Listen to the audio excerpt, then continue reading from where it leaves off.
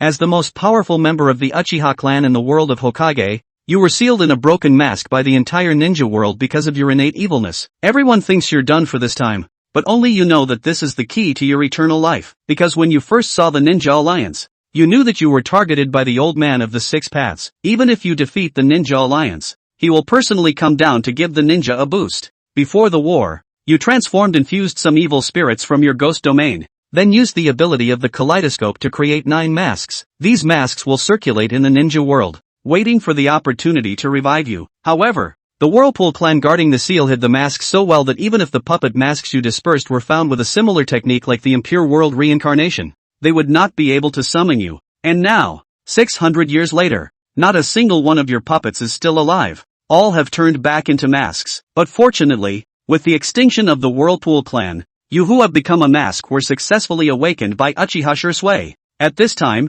Uchiha Itachi followed Shisui to the edge of the village. Shisui, is this the shrine of the Uzumaki clan before? Why are we here? They have always been thinking about saving the Uchiha clan, resolving the conflicts in the village and the clan. But the more they want to change, the more powerless they feel. And as they watch the conflicts between the two sides deepen, Shisui finally couldn't sit still. Just this morning, he said he wanted to take Itachi to a place. The Lord Fugaku seems to have a plan to let you join the Umbu, right? Shisui did not answer Itachi's question immediately, but instead asked him a question. Itachi nodded. As for why the clan wanted him to join the Umbu, he didn't need to think about it. It was nothing more than being a spy. The Umbu is a direct unit of the Hokage, which can access more information related to Konoha. The still water naturally understands this. So he said, we can't go on like this anymore. If we continue like this, the clan leader will definitely launch a coup. By then, the Uchiha clan will be destroyed. The Uchiha clan's strength is simply not enough to carry out this coup. Their only hope is that the Hokage is unprepared,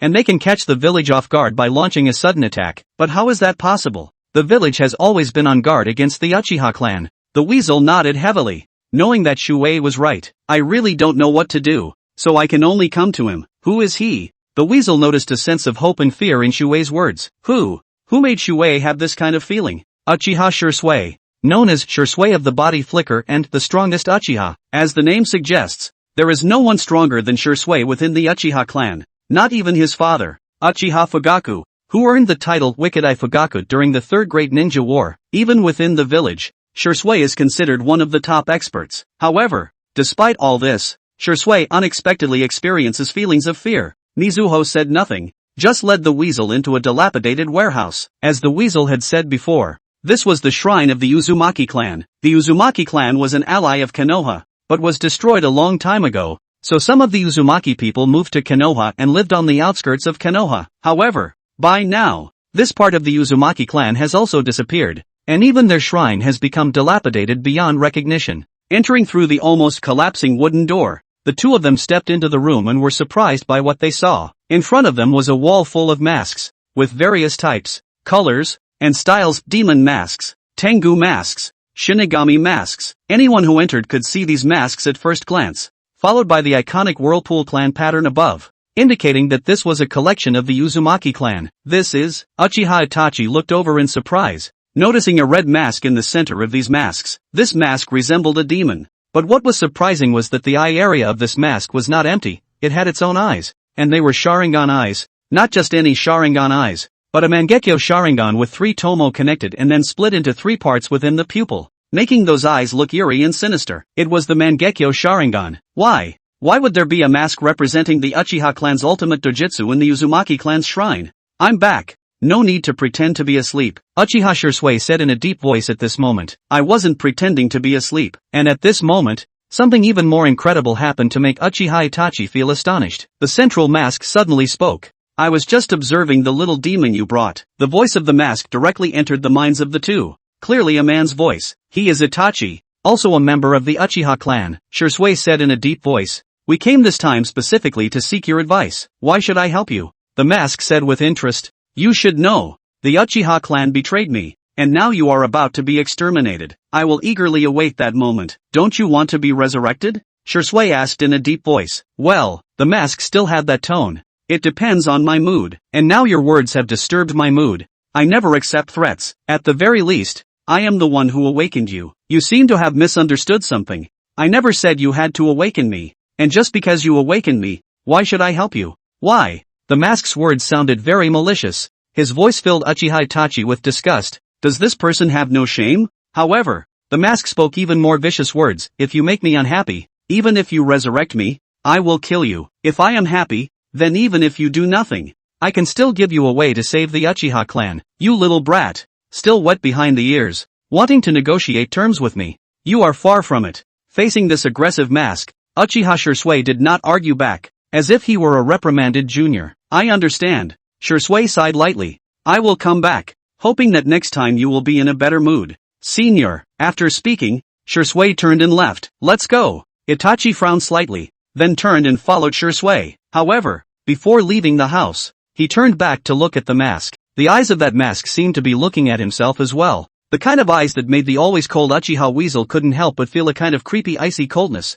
He hurriedly turned back his head and couldn't help but speed up his pace to leave this natatorium. That's what? The first thing he did after coming out, Uchiha Weasel asked Stopper where that mask came from. The sunlight outside was somewhat warmer, but it was hardly enough to dispel the chill of being watched by that mask earlier. And Stopper whispered where he came from. The most evil genius of the Uchiha clan, perhaps the original and strongest kaleidoscope pupil ninja, is also said to have been rampant hundreds of years ago when the art of ninjutsu was at its peak, and was ultimately sealed only by the combined efforts of all the ninja. God of Ninjutsu Uchiha Tsukuyo. Chapter 2 Uchiha Tsukiya. Uchiha Tsukiyakari? The skunk froze momentarily. Not exactly a familiar name among the Uchiha clan, at least in terms of popularity far less than the Uchiha spot of the past. But that's because the name is so horrible and so old. The name was generally only circulated among the higher echelons of the Uchiha clan, and it could be said to be as well known, because the name is too powerful and too evil. It is said that hundreds of years ago this man was the patriarch of the Uchiha clan,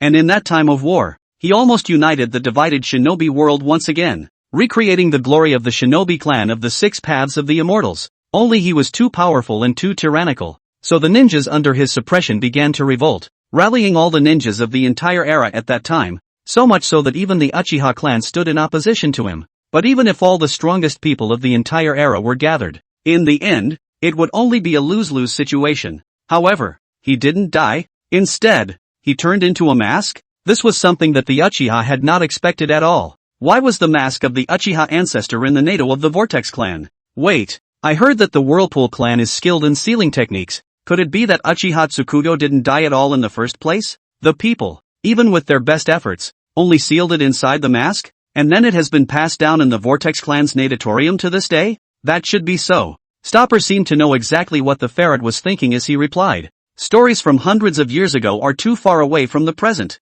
and no one knows for sure what happened back then, and even the words recorded in history may not be accurate. But what's clear is that Uchiha Tsukiyakari definitely possesses power and intelligence that surpasses ours. But that power is not what we need. Skunk frowned. Do you think he'll help the Uchiha clan reconcile with Kiba? If the legend was true, then Uchiha Tsukiyakari was clearly an incredibly evil ninja, not to mention helping the Uchiha clan reconcile with Konoha, and perhaps instead accelerating that split. And, wouldn't it be an even bigger disaster if we let him come back to life? That's why I didn't tell the clan about its existence. Stopper said in a deep voice. You're the only one I told the skunk about. The skunk looked into Stopper's eyes and nodded heavily before saying, I won't tell anyone else. His power is strong, but after all, he's been sealed for so many years that even if he were to be resurrected, he might not be able to match the current ninja. What's more, as long as he doesn't wear that mask, there's no way for him to truly resurrect. In his current state, it would only be a mask. Stopper said, I've been to the Vortex country on purpose,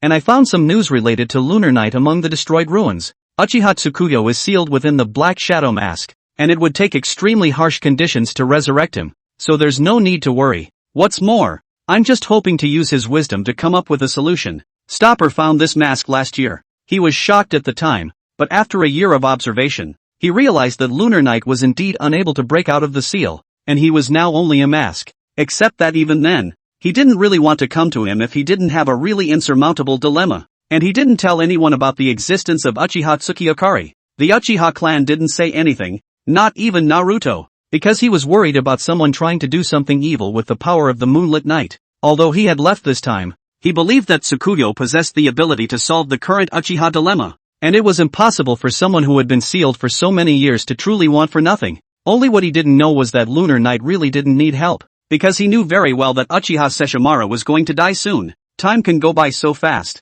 In the middle of the natatorium, in the middle of an empty room, surrounded by many masks, Uchiha Tsukiyakari sneered. He's a traveler to the world of Naruto, only there's a bit of a problem with the timing of the travel. When he crossed over to the shinobi realm, not to mention Whirlpool Naruto and Uchiha Sasuke, even Senjuma and Uchiha Spot hadn't even been born yet. Oh no, not unborn, but not even their grandfathers' grandfathers' grandfathers' grandfathers' great-grandfathers' great-grandfathers' great-grandfathers' great-grandfathers' great-grandfathers' great-grandfathers' great-grandfather is probably still unborn. He traveled to the shinobi world roughly 600 years ago from now. At that point in time he was still very depressed, because then this world would be no different from the strange other world. The advantage of his familiarity with the plot was directly nullified. However, it was good to know that he had crossed over from a good origin. He's an Uchiha, and later on, as Lunar Night gets stronger and stronger, he even realizes that he's likely inherited Indra's chakra and has become Indra's reincarnation. Of course, even without the influence of Indra's chakra,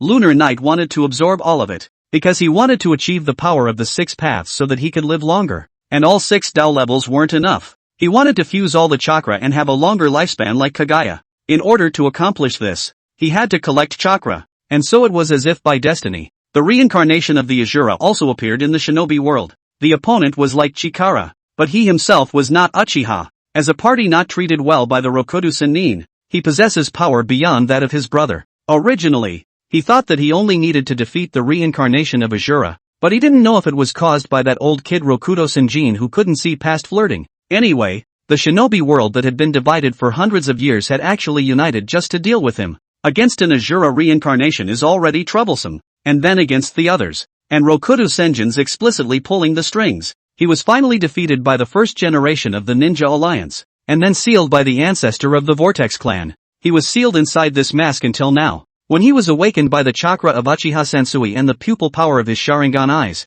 Tsukiyakari didn't think about resurrecting as soon as possible. Even if resurrected, there's no point. Resurrected into an Uchiha Spot at best, he'd still have to be defeated in the end by Rokudo Sennin pulling his punches. What's more, one is really weak right now. Let's restore some power first. The eternal kaleidoscope Sharingan in Tsukuyo's eye seemed to glow, and then 2 black shadows came out from within Nadang's shadow. They also have a mask on their hands. Go, my black shadow core. Moonlight Knight said indifferently. Put this lodging exorcism mask on the appropriate person's face. Chapter 3 The 100 Ghosts of the Night and the 3000 Masks. Tsukuyuki opened the kaleidoscope writer's eye hundreds of years ago, and after his own brother's death, he fused the other's kaleidoscope to achieve the eternal kaleidoscope writer's eye. Since then he had stopped worrying about losing his sight due to overuse of his kaleidoscope pupils. It was after that he wanted eternal life. The change in the pupil power almost disappearing before being replenished again and being able to use it for an eternity had taught Moonlight Knight the thrill of lost and found and eternity. And having seen too many deaths,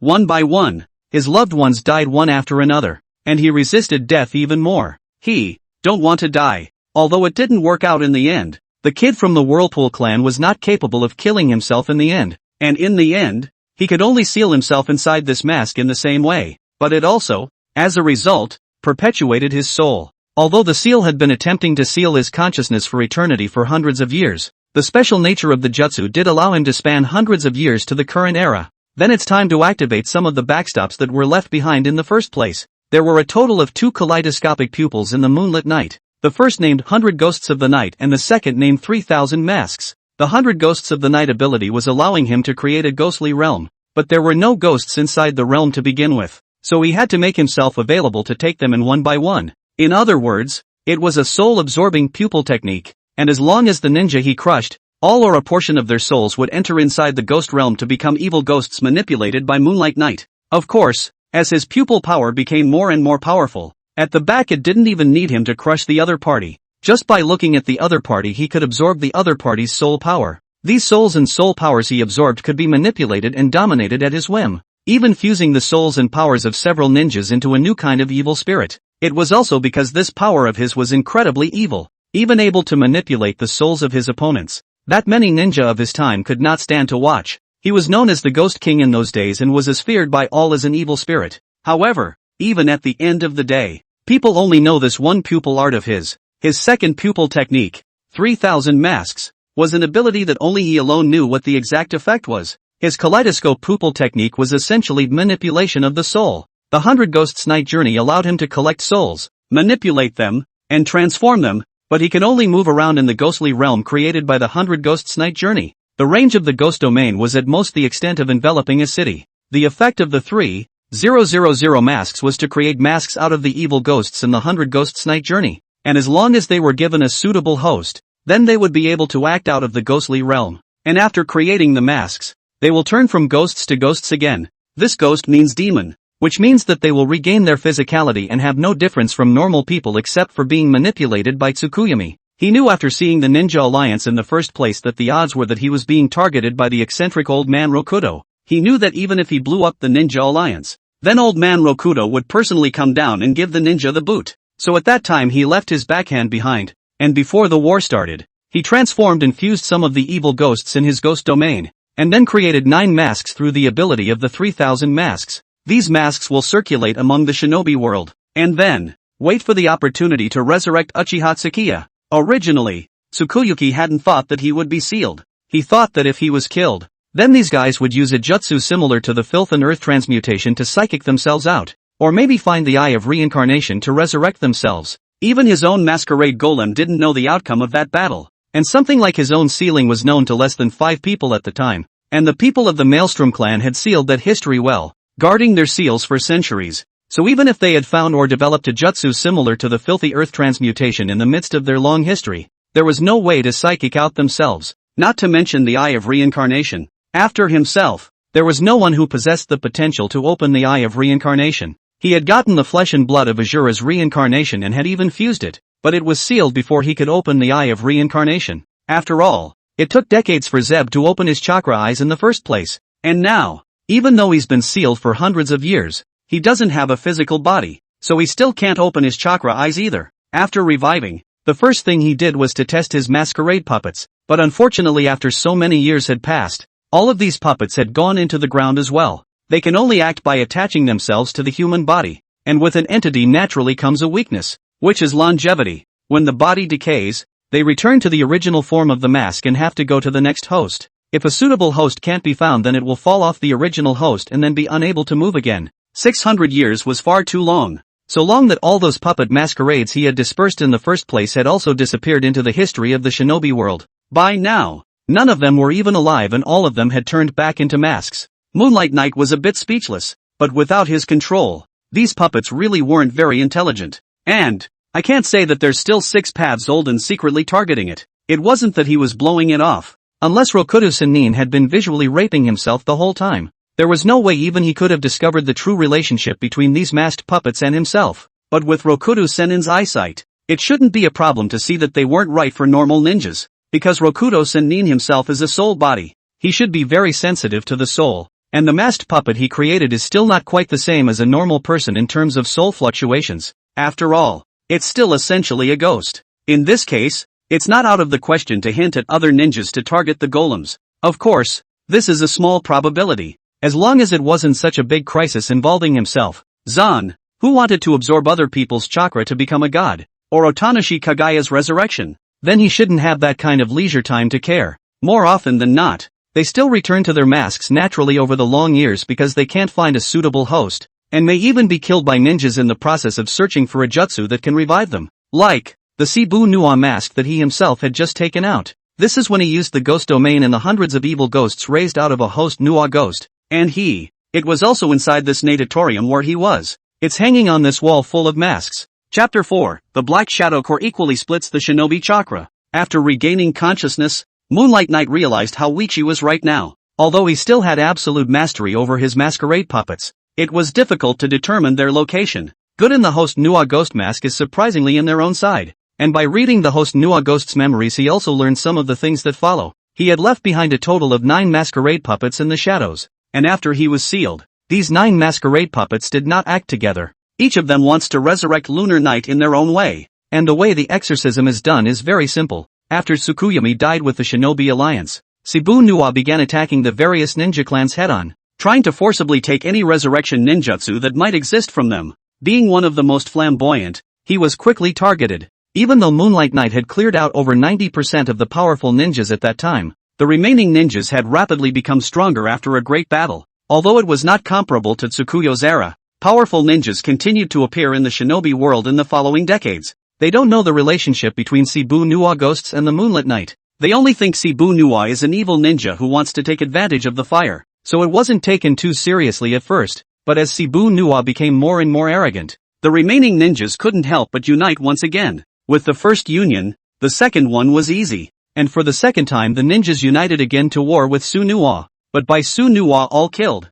Even though the people who survived the battle had gotten stronger, they couldn't muster the same combat power they had when they were a match for Lunar Knight. With times far in decline, Cebu Nuwa decimates the remaining ninjas, but then fails to do so at the end, because his mission is to resurrect Uchiha Tsukuyo, and if he wants to resurrect Tsukuyo, he needs the presence of ninjas, because ninjas develop jutsu when they exist. That way someone develops jutsu that can bring the dead back to life, and perhaps that battle killed too hard, resulting in the back of the Cebu Nuwa is very difficult to find a suitable physical body. There is no suitable body. He cannot use the mask for transmutation, and ultimately the physical body to die, the mask to fall off again. As for why this mask ended up in the Nadang of the Maelstrom clan, it is because the shinobi world has always been concerned about the trace of Su Nuwa. Wait until after the death of Su Nuwa. They went to check the body of Su Nuwa, only to find that Su Nuwa's body has a mask. And Whirlpool clan people have always liked to collect masks, so they will be Cebu Nuwa masks to take away, and ultimately placed inside the family's warehouse,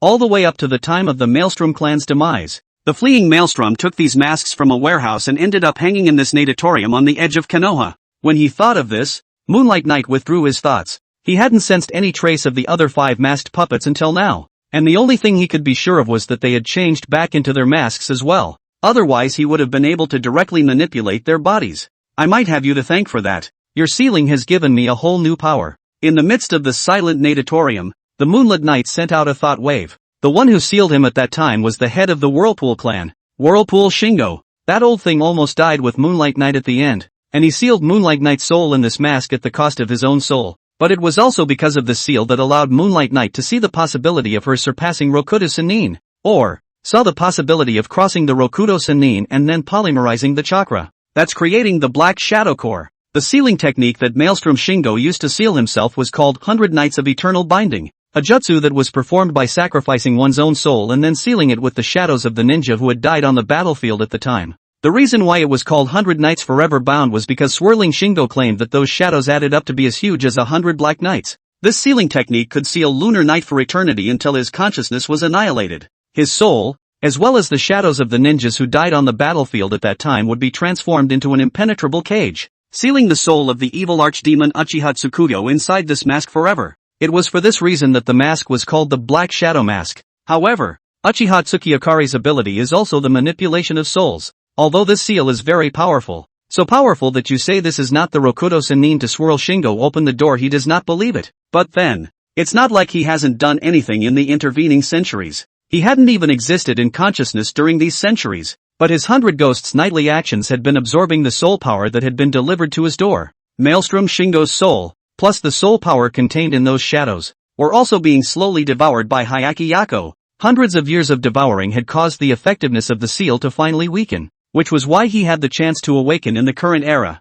Otherwise, he would really be sealed until the day his consciousness was annihilated, just like what Maelstrom Shingo had said. And it was this power that allowed Tsukiyakari to find a chance to surpass Rokudo Sennin after awakening this year. That's acting. Let Rokudo, that old man, think the chakra scattered in many people, when in fact, all these people are Moon Knight. The reason he couldn't do this before was because his doppelganger might show some abnormal fluctuations in his soul, which might give old man Rokudo some clues. But not anymore. By absorbing the shadows in the 100 Nights of Eternal Bondage and the soul of Maelstrom Shingo, he used his 3000 masks ability to create a new mask. His current self, the authentic Black Shadow Mask. He can create masquerades with special abilities, but what abilities those masquerades have is also determined by the raw materials. Cebu Nuwa, for example, is a blend of Moonlight Knight with the souls of a large number of samurai and fire ninjas, so he possesses a powerful slashing ability and fire ninjutsu. And this Black Shadow Mask, because it was made up of himself, Swirling Shingo, and a large number of shadows, it took on the properties of camouflage, sealing, and fusion of shadows and splits. Combining the above characteristics, he then created the Black Shadow Cores. These shadows that sealed him split into individual soldiers under his manipulation, possessing great camouflage abilities and sealing all their fluctuations. That way, They would be able to replace the ninjas from the outside world as the new hosts of the masquerade. And even the Rokuto immortals shouldn't be able to see the relationship between them and themselves. If it wasn't for Maelstrom Shingo's seal, Tsukuyuki wouldn't have masqueraded all of her souls, and she wouldn't have discovered this method that would allow her to continue to grow. Once his black shadow core had gotten enough chakra, Moonlight Knight could take the splintered shadow back into himself, which meant that as long as he and his black shadow core shared the shinobi world's chakra equally, then in the end all the chakra would be his. Chapter 5 historically recorded. If he creates another masquerade next, then it will be the black shadow core. As for the 9 previous masquerades, forget it, their abilities were already recorded in history.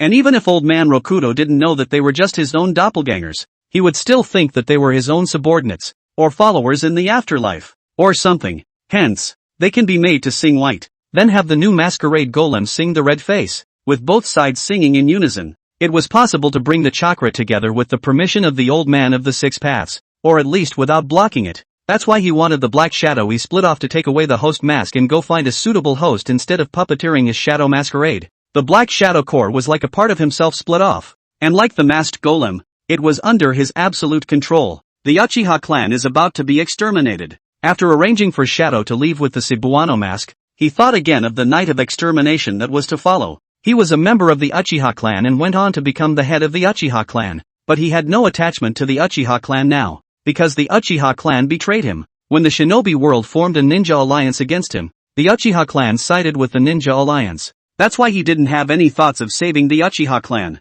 much less helping out because of Uchiha Sesshomaru's words. On the contrary, he sees the death of the Uchiha clan as valuable, because his 100 ghosts of the night are just what he needs for his soul. In that big battle back then, he had pulled all the ninja alliance forces inside the ghostly domain of the 100 ghosts of the night, and after a bout of killing between the two sides, all those evil ghosts he had collected himself were pretty much consumed. If you want to create new ghosts, then you need to absorb souls in order to do so. Obviously, the night of the extermination is a great opportunity. When the time came, a large number of ninjas would die, and it would be better to keep the souls of those ninjas, rather than entering inside their ghost domain and transforming into 100 ghosts at night. Of course, he couldn't devour them all because of the presence of the 6th immortal. Right now, he didn't have the capital to harden himself against the 6-path immortals, so he had to be careful in everything, and just devour only a quarter to a third of each person's soul. Anymore, and there's a chance that the 6 paths immortals will notice, because his own soul power was also very powerful.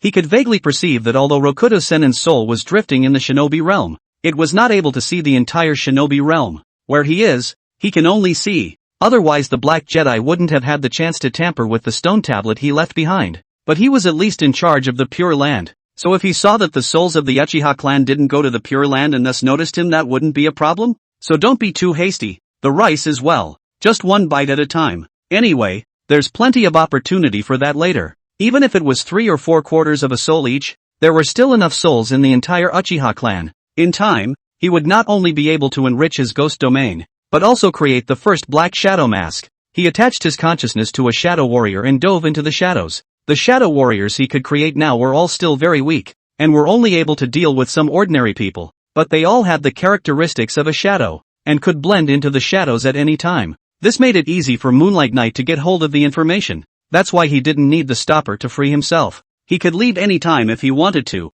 but there was no point in leaving just like that since he couldn't wear himself out as a shadow warrior. For the shadow warrior himself is himself, and how can he wear it on his own body? He needed a proper body, and until he found one he might as well just stay here and be a mask in peace. What does outside strife have to do with a pair of masks? The next task is finding the other 8 masks left behind in the shinobi world, as well as monitoring the movements of the Uchiha clan and Kiba. And at this moment, among the Uchiha clan, back inside the clan, the skunk felt jittery. Although Stopper said that there would be no problem as long as he didn't free Uchiha Tsukiakari, the worry in Stopper's eyes, the frown that tightened his brow, definitely wasn't just there because of the conflict between the village and the clan. And the Uchiha weasel even had an increasingly intense uneasiness, like dense ants crawling on his skin. It was a kind of fear that seemed to materialize, making it really difficult for him to calm down. Uchiha Tsukuyo, although a character from over 600 years ago, once one has gotten to know him, one would find this uneasiness completely understandable.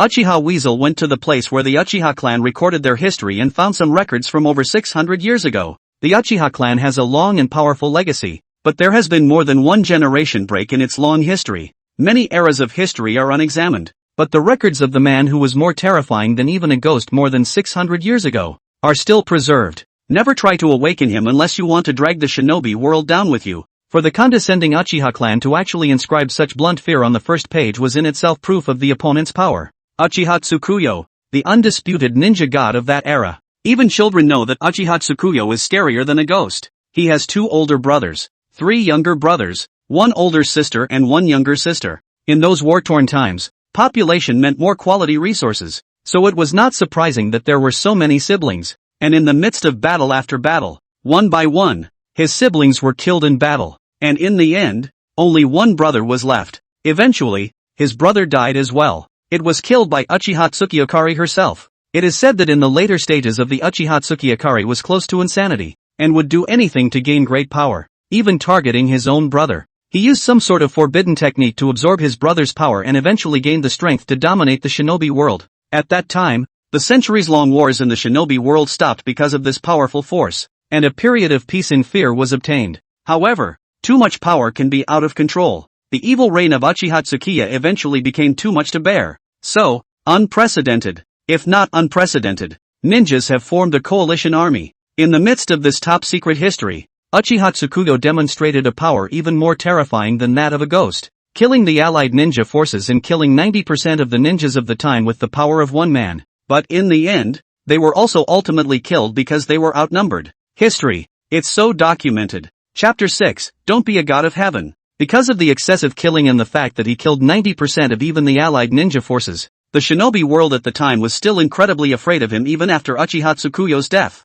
Even children know that Uchiha Tsukuyo is scarier than a ghost. He is the 6th poison beyond greed, anger, hatred and envy, the 6th heavenly demon king who eats people. Aside from the Uchiha clan who still recorded some information about this great demon, others even advocated for the erasure of all existence related to Uchiha Tsukuyo from history. Uchiha Tsukuyo is such a terrifying character. However, if Uchiha Tsukuyo had really been killed, how could he have appeared in the Vortex clan's natatorium? Could it be that, even at the cost of more than 90% of the ninjas' sacrifices, they ended up sealing it instead of killing it? What the Whirlpool clan was best at was the sealing technique, and everyone in the shinobi world knew that. So, most likely the sealing was done by the Maelstrom clan at the end and then sealed inside the clan. Only hundreds of years had passed, and the Maelstrom clan had long since become incapable of guarding the mask any longer. Cannot release Uchiha Tsukuyo. After reading this history, the Uchiha Weasel was convinced that Uchiha Tsukiyakari should never be released. Not only could he not be released, but he had to fulfill the mission of the Maelstrom clan to seal him permanently. Otherwise, the shinobi world would all face extinction. Weasel. He put down the scroll. And then the sound of Stopper's voice came from behind him. I knew you'd be here. Stopper came over. He stood behind the Uchiha and said, Finished reading already? The Uchiha nodded and said, Yes, that's why I don't understand why you're engaging with him. I don't think you're unaware of the threat he poses. Stopper was silent for a moment, and finally said softly, Because of this. In the next moment, in the midst of the skunk's incredulous gaze, Sharingan eyes appeared in Stopper's eyes. Those sharpening will eyes changed at a very fast pace, eventually becoming Kaleidoscope Sharingan? He had seen a pair of Kaleidoscope Rider's will eyes at Uchiha Tsukiyakari before, and now he was surprised to see them in Stopper's eyes as well. Although the appearance was different, one could tell at a glance that it was the Kaleidoscope Rider's eye. Even Weasel didn't know that Stopper had turned on the advanced form of his Sharingan eyes. So it is. Stopper is also a ninja who has opened his Kaleidoscope Shuriken. So, was he going to use those eyes to control Uchiha Tsukiyakari? Don't Sky God. This is the pupil technique I gained after opening my Kaleidoscope Sharingan. Through this pupil technique I can control a person's thoughts and completely influence a person's actions, even if the other person doesn't even realize that he or she has been controlled, and will only think that it's a thought he or she already had. Stopper had uttered a pupil ability that made people feel incredibly terrified,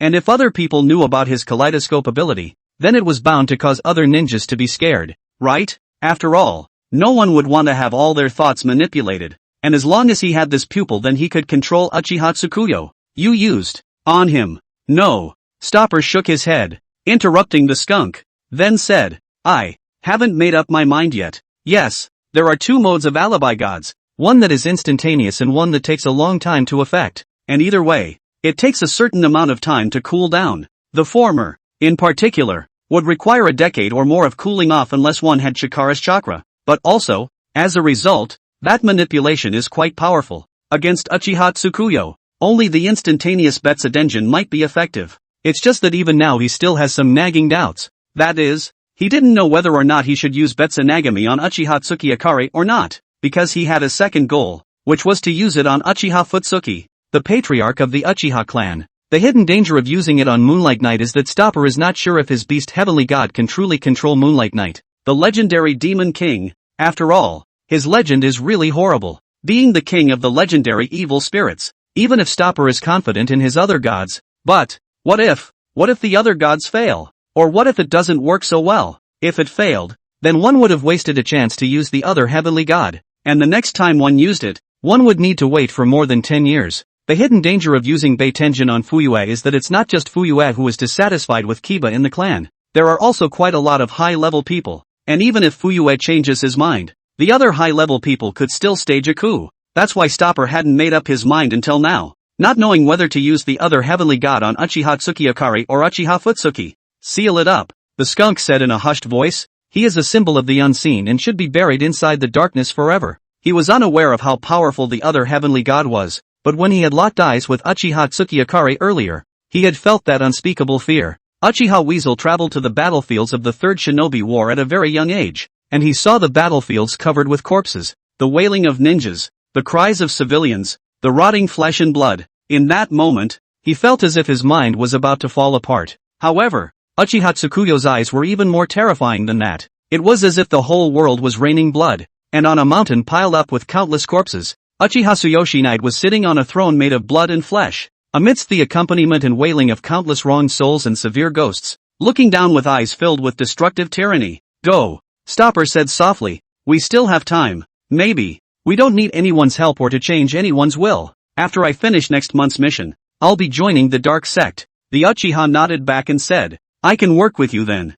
On the bright side, Uchiha Weasel was the first Uchiha to join the dark side, and the Uchiha clan was happy because they thought that Uchiha Weasel would be one of the pawns that they would use to penetrate into the dark side. But the skunk would not be on the Uchiha's side at all. The two left the archive room to prepare for the next task, for the peace of the village to go, and after the duo left, a dark figure seeped out of the shadows. The black shadow couldn't speak, but it recorded everything that happened here and transmitted it to Moonlight Knight's mind. Don't be a god. After learning that Stopper was trying to use the other Heavenly God against himself, Tsukuyo snorted. It is indeed a good jutsu. So these eyes, I'll take them. Chapter 7 The host candidate for the host Nuwa mask. The darkness of Kiba after the end of the war. The conflict between the Uchiha clan and the village is getting deeper and deeper, and the time has come for it to explode completely. Uchiha Setsuna and Uchiha Weasel were thinking of the other Heavenly God as the final resort inside their minds, but Tsukuyo was unimpressed by this. Betenshin is indeed a very powerful ability to manipulate others invisibly,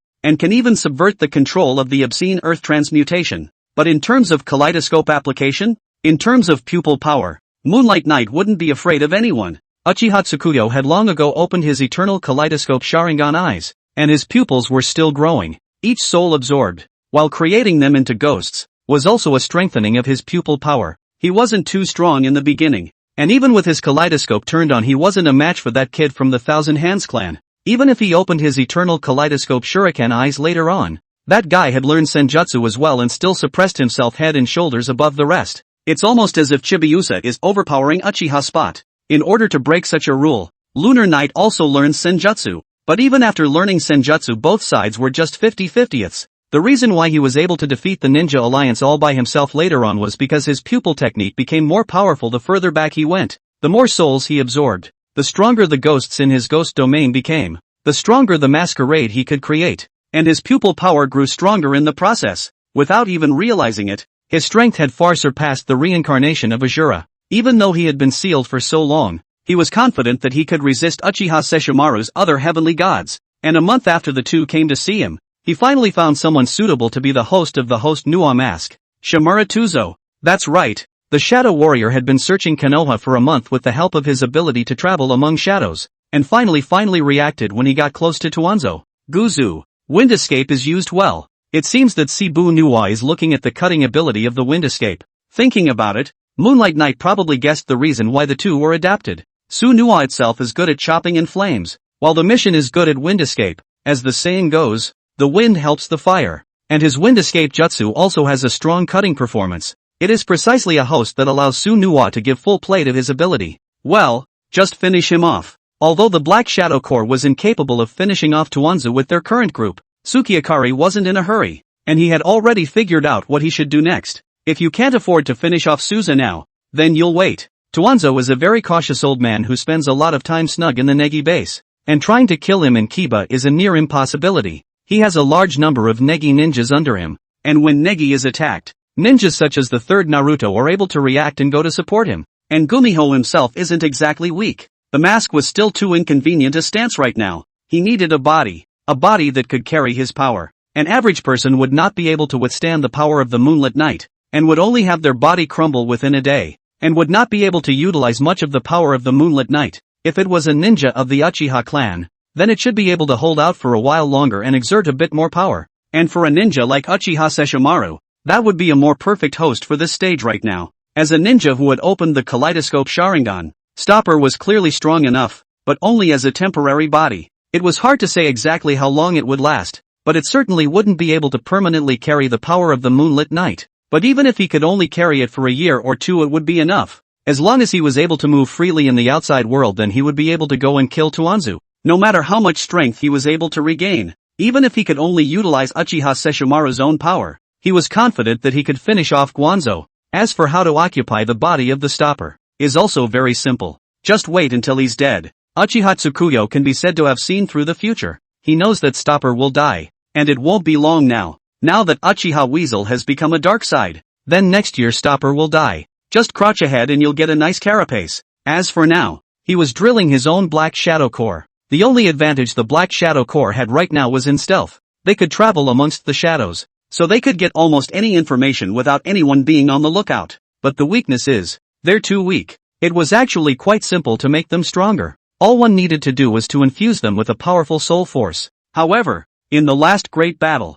the Ghost Kings in his ghost domain were all pretty much wiped out, and only 2 or 3 little ghosts were left. Honestly, there's no use. Looks like we'll have to go find some proper souls first. Check out the Comforting Monument. Comfort Monument, an important area in Kiba village. The bodies of ninja who died fighting for Konoha are buried here, and the people of the village will pay homage to their contributions to Konoha as a way of comforting their spirits. Those buried here are naturally dead, and their souls have traveled to the Pure Land. But that's not the whole story. As a master who studied souls, Moonlight Knight knew that a person's soul could not be that simple. Soul and soul power are not the same. Moonlight Knight can only kill one person at first, and then drag his soul into the ghostly realm of the 100 ghosts of the night. However, by the time he got to the back, he no longer needed to kill the other party. Just by looking at each other, he could slowly absorb the other party's soul power. And this siphoned off soul power wouldn't affect the other party if it wasn't too much. This is because of chakra. The so-called chakra is essentially a mixture of spiritual energy and physical energy. And while spiritual energy and soul power are pretty much the same thing, ninjas can supplement their soul power by refining their spiritual power. In other words,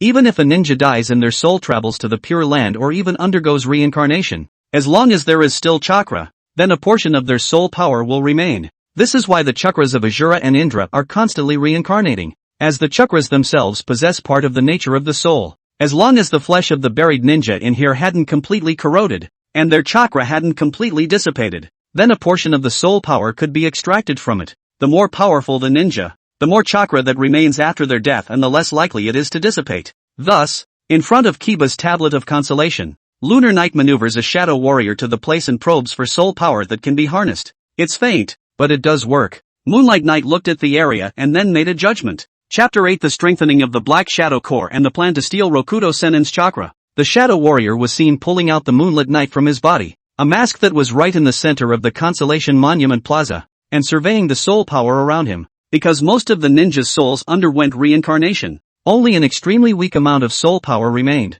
But because of the large number of them, this was a good tonic. Only to see the Sharingan eye in Moonlight Knight's eyes rotate, and all of a sudden the soul power in this vicinity turned into a stream of light that entered his right eye. Not bad. I can summon up to 100 Shadow Samurai now, and each one of them is close to Shimonin level. The soul power that Moonlight Knight absorbed wasn't to strengthen a particular Shadow Warrior, because his Black Shadow Corps was essentially a whole, and to strengthen it could only strengthen the whole group. And it wouldn't make a particular Shadow Warrior a lot more powerful than the rest of the Shadow Warriors. It wasn't too much of a boost, but after all, it was divided equally among hundreds of Shadow Warriors, so he was still relatively satisfied. And just at that moment, It seemed that someone came from outside. Although the movement was subtle, Moonlight Knight was still able to clearly sense a powerful soul approaching. The Shadow Warrior instantly dove into the shadows with his Moonlit Knight mask. Kakashi approached from the distance, frowning slightly at the empty Sympathy Monument Plaza. Strange. He seemed to have just seen a black shadow. Could it be a mistake?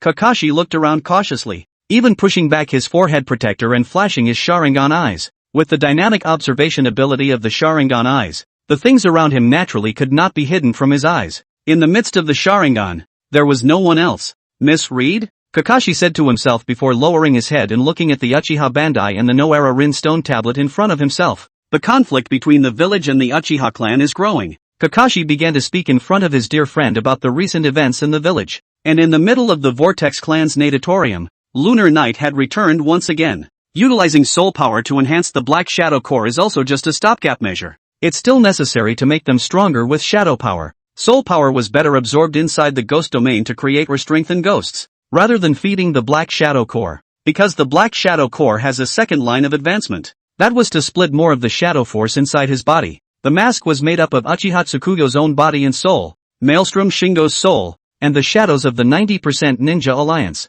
Then the strength of the summoned Black Shadow Core was naturally related to these factors. Only now the vast majority of the power in this was focused primarily on binding Lunar Knight. So as long as Moonlight Knight was able to break through this bond and transfer these powers that were supposed to bind them into the Black Shadow Core, they would naturally be able to boost their power. It had only been more than a year since he had awakened, but he still hadn't been able to find a way to break the 100 Nights of Eternal Bondage, an S-ranked ninjutsu, either. Sealing techniques aren't my area of expertise after all, so it looks like I'll have to find someone from the Vortex clan. Like, Whirlpool Naruto? Although he was a reckless person, he was at least a bloodline of the Maelstrom clan, and his talent in sealing arts should not be low. And, he had originally thought about controlling Whirlpool Naruto as well. It wasn't about killing Whirlpool Naruto and absorbing his soul. Instead, he hid a part of himself within the soul of Maelstrom Naruto, because he's going to get Rokudo Sennin and Azura's chakra. He was the one who aspired to collect all chakra. So naturally, Rokudo Sennin's chakra couldn't be spared.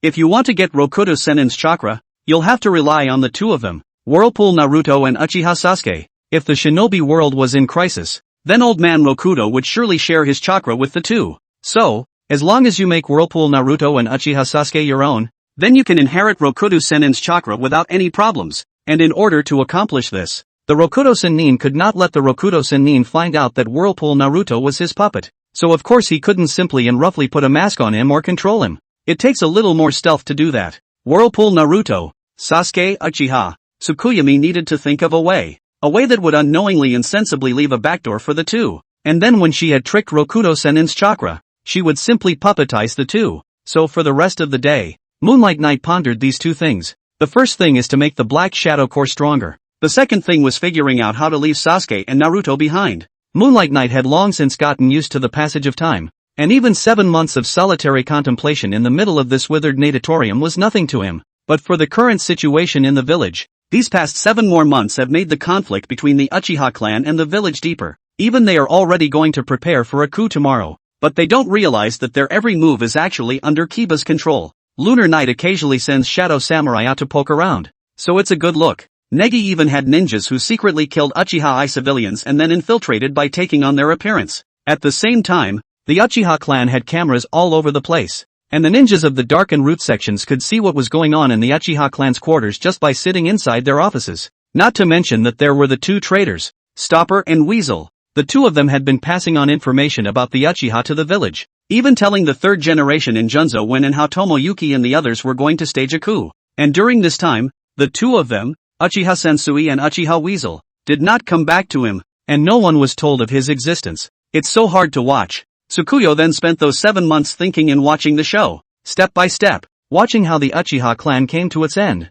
Although he had known about this part of the plot for a long time, he still couldn't help but feel ridiculous when he saw how stupid they really were. Although the current Uchiha clan had nothing to do with him anymore, but at least they shared the same family name, so he couldn't help but feel amused to see that this group of people had not grown at all over the centuries. Back in the day, too, the group was never on the right side. But what the heck? He wasn't trying to save the Uchiha clan anyway. On the contrary, he now admired Uchiha Weasel. Self-absorbed to love. Self-absorbed to break down defenses. Self-absorbed to carry everything. Self-absorbed to move yourself. sight unseen, decide everything. This behavior, it's really too Uchiha. He loved it. Someone like that might be a better fit for the Black Shadow mask than Stopper. The next host after Stopper is none other than him. Chapter 9, The Suicidal Uchiha Sesshomaru. But not yet. The current Uchiha Weasel is still too young. So, it still has to be Uchiha Sesshomaru. At the moment, Stopper is running for his life. One of his kaleidoscope Sharingan eyes was taken away from him by Junzo on the grounds that this eye can be used to better effect if it is used by me. For 7 months, he and the skunk hadn't appeared in front of the moonlit night again. Because Stopper had been so hesitant. He really didn't know what to choose. It was because of this indecisive character of his that things deteriorated step by step. The Uchiha clan has completely made up its mind to rebel against the coup. By the time the Uchiha ones had made up their minds, Stopper was also a bit flustered, as he knew that he could only be forced to make up his mind now. There's no use going back to Uchiha Tsukuyo now. After all, it's gotten to the point where they're going to stage a coup tomorrow. So what's the point of going back to Tsukuyo? He had no choice but to control Tomoikiake with the other heavenly god, allowing him to forcibly abort the coup before doing so. But before he could act, he was robbed of an eye. Stopper knew he could never return to the clan now, because once he returned to the clan, they would know that their eyes had been taken away, and then they would absolutely make war on the village. It would be useless even if he controlled Futsuki by then. What's more, he only had one eye now, and the power of the Sharingan could only be fully utilized with both eyes. And with one eye making Stopper's pupil power greatly diminished, he was worried that he wouldn't be able to have a decisive effect on Futsuki. Uchiha Futsuki was known as Fierce Eyes Futsuki in the middle of the Third Ninja World War, and even though he didn't open his Kaleidoscope Rider's eye, his pupil power wasn't weak either. So instead of returning to the clan, Stopper traveled to the location he had previously agreed to with the skunk. Brother Stopper? The skunk was waiting for Stopper under the tree. At the moment it was past the appointed time, and just as he was having some anxiety, he finally saw Stopper, who was bleeding at his eyes. What's going on here? Your eyes got caught in the crossfire and was taken away by Gumiho. Stopper covered his eyes and said, Weasel, listen to me. I'm going to tell you the way to open the Kaleidoscope Sharingan. Stopper opened his kaleidoscope not long after the end of the Third Shinobi World War. By that time he had become a shinobi and was on far more dangerous missions. Because the war had only just ended and the shinobi world was still wafting with the scent of killing, he opened the kaleidoscope by getting his best friend killed at that time. To open the Kaleidoscope Sharingan, you'll have to kill me. Stopper told the weasel about the kaleidoscope, then added, the coup d'etat will inevitably be delayed after my death, and that gives you the chance to change all that. Stopper directly snapped off this remaining Kaleidoscope Sharingan eye of his and handed it over to Weasel, saying to him, I've been hesitant this past year, and it's my hesitation that has led to nothing now. You can't be like me, Weasel. You have to use the beat engine on Uchiha Tsukiakari. Uchiha Tsukiakari? The skunk was currently immersed in grief, and now that he heard the name again, he couldn't help but be shocked. Why him? After I die, there's a high probability that the higher-ups will postpone their coup plans, but they'll only think that the village moved, and the hatred will only build up even deeper, and by then it'll be useless even if they have control over Uncle Futsuki. The other higher-ups won't be left to Uncle Futsuki's whims alone, and I can only use this Bettianjin once. And if I want to use it a second time I need to wait until a decade or so later. So, can only use it on Uchiha Tsukiakari. Uchiha Setsuna had been the one who had been hesitating and that had led him to this point,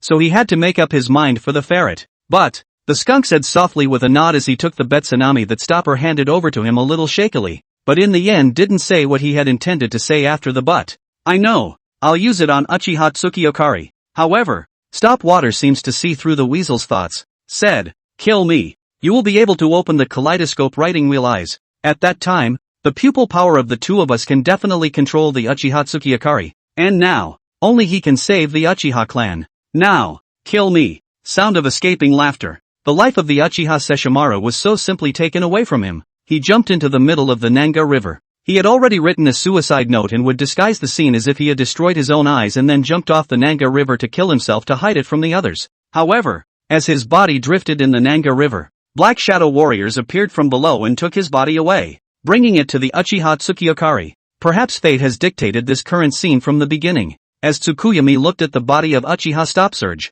who had lost his eyes and was soaked to the bone, he couldn't help but say, you awakened me as a kaleidoscope pupil of the Uchiha clan, and then at the end you had to dedicate your kaleidoscope-less body to me as well. That's your destiny. Uchiha Tsukiya's first awakening was actually much earlier, and that was, it's time for the Nine Tails to attack. At that time the powerful chakra of the Nine Tails caused Konoha to suffer great destruction. and it was at that time that the natatorium he was in was destroyed. Only at that time he had only slightly regained consciousness, and there was still darkness around him. It was not until Uchiha Sesshomaru inadvertently came here that Uchiha Tsukiyokare's chakra resonated with Sesshomaru, thus allowing him to open his kaleidoscopic writer's eyes, and the pupil power of his kaleidoscope sharing will eyes reflected on the black shadow mask, completely awakening Tsukiyokare's consciousness. Now, on the other hand, is the time for him to contribute all of his body? The dark shadow picked up the mask and placed it over the Uchiha's face. In an instant, the mask blended perfectly into the Uchiha's face, and his face began to change. His hair had grown much longer, eyes were once again appearing in their empty sockets, and his face, which had been young, was maturing. Only the change didn't last, even as all the other changes except the eyes were disappearing. Slowly it reverted back to being Uchiha Storm. Trouble. Tsukiyokare slowly sat up, feeling the solidity of flesh once again after hundreds of years, but he didn't feel excited, for he realized that his power was still sealed within the mask, and only a very small portion of it flowed into this body. That guy Shingo Whirlpool. The sealing effect of 100 Nights Forever Bound is really tough. Forget it, it's just a temporary body anyway. Moonlight Knight's frowning brow gradually relaxed, and then a smile appeared on her face again. Let's just go outside and have some fun with the body of Uchiha. Stop Surge first. I wonder what kind of expression I'll have when Uchiha Weasel sees me. Chapter 10, The Resurrected Uchiha Sesshomaru. The Uchiha was in a heavy mood. He killed Stopper, opened the kaleidoscope, and got the power the Uchiha clan could only dream of, but he wasn't happy about it. Without stopping the water, he alone does not know how to face the conflict between the village and the clan next. Can he really do it alone? Uchiha Tsukiya. Before he died, Stopper entrusted his kaleidoscope sharing will eyes to himself, in order to hope that he would be able to control Tsukuyomi, and with Tsukuyomi by his side to advise him, he would be able to solve this problem. Uchiha Weasel also promised Stopper, but he didn't go straight to the Vortex NATO. He had to get back inside the clan first. Gotta make sure the clan is not temporarily suspending the coup. The result made the Uchiha Weasel feel admiration, because last night's disappearance of the Uchiha Stopper, the top management lost the strongest card, so they could only helplessly give up the coup d'etat. He went back inside the house to be with his brother before he heard angry voices coming from outside the house. Is the skunk here? Come out here. I have something to say to you. The voice that came from the entrance hall was Uchiha Yoshiro, a high-ranking member of the Uchiha clan's establishment and Futsuki's right-hand man. Inside the Uchiha clan was of course a big man, but the ferret felt nothing but disgust after hearing his voice, because this guy had always been a strong advocate of a coup, and few take would have come to this point because the guys had forced him to do so step by step. The Uchiha walked out and saw 3 people waiting outside. Uchiha Yoshiro, Uchiha Inaho, Uchiha Tetsubo, all of them are top radicals. No, rather, where are the top brass who aren't radicalized? Anything? Under the eyes of these 3 like evil spirits, the Uchiha Weasel spoke calmly. There were a total of 2 people who didn't show up at the rally yesterday, Uchiha Inaba said. Before the coup, they first had to gather their forces, and all of the Uchiha clan had to go to a rally at the Nanga Shrine, a rally they had held many times, with all of the ninjas in the clan coming to attend. But last night there were 2 people who didn't go. One was Uchiha Weasel, and the other was of course Uchiha Sesshomaru. Inuyasha's voice got much colder again when he saw that the Uchiha didn't say anything. Ever since you entered the dark sect you become very strange, and your father has been using all sorts of excuses to excuse you. Yoshiro took over Inuyasha's words and continued. But from our point of view, we don't see the need to give you special treatment. The tone of Yoshiro's voice was extremely arrogant, and his words clearly revealed the matter that he was above the Uchiha Weasel. The previous string of words were just to emphasize this point. Stupidity. Uchiha Weasel didn't care to argue with them right now. After Stopper's death his heart was wrapped up in a more complicated as well as a more painful future. There were a lot of things he had to think about, but it in no way included how he should obey the orders of these guys. But at this moment, he could only suppress his heavy emotions and cover up the unhappiness in his heart with calm words, saying, I understand. I'll pay attention in the future. Then it's almost time for you few to go back. While the 3 Inuyasha heard these calm words from the skunk,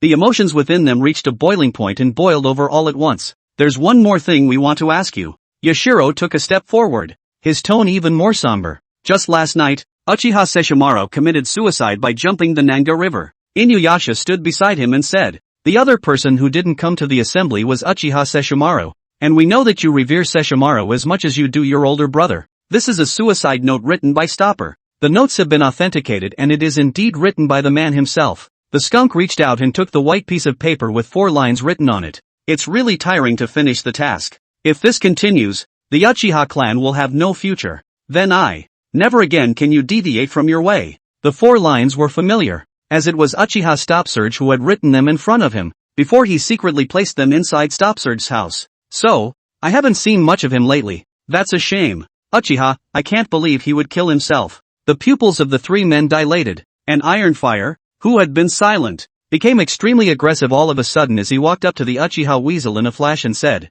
even though it's his handwriting, we all know that if one has Sharingan eyes, it's completely possible to mimic anyone's handwriting. As a police force, we'll find out what's going on here. Enough is enough. Unable to suppress his emotions any longer, the Uchiha Weasel looked at the 3 with icy eyes and said, why don't we just pick it apart? Do you all mean to doubt me? Ah, right on, you brat. Inuyasha's eyes glowed with a dull red light. It was the Sharingan eye. Listen up, skunk. If you really want to betray us, then you're done for. The same Sharingan eyes appeared in Yashiro's eyes and released his killing intent. It's so hard to watch. Uchiha strikes in a flash. He kicked Yashiro right in the throat, punched Inafune in the face with both hands, and in a split second changed his stance and elbowed Ironfire in the gut. The 3 senior members of the Uchiha clan were put down on the ground by the skunk in 2 or 3 moves. It's not good to judge others based only on your own subjective assumptions. The Uchiha Weasel looked at the 3 who were hit in the vitals and thus unable to move, and his gaze turned cold as he said coldly, it's all your fault for thinking that you are of high status, so you jumped to judgment and thought that I wouldn't make a move against you, shouting nonstop from clan to clan, but completely misjudging my vessel, which is why you're all lying here. Go to hell. The skunk, who was on the verge of reaching his mental limit, finally decided to vent his anger at this moment. But just at this moment a familiar voice came from outside. Stop, Weasel! The Uchiha's pupils dilated. The voice was so familiar that he had to stop and look over. Only the 2 of them, Uchiha Futsuki and Uchiha Sesshomaru, rushed over. Stop the water. The skunk looked at Stopper incredulously. It couldn't be. Yesterday he clearly killed Stopper with his own hands, but why is he still? Yesterday a villager saw the Stopper in the water on the Nanga River and then rescued it. Uchiha Futsuki said in a deep voice. Although he was heavily injured, it's good that he eventually recovered. It's just that his eyes are. The skunk stared dead into the eyes of the Stopper in front of him. Only one left eye. But if the left eye was still in Stopper's body, what was the eye he had gotten last night? The skunk suddenly lost control of himself as he lurched out and grabbed Stopper by the collar before pulling him to the outside of the house. You're not Stopper. Who are you? Chapter 11, Arbitrary Acts. Well, facing the Uchiha Weasel who seemed to be furious to the extreme, Stopper's face didn't panic, but only said faintly, you should know exactly who I am. Uchiha Weasel's pupils dilated as he looked at the only remaining left eye of the Stopper at the moment, suddenly feeling a heartfelt fear. You're Uchiha Tsukiyakari, Uchiha said almost in disbelief. Uchiha Tsukiya, taking over Stopper's body? Damn, what's going on? Guess right. Tsukiyakari casually slapped the skunk's hand to get herself back on her feet before she began to straighten her collar, which had been dragged by the skunk earlier. Bastard, get out from inside Stopper's body. In the skunk's eyes, the Sharingan of 3 hooks of jade turned, and then, turned into a kaleidoscope of Sharingan eyes. Not bad kaleidoscope sharing will eyes but I advise you not to be too arrogant. Tsukuyomi looked at the skunk's kaleidoscope sharing will eyes and said with an unchanged expression, you brat aren't even close. With that, he took another step forward,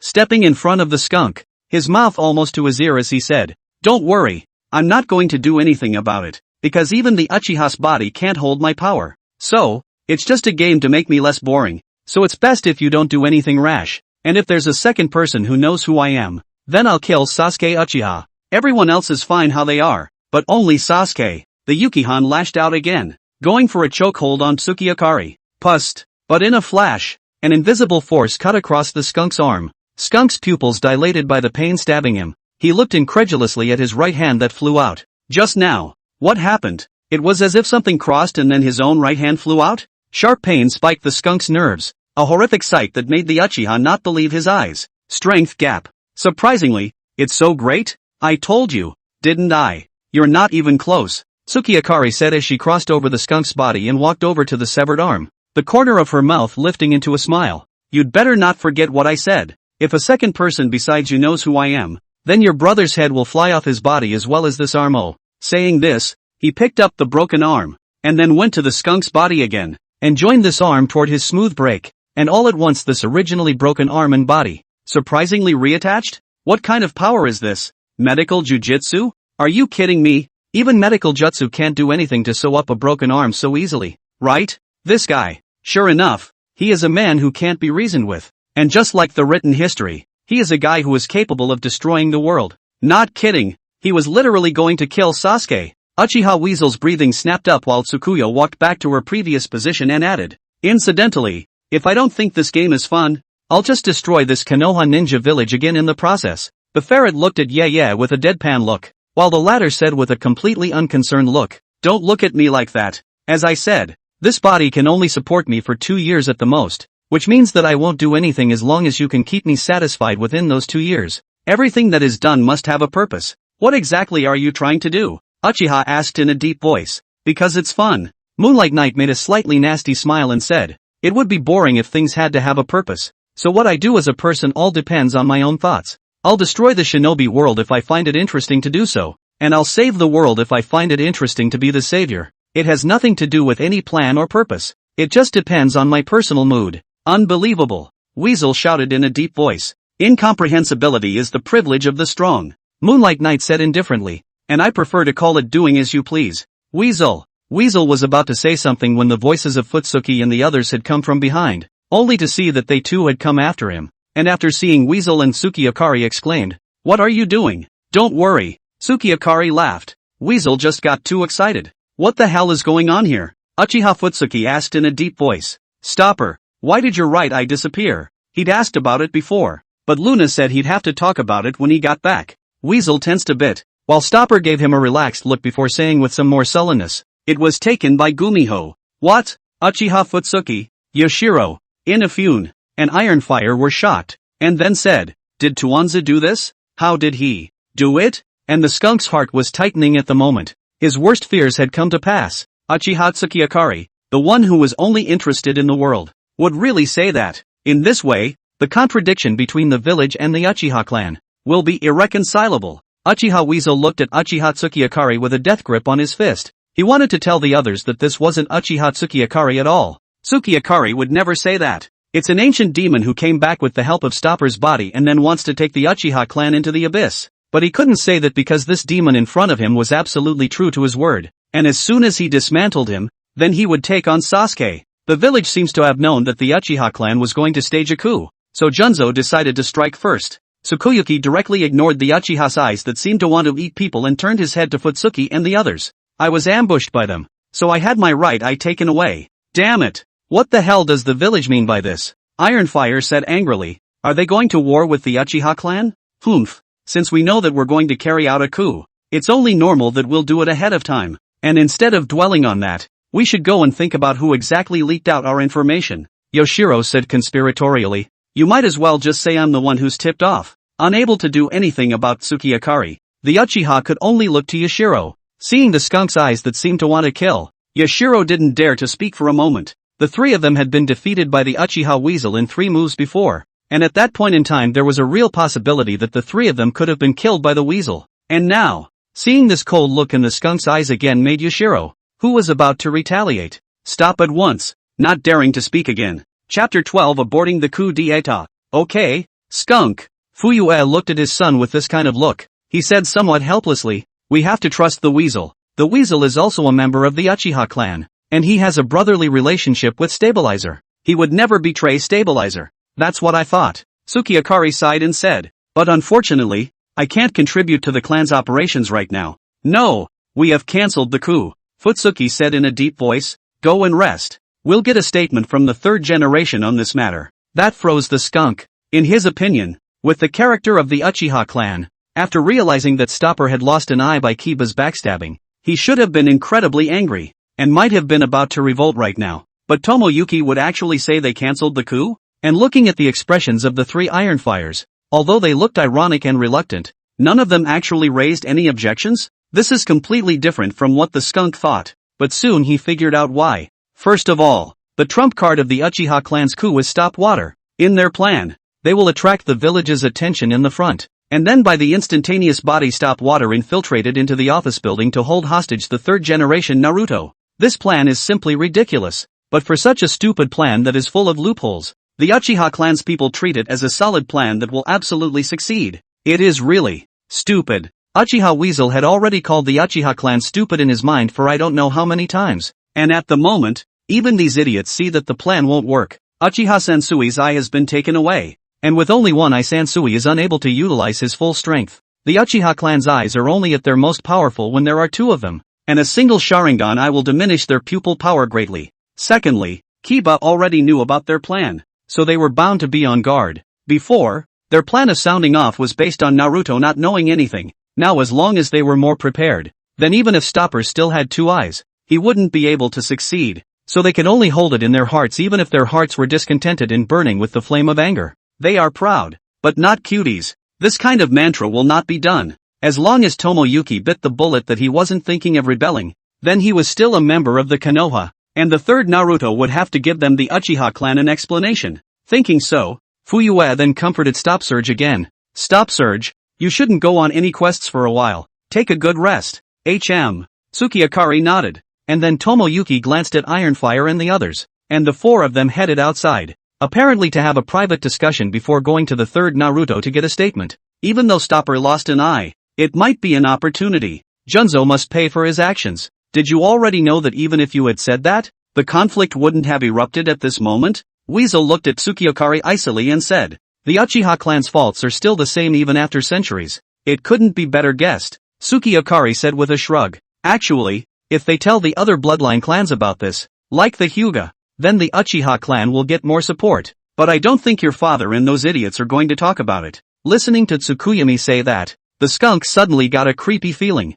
That's right, if the Hyuga clan knew about this, then what would they think? As long as the Uchiha clan said they hadn't thought of revolting, the result would be that Junzo, coveting the power of the Sharingan eye, had taken the liberty of making a move on Uchiha Sesshomaru, a ninja of the Uchiha clan, who was the upper ninja of the Konoha, and seized his eye. Who doesn't worry about this happening to them? The Hyuga clan is very precious about their white eyes. They have guarded their eyes closely for so many years, and if someone tries to claim their eyes, then it is highly likely that they will be just as disgruntled with the village as the Uchiha clan. And it's pretty much the same thing with the other shinobi clans. Well, I'm going to rest as your father said. Tsukiakari turned around, one hand in her pocket, her tone relaxed and wanton as she slowly made her way towards the Stopper's house. He had little interest in the struggle between the Uchiha and the Konoha, so he was going to leave the Konoha in a few days to go to the shinobi world in search of the mask he had left behind in the first place. Because of the seal, the Shadow Warriors of the Dark Shadow Corps weren't able to move too far away from him unless he followed them himself.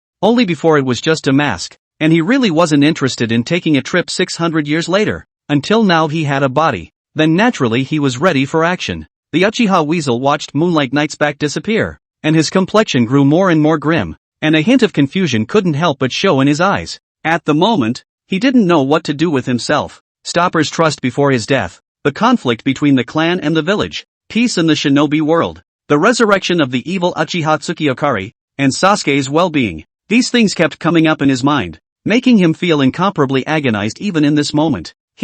What the hell to do? After having a body, instead of decaying, my pupil power has grown stronger. At the moment, in the middle of Stopper's house, Luna sat down. At the moment he was feeling the flesh and blood after 600 years, although he felt weak when he was alone as a mask. Once he occupied the body of the Uchiha Stormbringer, he felt his pupil power, which had been dormant for hundreds of years, come alive once again. Except that would be a bit too much spiritual energy. Moonlight Knight frowned slightly. The so-called chakra is a mixture of spiritual energy and physical energy, and if the ratio is out of proportion something bad is likely to happen. If there is too much mental energy, then the chakra will be desperate to absorb physical energy to maintain balance, and that will squeeze the body to get that energy. His current situation was that he had a little too much spiritual energy, and this body of Uchihas was clearly not enough to match this powerful spiritual energy. That's why Moonlight Knight said that this body would also only be able to support herself for a maximum of 2 years. But, we'll have to give up on the route of opening the chakra eyes for now.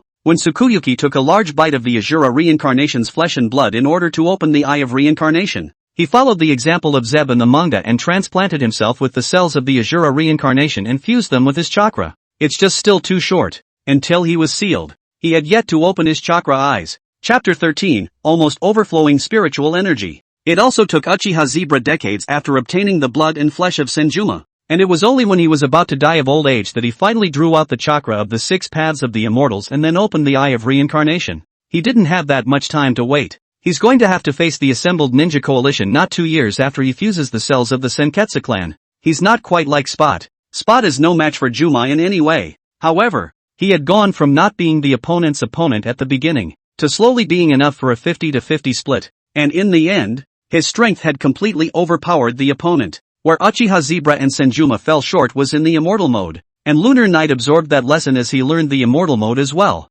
and also had increasingly stronger pupil techniques so that by the end of the day he himself was much stronger than Azura reincarnated. It was also at that time that he got his opponent's flesh and blood and prepared to use Azura's chakra to open the eye of reincarnation. Unfortunately it was sealed without having the chance to open the chakra eyes. And now, he didn't have a chance to open his chakra eyes. In the case of having Indra chakra itself and fusing Azura chakra still takes decades. Now that Indra chakra and Azura chakra were long gone, it should take him longer. He didn't have that kind of time to wait around. So the chakra eyes are off the table for now. Or one can only go and think about Zeb's chakra eyes. And may not still need the chakra eyes either. Uchiha Tsukiakari had plenty of confidence in her power. He could feel his spiritual energy growing stronger over the centuries and feeding back into his pupil power. Perhaps his eternal kaleidoscope Sharingan would evolve towards a different chakra eye, especially since he had absorbed Stopper's soul earlier. Stopper also possesses the kaleidoscope sharing wheel eyes, and while both eyes are gone, his own soul still has the characteristics of the past. It was a pretty good soul, and if utilized properly, it might be able to create a powerful ghost, or a powerful mask. My current pupil power doesn't even allow the Uchiha's kaleidoscope to resist in the slightest. A smile appeared on the corners of Moonlight Knight's mouth. The reason why he was able to easily cut off Uchiha Weasel's hand just now wasn't that he was really that powerful, it was just that he had used an illusion. With the strength he could exert right now, he simply couldn't reach the level of killing Uchiha Weasel in seconds, but he was able to easily pull Uchiha Weasel into the world of illusions. Even though the Uchiha Weasel had opened his kaleidoscope sharing will eyes at that time, he had no ability to fight back and didn't even realize that he was in an illusion. But when he calms down he should be able to find out something. Let's check on the reunion for the next few days. After getting the body, Moonlight Knight naturally began to prepare to choose a host for the host Nua mask. However, he wasn't in much of a hurry. Anyway, now that he was able to act on his own, then there was no need to restore the puppet in a hurry. Junzo's presence was a great catalyst for Uchiha Weasel's evolution. He would make Uchiha Weasel go completely to extremes and save himself the trouble of baiting Uchiha Weasel. Anyway, there was no way to run away from Suzu himself, so the higher priority on his plate right now was to get to the rest of the masks. It looks like one has been located. Moonbeam stood up and stretched. The feeling after obtaining a physical body was different, and at this moment, as his pupil power skyrocketed, he had vaguely sensed the location of a mask. Let's go out and check it out once we're done watching the good stuff here in Kiba. At this moment, after Tomoyuki and the other Uchiha clan executives finished their discussion, he alone came to the office of the third Naruto. Naruto-sama, shouldn't you give us a statement regarding Stopper? Futake said to the third Naruto with a huffy look on his face. Mishiro looked at the sudden arrival of Futsuki with some confusion and said, Futsuki, what is it that has you so angry? What's wrong with him? Stop water? Naruto-sama, don't pretend when it's come to this. Futsuki said angrily, didn't Junzo sneak up on Sesshomaru and take his eyes at your behest? The third generation was shocked at his words and said, what did you say? Ryunzo sneaked up on Sesshomaru and took his eyes? He frowned at the fact that that guy, Suza, was giving him trouble. He was impressed with Sansui. Among the Uchiha clan, Sansui and Weasel were one of the few ninja with the will of fire, and were key figures in bringing peace between the village and the Uchiha. No one else knew it, but in reality, Stopper had long ago joined his dark division in the shadows. No, this was something that he knew about, but he was surprised that he was still doing it. Mishio was a bit angry in his heart, while Tomoyuki frowned in the same way. By the look on Mishio's face, could it be that he really didn't know? The incident was told by Stopper himself, and I'm afraid he would have been suicided if someone hadn't rescued him from the Nanga River. Saying that, he also took out from his body the suicide note that Stopper had left behind. Mishio took the piece of paper and sighed after seeing what was on it, saying, I'm sorry about what happened to Stopper. I'll punish Suza. Of course he also knew that the Uchiha clan had been trying to plot a rebellion, but this kind of thing was about whoever made the first move was at a disadvantage, and the Uchiha clan was a part of the Konoha until they were actually torn apart. Not to mention the fact that what Junzo had done was really pissing off the third generation. Just in case if the Uchiha clan wasn't so sensible, there was a good chance that it would have just turned into a rebellion because of what happened to stopping water. When that happens, the Uchiha clan will be wiped out, the village will suffer, and there's a good chance that the war, which hasn't subsided for a few years, will break out again. This matter must be handled with care. Punish? Then may I ask Naruto-sama, how do you want to punish him? Futake was not forgiven for his reasoning and continued. Stopper has opened the kaleidoscope writer's eye, which is the greatest treasure of the Uchiha clan, and it must be returned, and he himself must pay for what he has done. I will take care of this matter. Sarutobi's face seemed to have aged another point as he said to Futsuki, Futsuki, I know you guys have a lot of grievances, but the peace of the village is the highest priority. That's what we think too. When Tomoyuki saw that the third generation had said so, he also took a step back and said, the Uchiha clan has always thought about the village's safety and well-being, and we also hope that the village will think more about our interests. Since the end of the Third Shinobi World War, the village has been cutting the budget of the police force, and it's inevitable that some people will be upset. Chapter 14 Handling of Tuzo. The budget cuts to the police force are actually exactly what happened this year, citing the fact that the police force's authority is in conflict with the dark sect, and that the village doesn't need much of a budget when it's at peace. The three of them, Koharu Turner, Munetsugu Mito, and Gonzo Shimura, asked the third generation to cut the police force's budget by 40% at a meeting with the third generation. Sarutobi Hizuru decided that cutting 40% at once was too much, changed 40% to 30%, and gave some of the Uchiha clan ninjas permission to take on ninja missions. Having their budget cut by 30% in one fell swoop, and having to go on missions to subsidize the running of the police force, the Uchiha clan was of course displeased. Now that he had finally found an opportunity, Futsuki was going to tell the third Naruto about his dissatisfaction, or at least make up for the 30% of the budget that had been cut earlier. No matter what the third generation did with Gumiho, and Stopper's kaleidoscope is a must to retrieve. It's something I'll think about. Sarutobi said, how is Stopper doing now? Losing an eye certainly isn't great, and I'm keeping him at home to nurse his wounds.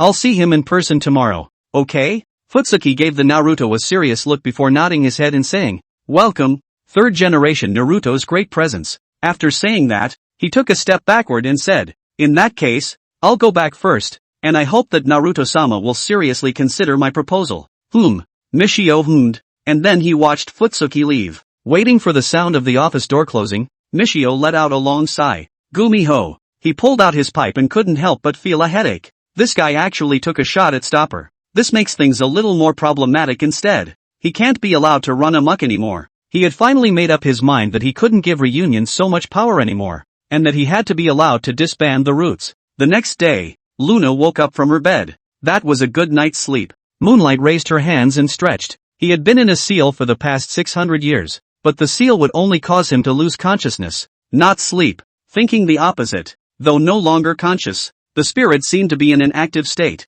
or at least not the same thing as sleep. Therefore, this sleep just now was the first sleep after more than 600 years. The comfortable sleep that had been missing for a long time put Moonlight Knight in a good mood. Brushing his teeth and washing his face, he looked at the mirror to suspend the water, and he pulled the Kokeshi protector on his forehead down a bit to cover his right eye. That way you don't expose that empty right eye. He was about to go out for a breakfast, and just then there was a knock on the door. Coming. Sukiakari had already sensed that someone was coming and thus had already arrived at the door, and upon opening the door he saw Uchiha Weasel, Uchiha Futsuki, and Sarutobi Hinata, the third generation Naruto. He knew all these people in the village. After all, he had asked the Black Shadow Corps to investigate before, not to mention the fact that Mishio was wearing such notable Goshin robes. Weasel, Uncle Futsuki, Naruto-sama, what are you doing? Moonlight Knight asked with some confusion. The skunk looked at Sukiakari with icy eyes. This guy, the disguise is nothing like that. Though spoken politely, the tone was completely different. The real Uchiha Sesshomaru would never speak in such a tone that appeared cold and stiff-like. However, neither Tomoyuki nor Mishio saw anything wrong with it. They were actually able to hear that the tone was off, and it wasn't the same as the old Stopper. But honestly, it's a normal thing. Anyone who experienced what happened to Stopper would have changed. Betrayed by his own village. It would be wrong to be as naive as usual instead. Only someone like Uchiha would see a problem with that. It's like this. Naruto-sama heard about you, so he wanted to come and personally console you. Futsuki wasn't sure if the transformation of Stopper was good or bad, but he always thought of Stopper as a ninja who would do anything for the Uchiha clan. At this moment he introduced himself. By the way, a word about Reunion. This matter is my fault. Sarutobi first made himself known as he let out a long sigh. It's because I'm usually too arrogant towards him, which led to yesterday's disaster. I didn't think that he would dare to do that. The third generation also had some regrets. He had always been optimistic about Stopper. As a descendant of Mirror, Stopper might be able to become a bridge connecting the village to the Uchiha, yet now that bridge was likely to be blocked by Junzo. Naruto-sama, let's get down to business. Tomoyuki coughed and said. Mishio nodded and said, I've ordered the disbanding of Junzo's Roots. but he himself is missing. Gone? Tsukiakari glanced at Mishio and said, how could it be gone? It's obvious that he doesn't want to return your kaleidoscope Sharingan at all. Futake said in a deep voice, is this kind of behavior allowed within the village? He was clearly pressing Mishio with that statement. The third generation said in a deep voice, it may just be a momentary lack of contact. Stopper, please give me some more time. I will handle this matter to your and the Uchiha clan's satisfaction. Tsukuyomi looked at Mishio and couldn't help but laugh at Sarutobi Hizuru inwardly. This guy just seemed a bit cowardly. As the shadow of a village, he didn't speak without a bit of bravado, but instead he was easily pushed into an embarrassing situation. It's really time for him to retire. Gunzo obviously had Mikado's mind in the palm of his hand, knowing that Mikado couldn't really do anything to him over this matter. So what if we dissolve the root? The root can be not a substantial organization. As long as he wants, then the root will always be there. As long as he didn't go to see Mashiro, then there was nothing Mashiro could do to him. Could Mishio still banish Junzo from the village and make him a rebel ninja? No way. If he did, then it wouldn't be Sarutobi Hizuru. It's something I'm sure Naruto-sama can handle, but I'd like to offer a word of caution. Tsukuyomi looked at Sarutobi Hinata and said, the ability of the Betsu Tenjin is to manipulate a person's will in a subtle way, and since Tuanzo got my eyes, if he grafts them into his own, then there is a chance that he could make a move against you guys. The ability of the other heavenly god cannot be defended against, and once you are struck you cannot even realize it. This matter was indeed a bit troublesome, and Tomoyuki and Mishio were also in a difficult situation. But Kaleidoscope is so powerful, who can say for sure that you won't get hit? Wouldn't it be the end of the line if it really was controlled by Junzo with the other heavenly god? Now that Reunion is hiding, it must be Diffuse Stopper's Kaleidoscope, and when he's fully acclimatized to the powers of the Beyblades, then it's time for him to come out. Chapter 15, I'm the only one who's self-righteous enough. The power of the other heavenly god lies in the fact that even if you know what it can do, you will still be manipulated if you are affected. Tsukuyomi added, and now that this power is in the hands of Suzu, he's capable of anything, and I think Naruto-sama should know better than that. Stopper is right. Tomoyuki agreed. Naruto-sama, there can be no more hesitation. We must apprehend Suzu, otherwise the consequences are unimaginable. Mishio's frown deepened. He had come to Stopper in the hopes that Stopper would give him some time, but it was clear that the incident of being sneak attacked by Junzo had given Stopper a deep stigma against the Naruto line. But that's normal. After working diligently for Konoha for so many years, even going so far as to betray his own clan, he ends up getting backstabbed by the village hierarchy he serves. Such an outcome is unacceptable to anyone, and the repercussions of this incident are indeed too bad. The village's higher-ups taking a shot at their own bloodline ninja would probably go terribly wrong if they couldn't handle it properly. Please give me another day. That was all Mishio could say. I'll discuss it with the advisory board. Seeing the hallowed Naruto but using this almost lowly pleading tone, Futsuki couldn't help but feel a mixture of emotions. It's amazing that the shinobu from the beginning would become what he is now. The power of time is truly terrifying. Once a person is old, what ambition is gone. Even the third generation Naruto, such a character cannot help but become weak. Futake had named his youngest son Sasuke in admiration of Sarutobi Sasuke, the father of the third Naruto, yet at this moment, he sighed as well when he saw the son of the ninja he admired pale to this state. Fine, but I hope you make the right decision, Naruto-sama, or there's no telling what Junzo will do. Aha! Mishio nodded, then added to Sesshomaru, take this time to recuperate, and come to me if you have any difficulties. Aha! Tsukiakari answered back, then we'll leave you alone. Tomoyuki also said. He and Mashiro laughed, but the skunk didn't. Weasel, is something wrong? It's just the two of us now. There's no need for you to speak in Stopper's tone. Skunk said icily. Really? But I don't really feel like I'm using the tone of a Stopper. Tsukiakari said as he came back inside the room and sat down. He crossed his legs and leaned back again. You'd think that just because of this face. The skunk was silent for a moment, then spoke up for business, saying, what do you want to do about Reunion? Shouldn't you ask Sarutobi Hinata? Tsukuyomi snorted, then said, he's the third Naruto, what he wants to do with Junzo is his business. He has Stopper's eyes inside his hands, and you're going to be indifferent? It looks to me like you misunderstood something. Tsukiakari said with an amused look, you don't think I'm using this body because I've got my eye on the Bettianjin, do you? The skunk didn't say anything, but it was clear that's what he thought. Don't Heavenly God is indeed a very good ability, but I don't need it. Moonlight Knight Skedden said, and this ability doesn't pose any threat to me. But I can answer for the end of Reunion. Hearing this, the skunk stared again. He also believed in Moonlight Knight's words. Although he didn't have much contact with Uchiha Tsukiakari, he could tell that this person was extremely arrogant. If he says he doesn't see the power, then he really doesn't see it. And the end of the reunion? He will die. Moonlight Knight said simply and clearly. The Uchiha's pupils dilated as he said, "You're going to kill him?" Correct answer. Moonlight Knight snapped her fingers and said with interest, "Actually, I'm a person who doesn't hate villains or hiding inside the darkness and calculating others. But I hate people who think they're right. Self-righteousness. That's right. Don't you think that Souza is smug? Self-righteousness abounds. Well, there are a lot of self-righteous people among the Uchiha clan. For example, so I hate you guys." Sukiakari's tone was much colder again as he got up from the couch again and walked over to the window with his hands in his pockets and said, "No matter how many years have passed, no matter how many places have changed, the Uchiha always carry that unpleasant air of stupidity about them. I'm enough of a self-righteous person in this world." Tsukuyomi speaks of his self-righteousness with an air of pride that really makes you wonder what kind of education he received over 600 years ago. "If you hurt Sasuke, then I will absolutely make you regret it," the ferret said in a deep voice, sensing the deep malice that Uchiha Tsukiakari had towards the Uchiha clan, to the point that he feared that he might lay his hands on Sasuke. Others, it wouldn't matter. Tsukiakari, on the other hand, turned around again at this time and looked at the skunk with her revealed left eye, suddenly breaking into a smile. "Is this really good? Uchiha Weasel. In the face of the person who was going to kill your brother, you can't even say kill you anymore. Or, have you already thought in your inner mind that killing Uchiha Tsukiakari is simply an impossible thing?" The word shook his pupils as if they had hit the skunk in the gut, and Tsukiakari had stepped in front of him and said as she tapped him on the shoulder again, "But don't worry, I don't mean any harm to that cute little brother of yours. Won't kill him, and won't take over his body like I'm doing now. I'm a man of my word." The skunk sighed in relief.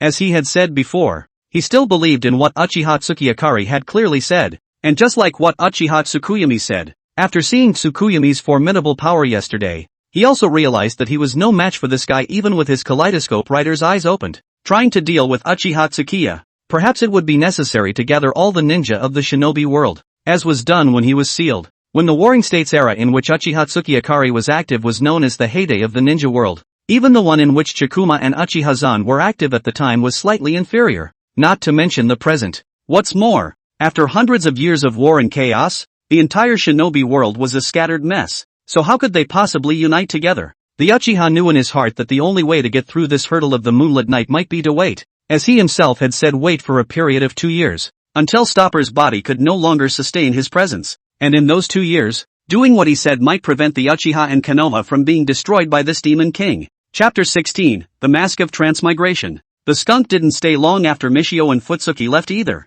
and at this time Moonlight Knight also received a message from the Black Shadow Corps. Found it already. He smiled slightly. After he was reborn with the help of Uchiha Sensui's body, the Black Shadow Corps was able to be active in a much wider range, and then he tried searching Kiba for the 9 masks from the beginning. Siyu Nua mask is also collected by the Vortex clan. Just hanging by their side is considered an unexpected pleasure, and in addition to it, there are still 8 masks left in the shinobi world. These 8 pairs of masks were scattered all over the shinobi world, and theoretically Moonlight Knight's pupil technique could locate them, but perhaps it had been too long, or perhaps they had been sealed, and Moonlight Knight had severed her connection with them after her awakening. He could feel the connection being restored, though, and it would probably be fully restored in a few more months. However, he still let his ninja corps to go to Kiba to look for it. If they can find it, will not save a few months of effort? It turned out that it was only the second day that made him discover a mask. It's the Hinata family's vice. No wonder. Moonlight dawned slightly. The Hyuga family is also a large family with a long heritage. After all,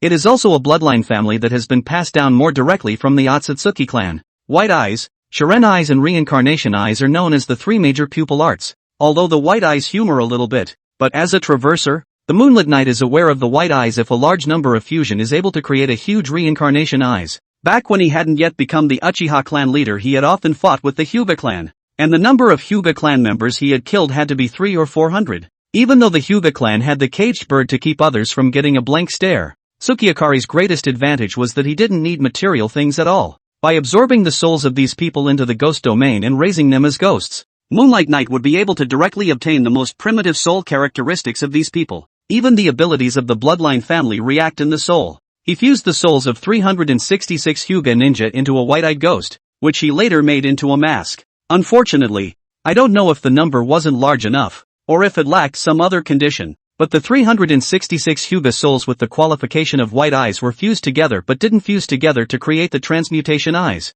Even so, He called the mask a transmutation mask. Perhaps the mask is just missing a suitable host. It's hard to fuse out the giant transmutation eye. Then there's also the transmutation eye in the eye of Otsutsuki Sherpa, and to fuse it out, you need a high-purity white eye. For example, the eyes of Hyuga Hanabi. He was under the impression that Otsutsuki Sherpa's transmutation eyes were made of the same material that Hanabi's eyes were made of. Go check it out. This transmutation mask is now stored in the Hyuga family. In the middle of a somewhat empty room, a shadow warrior slowly opened his eyes from the shadows and then stepped into the present. Not a moment later, Lunar Knight also stepped out from among the shadows. The ability to travel through shadows was something these ordinary shadow warriors had, so how could he not have it? After all, he was now transforming himself into the strongest shadow warrior. Moonlight Knight took the white, somewhat oozing mask. This is Hyuga Hinata's room, isn't it? I didn't think this transmutation mask would be in his hands. After receiving the mask, Moonlight Knight began to read the memories in it with her pupil power.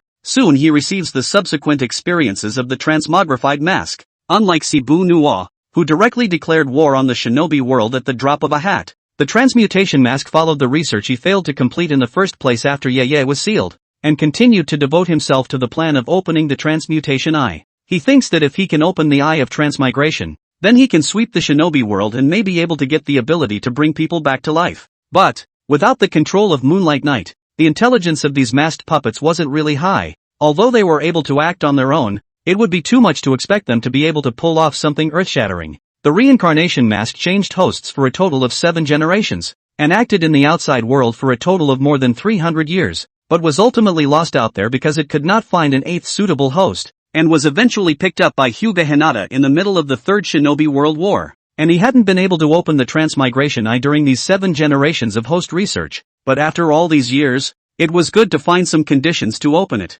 1. First, you have to have the physical body of the Hyuga clan or the Otsutsuki Hashimura line, because the masks are highly condensed spiritual energy, and spiritual energy can only form chakra by mixing it with physical energy. The white eye can only evolve into the transmutation eye when stimulated by special chakra. 2. You have to have high purity white eyes, which is normal, and Otsutsuki Sherpa had to rely on Hyuga Hanabi's eyes to evolve into the transmutation eyes. The transmutation mask was stuck at this step. He had tried for many years but had never found a white eye with a high enough purity. Thirdly, the host body must also be strong enough, otherwise there is no way to utilize all the spiritual energy contained in the mask. It takes a strong enough physical body to fuse with a strong enough spiritual energy to form enough chakra. Fourthly, that the physical body also needs to integrate the other white eyes. Although it was said that the transmutation mask already contained enough white eyes qualities within it, it was still the case that the chakra contained in the mask had too much mental energy in it, and it was a less stable chakra. It needs to be tempered with the reality of the existence of blank stares. Of course, in reality, there would be no need for so many white eyes, because the soul level itself had enough white eye power, which would slowly feed back into the physical body, so the reality level would only need a dozen pairs of white eyes to mean something. Although there are 4 conditions, frankly speaking, it is only the second point that is more difficult. Everything else can be categorized as the same thing in the end. This masquerade puppet's mind couldn't turn a corner at times, and very simple things could be made whole into something very complicated. Hyuga Hanabi. Tsukuyomi has her eye on Hinata Hanabi, who has absolutely no problem with the purity of her white eyes, and is arguably the one the transmutation mask has been waiting for so long. But, she's not too young now. He'd just gone to check, and Blossom Fire had only just been born this year. You can't use it even if you have white eyes. I'm afraid we'll have to let Hinata Hanabi develop for a few more years before her white eyes can fully grow. So the Transmigration Eye Advancement Program will have to wait a few more years. But, now it's time to find a host for the transmutation mask first. There should be some suitable seedlings among the Hyuga clan. For example, just a short distance away, Hinata Ninji? Through the window, Moonlight Knight saw Hinata Ninji, who was trying to practice outside. Chapter 17, Hyuga Ninji. There are some powerful people among the Hyuga clan, but strength alone won't do it. You have to see if it's the right masquerade for you. And he had just casually glanced at it and realized that Ninji was a good seedling. And so one look is final. Moonlight Knight has always been like that. If you see something that looks good, you just settle for it. With his current strength, it wouldn't be difficult to sweep the Hirata family, but something very troublesome would come up afterward. By then, he would be on a pedestal again, and if he took on the entire shinobi world like he did last time, he wouldn't be able to do it with his current strength. Secondly, this body had lasted itself less than 3 years at most, and it would only shrink the time even shorter if it experienced combat. It was so hard to get out and get some air. He didn't want to go back into the seal before he could play for long. Once he had dislodged himself from the stopper, this time people might just throw himself into the sea or deep underground after realizing he was sealed. So yeah, the Vortex clan is still too greedy. The Whirlpool clan must have a more secure way of sealing themselves, such as finding a hidden place to set up a sealing boundary, or directly hiding thousands of meters deep underground and throwing them inside the seabed, so that no one would even notice them under normal circumstances. Yet just as Chibiusa couldn't bring himself to destroy Uchiha's corpse, the Vortex clan couldn't bring themselves to just abandon Tsukuyo. They kept the mask in storage, trying to delve into the mighty power of the Uchiha Tsukiakari, and even through the tragedy of the extermination of their clan, they ended up bringing it with them to Konoha. Get out there and see. At the moment, Hinata Ninji is training outside. He is 6 years old this year. 2 years ago, that is, when he was 4 years old, Kiba and Yunin village concluded a peace agreement. Obviously both sides compromised after making a decision of truce, but Kiba chose to unilaterally compromise after the other side secretly made a handful of things, and gave his father to Yunin village. At that moment, Hinata Ninji's heart despaired of this world. Before that he was a naive child, even looking forward to the day when he would protect the Son family's Daisy-sama in the future. But after that, he was carved with the caged bird spell seal, and he also saw his father just become a double for the head of the Soke family, Hyuga Hinata, to die in his place. Although his age hadn't changed at all, he had grown up overnight. Since then he hated his fate. He hated the Hyuga clan and the caged bird. His father is dead, his own freedom gone, and he has become a puppet for the bigwigs of the Zone family. During those 2 years he paralyzed himself with exercise, but the more he exercised the more despair and pain he felt within him, because he knew very well that his fate was sealed. No matter how strong he was destined to never fly out of the cage. The caged bird curse seal on his forehead was a curse he could not escape in his lifetime. Damn it! Ninji lashed out with a punch that was so porous that it swung loudly through the air. Anum! Bang! Snap! After this punch, Ninji was panting with exhaustion, and just as he was about to take a break he heard the sound of clapping from behind him. What man? Ninji turned around in an instant, and then he was slapping out a palm. This palm slammed into a person's body, and it was then that Ninji snapped to the realization that his opponent had gotten so close and he was oblivious. It's really uncommon to have a genius like you in times like these. Tsukiakari applauded as she looked at Ninji, who was much shorter than herself. What are you? Ninji was taken aback. He hadn't been merciful with that slap just now, but had used his strongest strike. Although he was only 6 years old, Ninji had worked harder than anyone else during those 2 years, and he had enrolled this year without a single person inside his class being able to match him. But nothing happened to the man in front of him, and his own palm just now, which was enough to shatter a stone, seemed to have softly slapped on the other party's leg. Well, Tsukiakari thought about it and said, never mind, just call me Uchiha Sesshomaru like everyone else. Uchiha Sesshomaru? That genius of the Uchiha clan?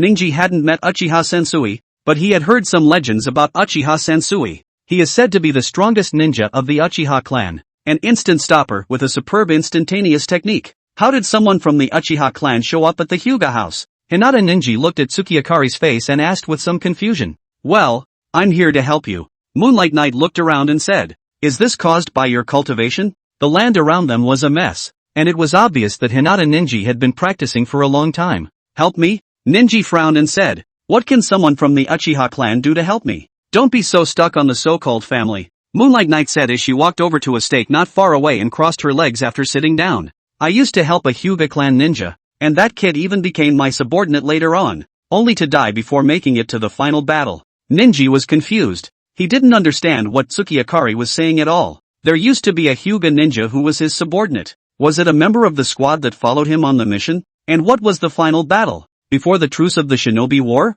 Forget it. These things are still too hard for you to understand. Tsukuyo scowled at Ninji and added, I'm giving you a chance to be free. Ninji's pupils dilated as he said, what did you say? Freedom? He's going to help me uncage the bird? How is that possible? Never in all these years have I heard of anyone being able to uncage a bird. I said that I can help you remove that spell mark on your forehead. Moonlight Knight said faintly. Really?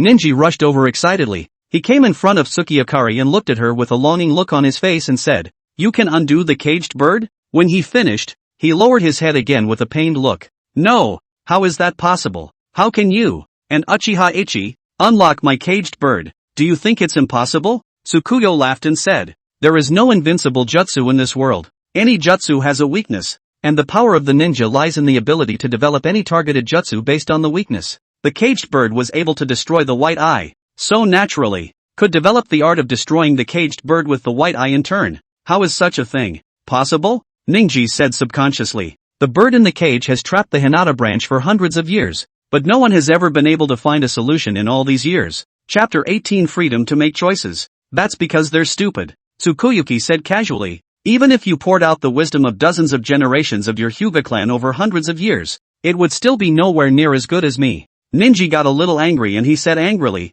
"Don't you dare insult my father." Stating facts, talking about insults, Moonlight Knight said lightly. You. Ninji became even angrier at his words. He clenched his fists and eventually unclenched them, saying somewhat feebly, "What do you want me to do?" Not bad. At least know that there's no such good thing as pie in the sky. The corners of Moonlight Knight's mouth rose slightly as she said, "Let me tell you something. The so-called getting is also essentially a kind of losing. As much as you gain, you have to lose. Gain freedom. So what do you think you should lose to equal it?" Ninji Hyuga's mind was racing, and he couldn't help but take 2 steps backward and say, "Freedom from the bondage of the past, and then ushering in a new bondage?" He looked at Moonlight Knight angrily and said, "Do you want me to be your slave?" Saying something like slave is also too hard to hear. Moonlight Knight slowly stood up and said softly, "But there's nothing inherently wrong with it. At least, you might even lose yourself in the future." Lose self. Ninji froze for a moment and said, "What do you want to do? Put it on."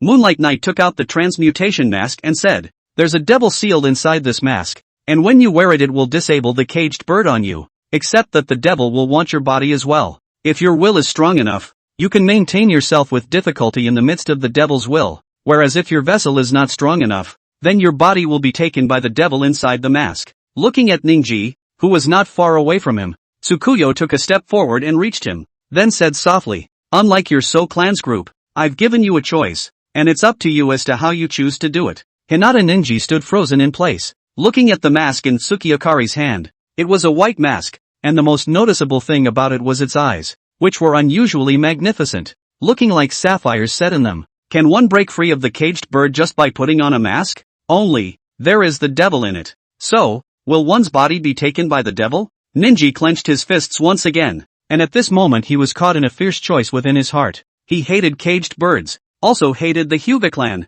Were the people of their split family born just to be scapegoats for the Zone family, to be their cannon fodder? Even your own life is in the hands of the Zone family's bigwigs? On what grounds? What makes you so high and mighty just because of the difference in origin? Why should anyone be born to die for someone else who was born? Ninji was not happy. He really wanted to crush such a fate, and now, for the first time, he had the freedom of choice. Unlike his own scapegoat father, this time he could actually make the choice by himself.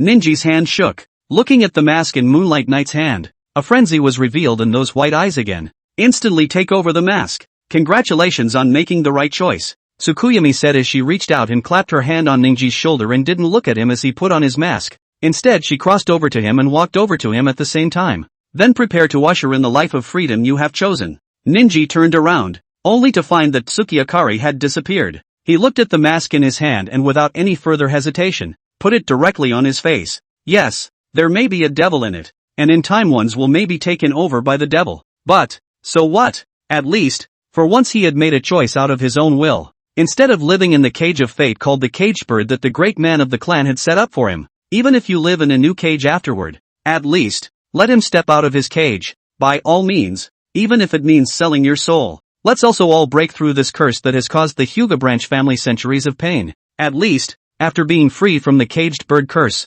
he could go and do something he wanted to do before he still had the last of his consciousness. In that instant, the white mask disappeared into his face. Ninji could only feel a powerful force surging into his body, and a sharp mental force drilled into his mind as if there was a needle sticking into his head. It hurts. It hurts like hell. Ninji covered his head with both hands, involuntarily letting out a moan of pain, and his entire body collapsed to the ground, rolling around continuously. He saw the devil in this moment. That huge white mask appeared directly in front of his face. The mask that he was able to wear on his face before was now dozens of meters in size, and in the middle of the dark world, this miserable white face was constantly murmuring, "Give me your body." Strange voices constantly hovered in the middle of Ninji's mind, as if they were trying to assimilate his soul and will, making him a part of this white mask. Ninji felt his will twisting, his ego seeming to be consumed by this white mask. The world was getting blurry, but Ninji kept his teeth clenched and said, "Give me some time, please, I want to do something." But how could the white mask listen to him? it immediately opened its mouth and devoured towards it. The next moment, his body disappeared into the white mask. World of darkness ends. In the middle of the present world, Hinata Ninji's body had fainted, only for the caged bird spell seal on his forehead to emit a soft light at that moment. Uchiha Tsukuyo wasn't lying to Ninji. The caged bird though is a very powerful and troublesome spell seal that no one has been able to break for centuries. But that was normal. Tsukiyakare had always considered the shinobi world to be incompetent except for herself and a very few others. Just because a group of incompetent people couldn't drill a solution even after hundreds of years of study didn't mean he couldn't do it. He did in fact save one of the Hyuga clan members in the first place. And that too was a split family. The caged bird spell seal on his forehead was drilled into him by Tsukuyami for 3 months. And then he eventually broke it. There were countless souls in his ghost domain. And these souls also contained countless jutsu, which Moonlight Knight could use, transform, and innovate at will. The caged bird spell seal is also in there. So it's just a matter of researching a jutsu based on this thing that has the exact opposite mechanism of action as it does. Chapter 19 Unchained Caged Bird. Evolve White Eyes. Setting up a caged bird spell seal solve was not a difficult task for Moonlight Knight. In fact, what he really wanted to develop was the anti-caged bird spell seal. According to his conception, this thing could be reversed and controlled by a member of the branch family possessing the caged bird spell while a member of the Hyuga clan was casting the spell. It's just that the difficulty of developing counter spell seal and spell seal solution cannot be compared. It had been a passing interest of his, and then he hadn't bothered to develop it when he didn't feel the need anymore. After Hinata Ninji put on the transmutation mask, Tsukuyo cast caged bird incantation seal unraveling with the help of his body. Therefore, when Ninji Hyuga awakened only felt a lightness of his body. He could not yet care about other changes, just rushed back to the inside of the house, and after removing his own forehead turban found that the spell seal that trapped him for 2 years, gone. Really disappeared? It's really gone. For the first time in 2 years, Ninji smiled. Then only now did he react to something. I'm not already. He was under the impression that he had been devoured by that white mask only, and according to what Uchiha Setsuna said, he would have had his body taken away by the devil inside the mask. But now, he or she is still alive. What's going on here? Somewhat puzzled, Ninji reached out, touched his face, and twisted it a little harder. He bared his teeth and let go after feeling the pain, and looking at his somewhat red and swollen face, he realized he wasn't dreaming. My eyes. Ninji looked at his own eyes in the mirror. The power of his white eyes on full display as the nerves on either side of him bulged. However, it was at this instant that the mirror in front of him shattered with a loud bang.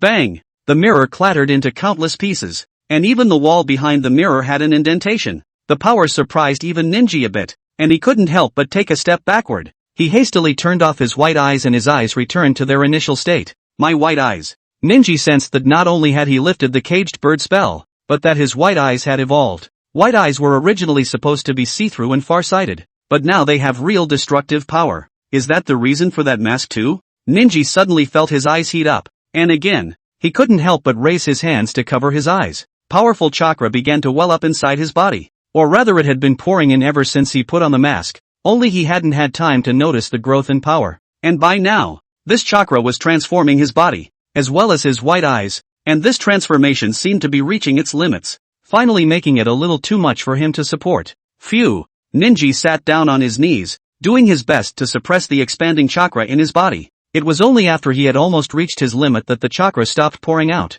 At this moment, he only felt that his body was filled with power. With this power then, Ninji looked at his hands incredulously. He could feel his power far surpassing his own at this moment, even surpassing his father. I'll be able to get my revenge. Ninji clenched his fists, as if a flash of scarlet flashed through his white eyes, and in the back of his mind a voice seemed to be screaming, let's end this unequal fate of the Hyuga clan. Show those high and mighty of the clan family the wrath of the split. He wants revenge. Fuga Ichi. In the next instant, Ninji's eyes snapped open again, and he seemed to wake up a bit.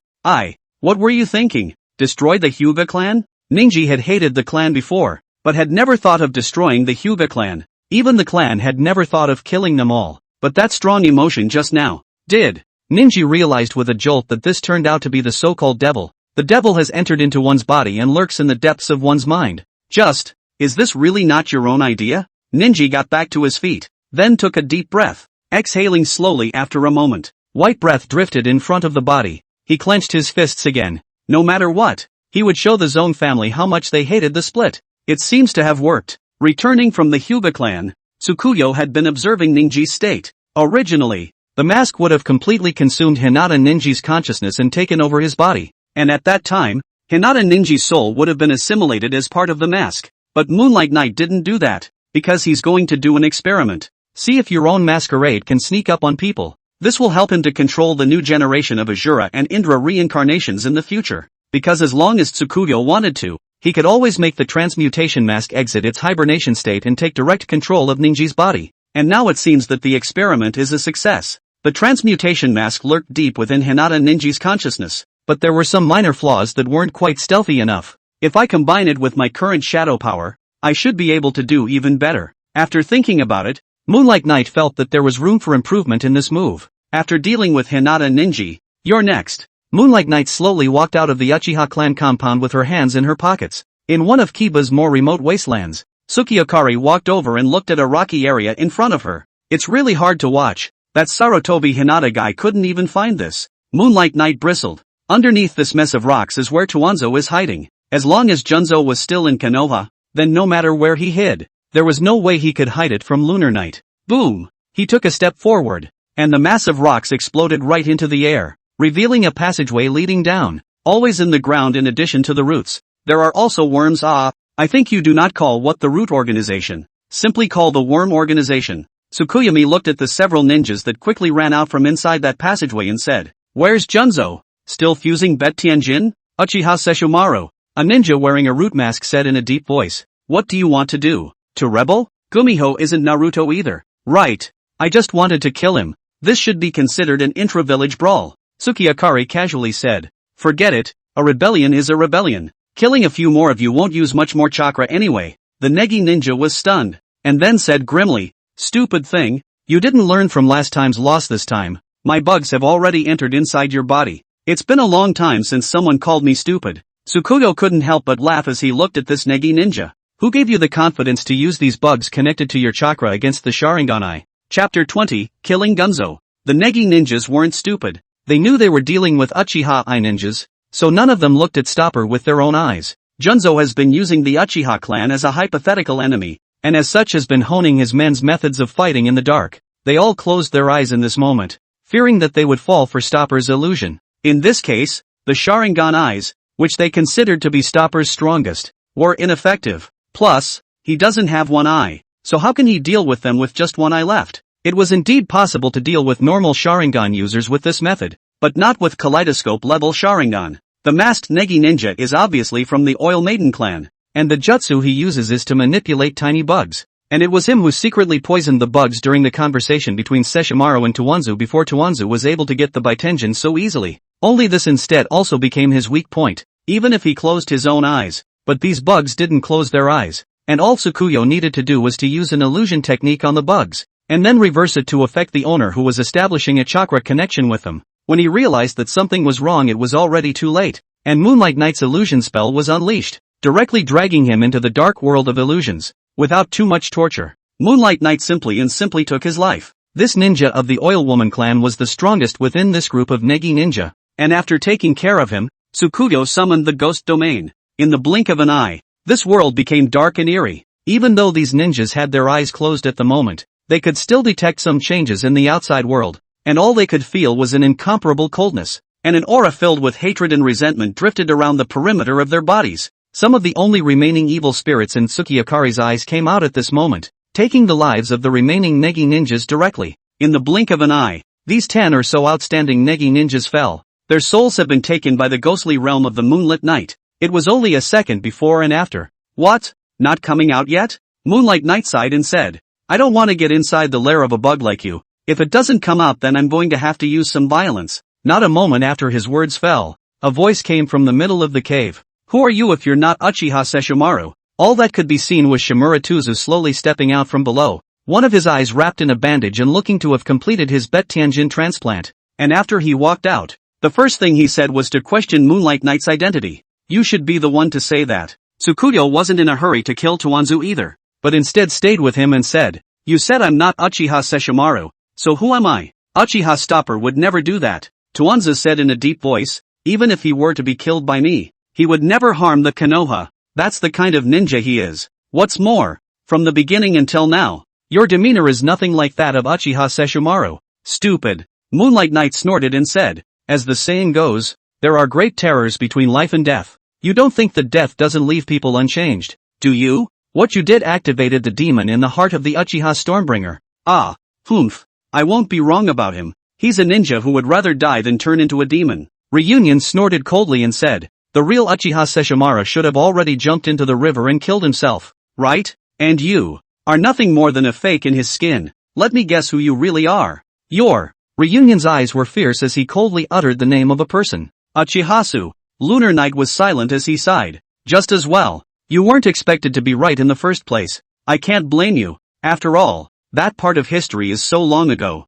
When he said that, Moonlight Knight was really feeling some emotions. This time thing is really scary. A few hundred years had passed without noticing, and although he was barely conscious during these 600 years, not seeing anything related to his own era after reappearing would indeed give rise to infinite emotions in one's heart. Even, it's a different place. In his time, the Uchiha clan and the Senju clan initially fought in the Land of Fire as well. Only later did the two sides fight harder and harder, all the way from the Land of Fire to the north before Uchiha Tsukiyakari became the clan leader. That would be the Land of Thunder, if you go by the current geographic location. Yes, in fact, the place where the Uchiha clan was later supposed to be was in the Land of Thunder. He then fought that guy for decades in the Land of Thunder as well. It can be said that this era now is completely different from when he was there. Even though he was a traveler, he was just an ordinary person who had lived for more than 20 years in his previous life, and it was completely incomparable to the decades of his turbulent life in the shinobi world. Damn, I'm not getting old too, am I? I can't believe I'm starting to reminisce about the past without moving. Disguise is also useless, and I am going to complete the task that the first generation Naruto failed to accomplish today. And I have to completely eradicate you, the remnants of the Uchiha, before I can do so. Reunion said coldly. This is unbearable. Tsukiyakari said to himself as he came back to reality from his memories. He didn't even listen to what Reunion said. Sentimentality is something that really doesn't suit me. Seeing that Tsukuyo hadn't taken him seriously at all, Suzu couldn't help but say in a deep voice, don't be so arrogant. You guy. I've got the power of the strongest kaleidoscope. Don't be a god. What the others didn't know was that the power of the other heavenly god could still have an effect even through such a layer of bandages. He was using the beat engine when he first came out, and this idiot was completely oblivious. So what if he's an Uchiha? Be a good boy and become my captive. Possessing the power of the beat engine. At this moment, it could be said that Junzo was full of ambition. Now, kill yourself Uchiha. I'll just use a little force. Moonlight Knight finally got going. Boom! In an instant, a huge chakra manifested on his body. And in this moment, as if a god had descended, a huge chakra colossus appeared on Tsukiyakari's body. That chakra was black as ink with lines extending upward and then forming. Full-bodied Susanoo.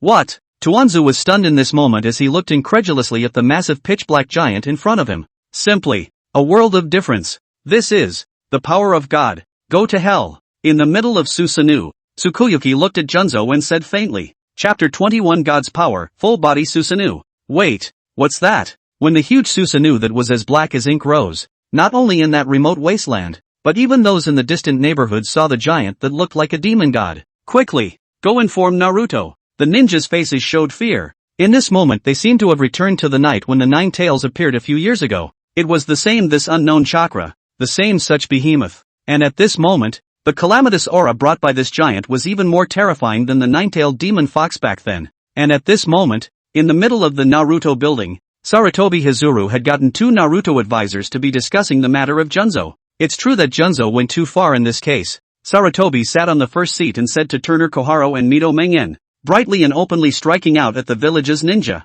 If this matter is not handled well, I'm afraid that not only the Uchiha clan, but even the other ninja clans will be disgruntled. That's true, but it's the Uchiha that Tuzo is dealing with. Mito Mengen sat in his seat and said with an expressionless face, Hinata, you should know that under the circumstances, the Uchiha were already restless to revolt. This kind of thing is all about whoever makes the first move is at a disadvantage. Turning to the bed, Haru didn't take the same side as her old partner for once, as she added to Sarutobi, not to mention the fact that he moved against Stopper. He's the bridge that connects the village to the Uchiha clan, and if he's allowed to become upset with the village as well, it'll only make things worse. To put it bluntly, she wasn't upset about the fact that Suzo had made a move on Stopper. She was disgruntled that Souza hadn't done it a little more nicely since he'd gone out of his way to do it. Since we're all torn up, we should just kill Stopper. It's also not as bad as it is now, where Stopper is likely to completely turn to the Uchiha clan and become a huge help to them in their future rebellions. But in any case, the threat of Stopper's eyes is too great,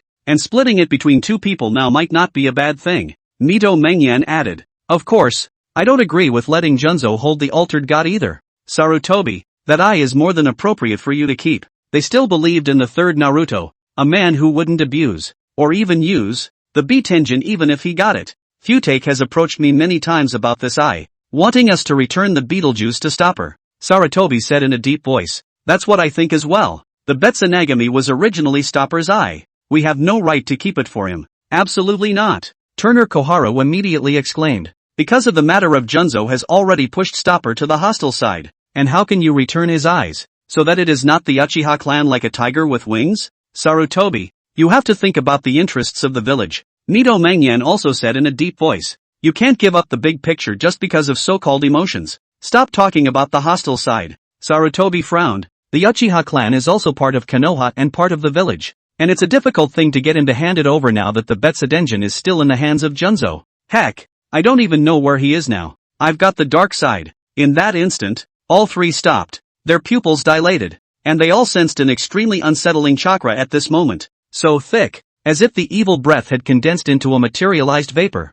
This chakra exuded an extremely unsettling and creepy feeling. It's simply stronger than even the 9 tails in the beginning. Sarutobi rushed out in an instant. His forehead covered in drops of sweat as he gritted his teeth. The last time the 9 tails came to attack has already made Kiba pay an extremely heavy price. Not only let the 4 generations of Naruto, who has just been in office not long ago, die in battle, but also let the war that should have been already stopped to break out again. Although the scale was not as large as the Third Shinobi World War, both Iwashin and Yunlin took that time to try to gnaw another piece of meat from Kiba's body. And now Kiba can't really imagine what would happen if there was another calamity of that level. The village can't afford to be tossed around like that now. Susanoo? Even from a distance, Sarutobi could see the huge Susanoo. Inside this Konoha, which was mostly cottages, or small 2- or 3-story buildings, a pitch-black giant of over 200 meters suddenly appeared. Who couldn't see that? And unlike the others, Sarutobi, who had experienced all the shinobi wars, knew what it was. Suzanne can. But normal Susanoo is nowhere near this height. I'm afraid only the legendary full-bodied Susanoo could be this huge? Who is it? Who possesses such power? Sarutobi had been completely shocked at the moment. He only knew that Uchiha Zebra had once opened the full-bodied Susanoo and called it the power of God that kills all who see it. So naturally he had never seen the full-bodied Susanoo with his own eyes. But now, it does seem like there's nothing wrong with saying God's power. Is Uchiha not dead yet? Is he coming to destroy Kiba? And it wasn't just the third Naruto. Even Weasel, who was in the middle of the Uchiha clan, sensed that powerful chakra, and he jumped straight to the roof of the house, looking at the pitch-black giant in the distance. He knew that it must have been Uchiha Tsukiakari who had struck. He couldn't help but remember what Uchiha Tsukiakari had said earlier. Gunzo will die. Sure enough, he's going to kill Gumiho? Just as sure and relaxed as he was when he spoke. So was he when he actually acted at the moment. Once again, the skunk recognizes the power of the Uchiha Tsukiakari. It would be as easy as squashing a bug to kill Suza. He also finally understood why in such a chaotic warring states era, Uchiha Tsukuyo was still able to make the major shinobi clans with deep grudges unite and form an almost impossible shinobi alliance. No way. And whether it was Uchiha Weasel or Sarutobi Hinata, they had only seen Moonlight's full-bodied Susanoo from a distance, and the only one who could feel the absolute pressure was none other than the one who was in front of this black giant, Gumiho. At this moment, he looked at Tsukuyo, who was in the midst of the Susanoo, and said incredulously, even if you're Uchiha Spot, you shouldn't still be this powerful. Your era should have already passed. How? Boom! Without continuing to listen, Tsukuyomi directly let Sunagakure slash downward. This sword seemed to be able to slice through the entire world. There was no way whatsoever that Suzu would be able to resist this strike. Even though he used his strongest jutsu, it was nothing more than a mantis. Only a loud boom was heard as the ambitious man who had plotted his evil plans for decades in the shadows of Kiba. Just like that, he died at the hands of Uchiha Tsukiakari. Chapter 22 Nuwa Nuwa Mask Rebirth. In this instant, all that Suzu felt was overwhelming despair. That incomparably huge Susanoo was like a huge mountain, and a person standing in front of this giant was nothing more than a mole cricket. In front of this power of God, he didn't even have any room to resist. So what if there are other gods? It was clear that orders had been given to the Uchiha in front of him, but he had completely ignored them. The powerful part of this pupil technique of the other heavenly god was that it didn't even require others to see his eyes. It only required him to see others to be able to use it. And now, Junzo could confirm that he had definitely used the B-Tenjin on Uchiha Zebra. But the other party was completely unfazed by it. Now that the other heavenly god was already his strongest means, if even the other heavenly god was ineffective, then what else could he use? The current reunion hasn't gotten a large number of Sharingan eyes yet, and as a result, no implantation of Jumo cells, except for the Bet-Tianjin. And that's just the winds. Tuanzo tried to form a seal with both hands, but at this moment he had absolutely no idea how to form a seal. It was like he had become stupid. Never mind. Impossible to win. No matter what kind of wind escape, there was no way to counteract this power, for it was the power of a god, and it was impossible for a mortal to resist it in any way. Thus, the huge black sword slashed down. It all ended in this one moment. TSK. The darkness faded. The huge black Susanoo dissipated. Tsukuyo sked as he dropped from the sky to the ground, looking at Tuanzu, who was a blur of blood and flesh from his own sword slash. It came down a little hard. Although he had closed in at the end, the guy was still too unbeatable. Not only was he cut in half, but both sides of his body festered as if he had been corrupted. This is Uchiha Tsukuyuki's full-body Susanoo. One sword down. Even the Mori no Mori will be turned into dust. Moreover, his sword contains the power of Hyaki, possessing a strong negative thought, and although it is of little use to the strong, the weak will lose even the courage to fight back after seeing his full-bodied Susanoo. Once again, Tsukuyomi used Hyaki no Yako and absorbed the soul of reunion into her ghostly realm. He looked at the sword marks that spread all the way to hundreds of meters in front of him as moonlight approached and slowly crouched his body down, picking up an eye directly from underneath. By Tenjin, the eyes of Uchiha Sesshomaru. Although he didn't need this so-called other heavenly god, he still put it away. Perhaps there will be other uses. Collecting a kaleidoscope sharing will eye, Moonlight Knight once again took out the Shibu Nua mask. It's the first time I've ever put a mask on a bloody corpse like this. Moonlight Knight was a bit disgusted in her heart, but considering the circumstances, she kept everything simple. He tossed the mask in his hand and it landed right on the right half of his face. In the next moment, it was as if the mask had some kind of attraction, pulling the other half of the bloodied body in one go. Boom! A powerful chakra exploded at that moment, only to see the body of the split-in-half Tuanzu begin to stitch itself together, and with a black aura spreading out from the mask, the body was transforming at an extremely fast pace. Unlike before when he put a mask on Hinata Ninja, this time he was really going to completely transform Reunion into his masked puppet. There is no need for his body or for him to retain consciousness. Convert it completely into a golem, I guess. That was a bit of a commotion to make just now. Lunar Knight sensed the surroundings for a moment, then stopped putting her eyes on Shibu Nua's body. He took 2 steps to the right and stepped into a shadow, and then his body completely merged into the darkness and disappeared completely. All that remains of this place is the reborn Quaxo, only to see that the mask had disappeared. But what appeared underneath the mask was also not the face of Tuanzu, but a face that was younger than Tuanzu's, with a sharp aura in its eyes, and what seemed to have some good Kawara-like lines on its sides. To top it all off, below his eyes on either side are 2 obliquely unfolded. Orbital? Yes, there are surprisingly 2 smaller eye sockets below the sides of the normal eyes. He actually had 4 eyes. The 4 eye sockets had bloodthirsty red pupils, and as he awoke, the chakra that had spilled out before gradually turned inward. He stood up, looking a bit taller and stronger than Tuzu. It was only that the clothes on Gunzo's body had been cut to pieces by Moonlight Knight's sword,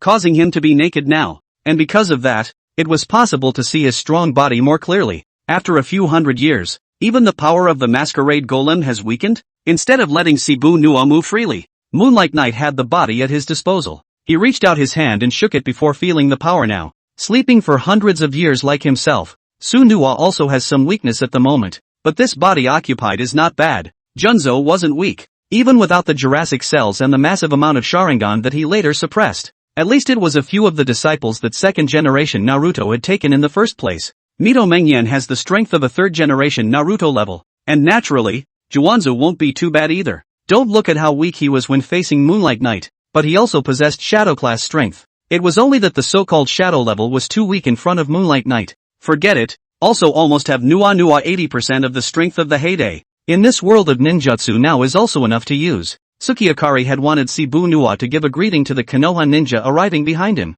but he's in trouble now that he's naked. He wasn't an exhibitionist and didn't want to be surrounded by a crowd of people looking at his naked body. Let's go find some clothes first. Looking around at the fallen Negi ninja, since they were also standing at the entrance of the hole in the ground, which was by the side of Tuanzu before, they were also lost to this slash by Tsukuyo. Su Nua disappeared in a flash, and shortly after he disappeared, Kiba's ninja finally arrived. What is going on here? A dark part looked at the huge sword mark in front of him and couldn't help but suck in a breath of cool air. Even through a mask he was able to imagine his look of surprise. Mishiro had also arrived here. At this moment he had even channeled Saruman to turn him into a Vajra Rudra rod. And after seeing this sight of destruction he couldn't help but grip the weapon in his hand tightly. It's the roots, Sarutobi said with a frown. Even though the bodies of the men were blurred, you could tell it was Negi's ninja by the masks that were flung to the side. Since it's a rooter, that means, was Junzo here before? So he's now, is it dead? Thinking of that huge black Susanoo from earlier, the uneasiness in Sarutobi Hizuru's heart reached its peak. Who could it be? Chapter 23 Nine Tails, Nuasu. That's, in another corner of Konoha village, inside a park, Whirlpool Naruto was standing alone by a swing, and inside his body, Nine Tails also felt the strange chakra. Although it was a ninja's chakra, it was even more evil than the tailed beast that he was, filled with uncertainty, as if it were a manifestation of calamity. This kind of chakra made even Nine Tails, who had appeared as calamity, shudder. Damn, why is that guy here again? Nine Tails' mind couldn't help but recall something from over 600 years ago. At that time, those two monsters from the Uchiha clan and the Senju clan stood on either side of him, and started to fight for him like two children grabbing a toy.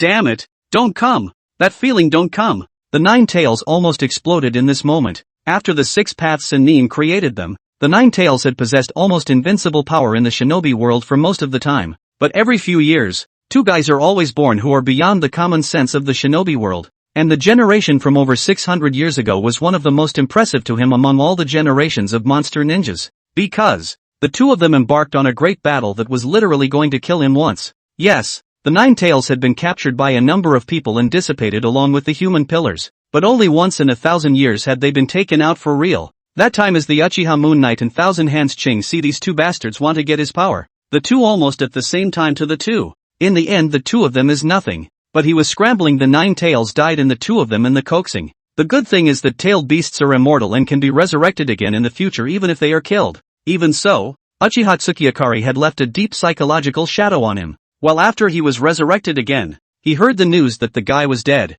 But, how did he feel that guy's chakra again after all these years? No, don't come. He'd rather go be Uchiha's pet than face Uchiha Tsukiakari again. In this moment, an aura of fear emanated from Nine Tails' body. And in the outside world, Naruto had a chill down his spine. What's wrong? Naruto just felt sick all over, like he had a cold and a fever. And the discomfort was still getting worse. No, I'm not going to die, am I? Naruto's face was pale. He hadn't accomplished his vision yet and didn't want to die. Hey, kiddo. And just at that moment, a voice dispelled all the chill from his body. Naruto looked up and saw a naked man. Ah, he was startled. Then said, "Who are you? Why are you running out without any clothes on? Get me a suit," Shibu said as he looked at the still childish vortex Naruto. At the moment, Lunar Knight's consciousness had detached itself from his body, but as a masquerade puppet, he still followed the orders that Lunar Knight had left behind, and Tsukuyo instilled the present. Ha! Naruto froze for a moment, then muttered, "I don't have your clothes," but he was quite happy in his heart at this time. Although Shibu Nuwa had a completely commanding tone, this was the first time for Naruto that someone needed him. It felt good, and it made him feel very content. "I'll go look for you." Naruto jumped upwards. He definitely didn't have any adult clothes in his house, but he was still going to bring over clothes for the man. There are no adult clothes, so go buy them. What are you? And shortly after Naruto left, two dark ninja appeared at Shibu Nuwa's side. The two of them were protecting Naruto, but since Tsukuyomi had used her full-bodied Susanoo earlier and made them focus all their attention on that side, they ran over there as well. And after finding nothing there, they hurried back. And as soon as they returned, they saw that the nine-tailed human pillar power they were secretly protecting was actually accosted by a strange man. "I can't believe I'm naked. How unashamed. This guy isn't from Kiba, is he?" So they came to the front of Cu Nuwa. However, really came to his front after they could not help but freeze. Because host Nuwa is clearly not a normal human being. How can a normal person have 4 eyes? Short. Shibu Nuwa sized up the two dark ninjas and said coldly, "Your clothes are too small." What? They didn't know that Su Nuwa just wanted clothes. They thought he was mocking them for being too small. And they were immediately furious. "Solve." Su Nuwa coldly looked at the two men. And after casually waving his hand, the two dark ninjas stopped all movements. Put. In the next moment, the sound of flesh cracking issued simultaneously in both of their bodies, only to see cross wounds appear on both of their bodies, like a giant X, and their bodies falling apart as they fell. It directly cracked into 4 pieces. Although the strength wasn't fully restored, the cutting properties are a bit stronger again. Sunuwa looked at the 2 ninjas who had been sliced into 8 pieces of meat and said indifferently, "It should be the effect brought about by this body." Shimura Guanzu himself was a wind ninja, while he himself was previously a collection of samurai and fire ninja spirits, although he possessed the ability to slash and flame. But at this moment, after attaching the attribute of wind, it made these 2 aspects of the ability to be further strengthened. In this way, when he had recovered his full power, then his strength might be even stronger than it was in the beginning. I got the clothes. It wasn't long after he killed the 2 dark sectors that Naruto came running over screaming, and he was indeed carrying a suit, only to freeze when he came to the park again, because in front of Shibu Nuwa, more of that separated 8 pieces of meat. "This is..." Naruto froze and subconsciously asked, "What's going on?" "It's the ninja watching you, isn't it?" Shibu Nuwa nonchalantly took the clothes from the frozen Naruto, and they looked like they fit pretty well, although the style looked a bit rustic to him. It didn't hurt. Putting on his pants, Shibu Nuwa said lightly, "I killed them. You should be thanking me, boy. Spying on my ninjas?" Naruto froze in place. He couldn't comprehend what Shibu Nuwa was saying. "You little brat don't know anything, ah." Shibu Nuwa put on his jacket again and said in a cold voice, "Even you don't know what's in your body, obviously with such a gift. Never mind. For the sake of this outfit, I'll just leave you alive. I don't know what you're talking about." "But, you actually killed a Konoha ninja," Naruto said angrily. "You're the bad guy. Give me back my clothes." Chapter 24, New Ninjutsu. Bad guys? A wicked grin appeared on Shibu Nuwa's face before he grinned again to make the grin look a little more exaggerated. "You're right. I'm not only bad, I'm evil. Tell those people back there who come to ask you questions that sooner or later I'm going to have to come and take what's inside of you." After getting dressed, Shibu Nuwa wasn't ready to stay in Kiba anymore. The main body stays in Konoha, and he's off to the shinobi world to find other masks. The 9 masks left behind at the beginning. Lodging exorcism masks and transmutation masks are in Kiba, and there are 7 masks scattered in all corners of the ninja world. Of course, the quicker we find them the better. There's no need to play some over-the-top game with the Kiba ninjas. Therefore, Shiyu Nuwa directly left, and Lunar Night had returned to the Stopper's house. "I knew you'd come." Looking at the Uchiha weasel standing in front of her house, Tsukuyo casually said, "This is for you." With that, he directly threw Stopper's other heavenly god over. Before the skunk could say anything, he was caught off guard by Tsukuyo's behavior, and he rushed to catch Betsy. Although he knew that the full-bodied Susanoo just now was most likely made by Uchiha Tsukiyakari, it wasn't until this moment when he saw the B-Tenjin that he was able to confirm that Reunion was dead.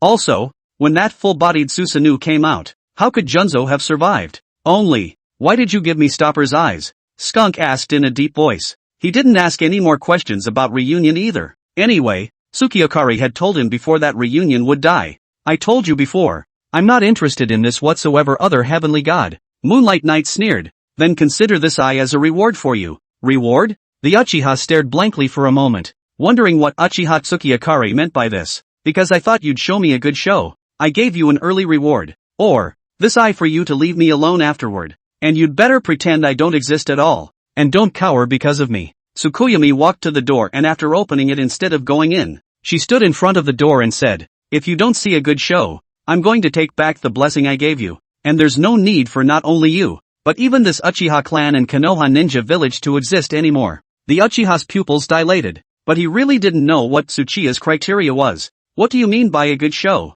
What does one have to do in the future to satisfy this demon?" Bang! Tsukiyakari closed the door and went inside. Only the skunk stood outside as he looked at the eye in his hand and fell into deep thought. "Brother stopwatch. I don't know what to do anymore." Uchiha Weasel at the moment looked at Betsunagami, couldn't help but reminisce about Sansui. In the past, when Stopper was still around, he could still approach the other man for advice, but now he was left on his own. Once the emotions of the Uchiha clan are not ventilated, then they will accumulate in the body and then transform towards negative emotions, ultimately taking the person to extremes. And the pressure Uchiha Skunk has been feeling lately is getting worse. The source of this pressure was not only the conflict between the Uchiha clan and the Konoha village, but also because of the existence of Uchiha Tsukiyakari. This demon, just by existing, already poses a threat to the village, the clan and Sasuke. But what can he do? Not a match for Uchiha Tsukiyakari at all. Clasping his hands together and putting Stopper's eyes away, the Uchiha took a deep breath. Perhaps, to be one with Brother Stopper? The Uchiha walked away without a word. His emotions were spewing out of his heart and then building up in his brain, waiting for the day when they would explode in the future. Instead, Tsukuyomi made a cup of tea after returning home and leisurely sat on the couch connecting her eyes to Hinata Ninji and Cebu Nuwa. There are some pretty good jutsu in this day and age. Try to learn them if you have the chance. Tsukuyomi holds most of the jutsu from over 600 years ago, and while a number of powerful jutsu have been lost over the course of 600 years, a number of new jutsu have been developed by later ninjas. For example, the art of obscuranti transmutation. It was a great jutsu, and there were no such jutsu in Tsukuyo's time. Then there's the Flying Thunder God Jutsu, and Tsukuyomi knows time-space jutsu as well, but nothing as convenient as Flying Thunder God at the moment. Naruto 2, Naruto 4, Orochimaru. These three people are all the kind of geniuses that are very rare even in the history of the shinobi world.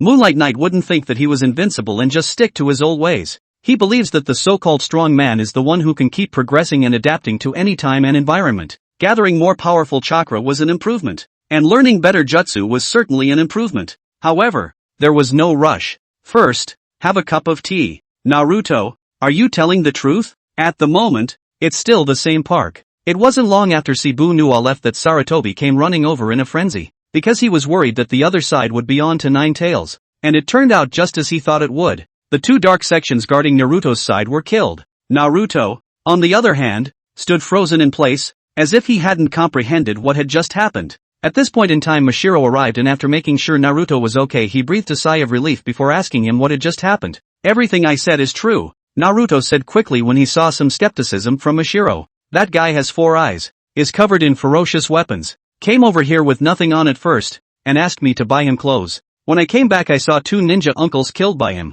With 4 eyes? Sarutobi frowned. Are you sure it's not a hook in the eye but 2 extra eyes? Really? Naruto could only emphasize again. His eyes are red. But there's nothing else patterned in them. But this is strange. Sarutobi Hinata was puzzled in his mind, but he didn't say it to Naruto's face. He temporarily suppressed the uneasiness within himself and said, Naruto, let me take you to a safe place first. Anyway, let's get Naruto protected first. And after hesitating for a moment, Naruto looked at the third Naruto and asked what Cebu Nuwa had said to him earlier. Grandpa Naruto, is it true what that man said that these 2 ninjas were spying on me? And he also said he's going to take out what's inside my body. How come? Sanjo kindly touched Naruto's head and smiled. Don't worry, we'll protect you and no one will be able to take anything from you. Oh, Naruto nodded. He didn't think much of it. He just followed the third Naruto out of the area. They're headed to the Naruto building. Even though the man said he was going to pick up the 9 tails the next time he came, who knew if what he said could be true? Chapter 25, Recalling Jiraiya and Tsunade. The dead man was a member of Negi, and Tuzo is nowhere to be found. It's still Naruto's office. And it's still the trio of Sarutobi Nichiju, Turner Koharu and Mito Menzane. Only this time the atmosphere of the discussion was not the same as before. If before they thought everything was still under control, now there was more than a little anxiety, even fear. Full-bodied Susanoo, that's a powerful force comparable to the 9 tails. Who on earth is using that kind of god's power? Why did he make a move on Suza? Is Junzo already dead? So where did he go after he killed Gumiho? Was he the one who appeared by Naruto's side later? Or is it a new enemy? These doubts frighten them. Theoretically, if a full-bodied Susanoo had appeared, then the Uchiha clan would definitely be a key suspect. Yet they knew that there was no way that it could have been the Uchiha clan that had done this. The Uchiha clan would have turned over a long time ago if someone in the clan knew full-bodied Susanoo. Uchiha Bamba. Turner Koharu winced. As an old man of the Kiba village, she had never seen Uchiha Spot fight, but she knew of his reputation. Being able to use a full-bodied Susanoo, he was the only one in the history of the Uchiha clan. But wasn't he already killed by the first Naruto-sama? And hearing the 4 words Uchiha-zan, both Sanjo and Mito Mengen fell into silence. There is no one who is a ninja who doesn't understand the gold in that name. One of the 2 men known as the Invincible Ninja during the Warring States period, though ultimately undefeated by Hatsunoshi Naruto. Who else but Hatsunoshi was his rival? Don't look into the matter of Junzo any further, Mito Mengen said. If it's really Uchiha Zebra, investigating it will only lead to an abyss of doom. Wouldn't it be if we didn't look into it? Sarutobi took a worried drag on his cigarette and said, if he's really still alive, then he's bound to have a horrible plot brewing, and he'll definitely want to take revenge on Kiba. And the information from Naruto's side is also very concerning. So, is it really Uchiha Zebra? The existence of Uchiha Tsukuyo is hidden from history. Only some of the ancient texts of the Uchiha clan still had some records of him. Thus even in the Uchiha clan only a very few people knew of his existence. Therefore, in the eyes of the general public, the only one who possessed a full-bodied Susanoo was Uchiha Zanbu alone. As for the color issue, that's a better way to put it. And how would these people know the color of Uchiha's full-bodied Susanoo? Only to say it's the Uchiha bar. Again, there are some problems. From the way the attack was carried out, it looks like it killed the dark guards with an extremely sharp cutting force. Sarutobi said in a deep voice. If it was Uchiha Zen, it wouldn't have used this kind of move. What's more, the eyes don't match. Michio had gone and communicated with Naruto himself earlier, and all Naruto said was that the man had 4 eyes, and there was nothing extra inside them. That man is Uchihasu? They just hadn't seen Uchiha's Susanoo. Not Uchiha's. They still know what Spot looks like. It's just that so many years have passed, plus the fact that the shinobi world has always had some strange jutsu, so it's not impossible to say that Spot has changed his appearance. The main thing is that guy in full-bodied Susanoo appeared around the same time and said they were okay. That's hard to believe. Gotta get Jiraiya and Tsunade back. Turner Koharu said to Michio. We can't let them hang out anymore. We have to recall them. The other party was appearing directly inside the Konoha village, and there was also a high possibility that they had killed Junzo, which was too much of a danger. If the other party once again appeared directly inside Kiba and started destroying it, then it would bring great harm to Kiba. Well, Sarutobi said thoughtfully, I'll send them a message, but whether they come back or not, I'm not sure. These 2 disciples of their own. Jiraiya is supposed to be coming back. As for Tsunade, he wasn't sure. Jiraiya had recently been gathering information in the shinobi world, while Tsunade came from a famous family, and the 2 of them might have a different perspective on the matter. Let's just keep Naruto here for the next 2 days so that the 9 tails don't fall into the wrong hands. No problem. The 9 tails are the most important, and must not be allowed to be obtained by Uchiha or anyone else. The 2 Naruto advisors agreed. Kiba hasn't been destroyed by a full-bodied Susanoo, but it's really been devastated by the 9 tails. That's why they were even more afraid of the power of the 9 tails at the moment. The last time the 9 tails attacked had already sacrificed a 4th-generation Naruto, and there was no telling what the cost would be if they appeared again this time. And in a place unknown to all the people of Kiba, Uchiha Bandito stood on Naruto Rock, and at this moment, he was also in deep thought. Unlike the people of Kiba, he knew that the one who had used out Susanoo was definitely not Spot. After all, Spot was dead, and even his identity had been given to himself to act on. But, who else besides Spot could use that much power? Uchiha Bandito actually comes to Konoha quite often. 1. He was originally from Kiba in the past, and 2. He might be able to inquire about some interesting information when he came to Kiba. For example, the last time he came to Konoha he got the exact time of Joshinna's delivery so that he could do an accurate attack on Konoha and thus release the 9 tails. As the largest ninja village in the shinobi world at the moment, Konoha is the center of the shinobi world, and it's only natural for Bandu to come to Konoha, no matter what the purpose is. And this time I came to see such powerful news all at once. It was just a shame that he was so far away from the incident when he saw the full-bodied Susanoo, and by the time he got there was nothing left. Having been just an ordinary clan member before and having no interest in history, Bandito had never even seen the history of the Uchiha clan, so he was unaware of the existence of Uchiha Tsukiokari. But while he doesn't know, someone else does. That's Uchiha Tsukiokari. Jedi slowly appeared behind him. Uchiha Tsukiokari? A slight frown crossed his face under the mask of Bandito as he looked over and said, You know of him, Black Jedi? It's about time you read more of what Spot left you. The Black Jedi said rather scornfully. Damn, why is he out again? This could be a devastating blow to our plans. Kurobi was reminded of the immense power he felt when he secretly observed the battle between Uchiha Tsukiyo and Shikuma Kiyomi more than 600 years ago. And, in the aftermath of the battle, the immense pressure from the scarlet eyes of the Uchiha Tsukiokari now. Chapter 26, Bandito and the Black Jedi. The Black Jedi had been sight-raping the shinobi world for as long as he had had consciousness.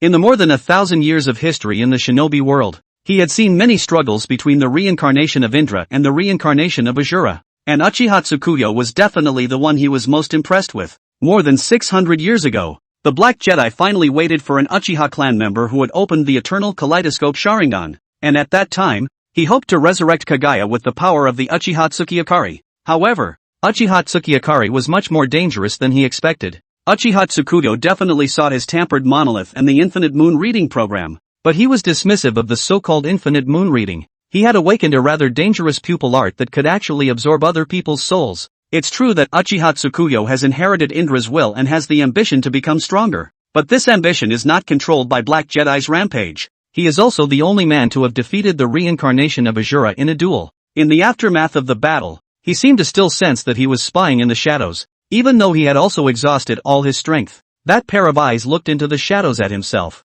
and just one glance made his scalp tingle, and he only felt as if he was being stared at by some evil spirit. The Black Jedi did not appear in front of Uchiha Tsukiyakari easily. He's actually a very meticulous person. He positioned himself as the chess player behind the scenes, and the entire shinobi world was just a game of chess he was playing to resurrect his mother. That's why he would never show up easily. Uchiha Tsukuyo is a very dangerous person, and if you want him to carry out the unlimited moon reading program, you have to gain his trust before you can do so. At his peak, the Black Jedi wouldn't dare to appear, and had wanted to wait until Uchiha Tsukiyakari was old before striking, only to see a scene that shocked him. Shinobi, you're actually joining forces? At that time, the environment was even harsher than it is now, and the shinobi world was divided into countless shinobi clans, each of which had deep hatred for each other. There is no end to the conquests between nations and families. As a result, it was in this situation that they were actually forced to form an alliance by Uchiha Tsukiyakari. The Black Jedi was torn. He didn't know if he wanted to save Uchiha Tsukuyo,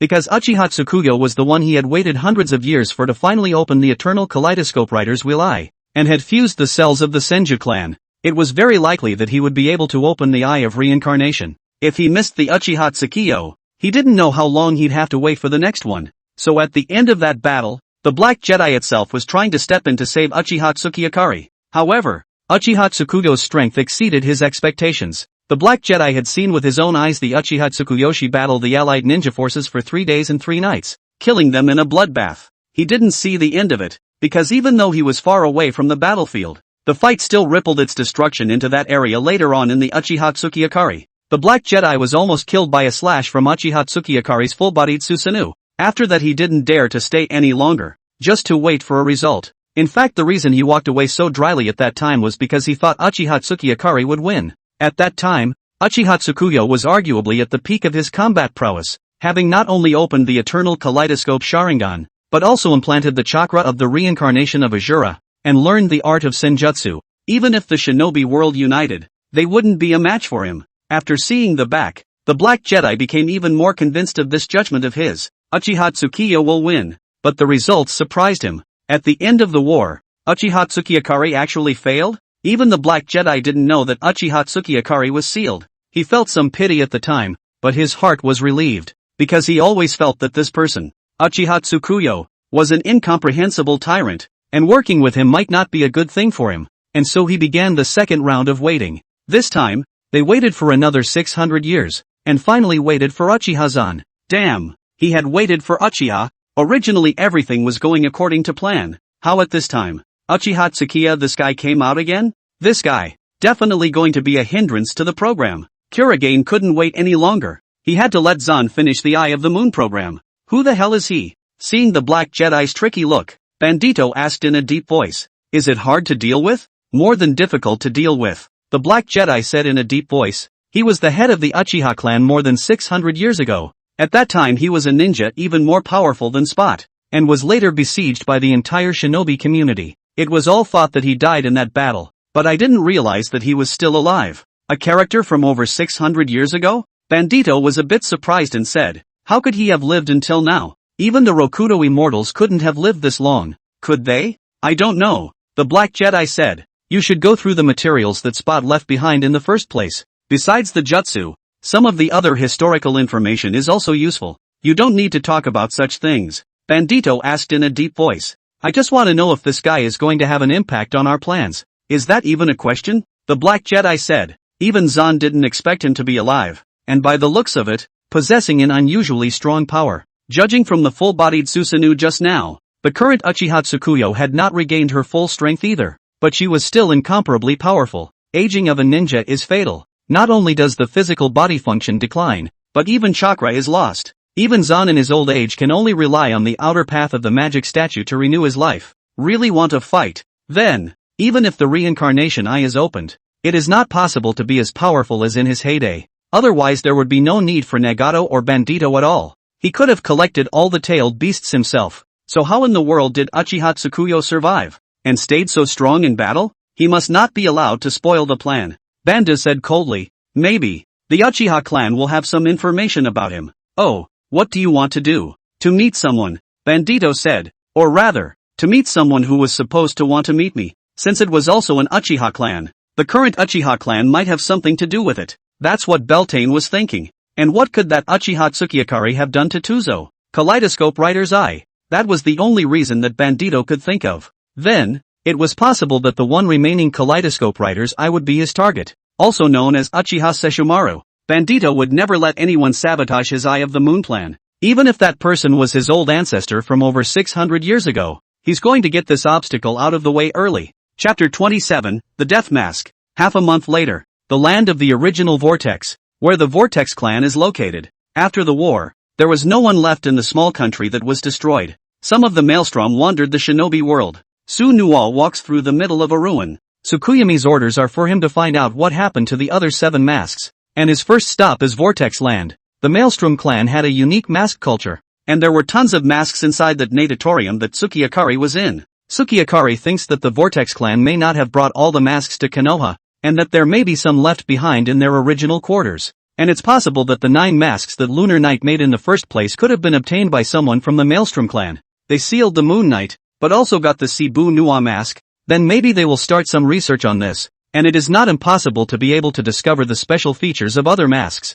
Still, that was necessarily a long time ago. Time is like sand in the desert. It covers everything. Cebu Nua waved his hand, and an invisible chopping blow sliced through a rock, revealing a space buried underneath. Looking over there didn't reveal a mask, but some books. Cebu Nua was about to leave, but Moonlight Knight just took over his body and jumped off. It was supposed to be a library, with a large number of books spilled out onto the floor. Some still on fire, some torn to shreds, a few more scrolls spilled onto the floor, most of which had been opened. There were only a few books of little use, and the books and scrolls about jutsu or secrets should have been taken. But, these useless books would come in handy for Moonlight Knight, because there are books in here that chronicle history. It's also known that the Vortex clan is a very old clan, and that there was a Vortex clan in Moonlight Knight's time. Tsukiyakari proper was in Kiba. He had the Black Shadow Corps go to the Senkaku clan and the Hyuga clan to investigate, and there were some books in their clans that documented their histories, but at most they documented almost 2 years of history.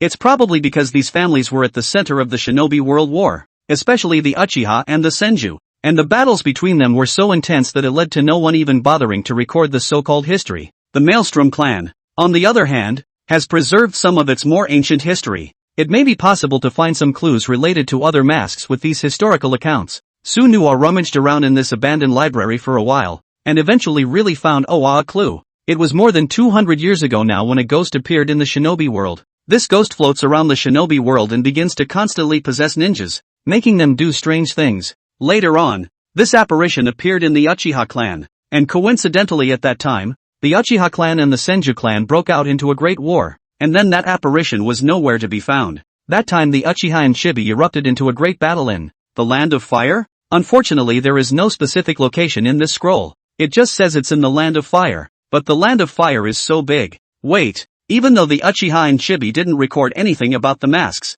this kind of engagement should give some clues. In Kiba's Lunar Knight main body directly then headed towards the Uchiha clan's collection room. Ghost. If nothing else, that would be one of the masks he had created in the first place. He created the ghost mask by fusing the souls of people who had particularly strong soul powers, as well as those who knew some spirit magic styles. At some point about 100 to 200 years ago, Tsukuyomi flipped through some of the Uchiha clan scrolls and found that there was indeed a similar record. Aha! A combat weapon? Moonlight Knight looked at the top with some surprise. It states that at that time that battle was a battle that the Senju clan came to seal the Uchiha clan's battle weapon. Combat arms? Tsukiyakari looked at the top thoughtfully, then saw the exact location again. The outcome of that battle ended in victory for the Senju clan, who not only crushed the Uchiha clan, but also sealed the battle weapon. Interesting. Moonlight Knight thought that this combat weapon might be the ghost mask. He hadn't noticed this before because the records of these two clans didn't involve ghosts. They were simply talking about combat. The Whirlpool clan's side did record some relevant matters.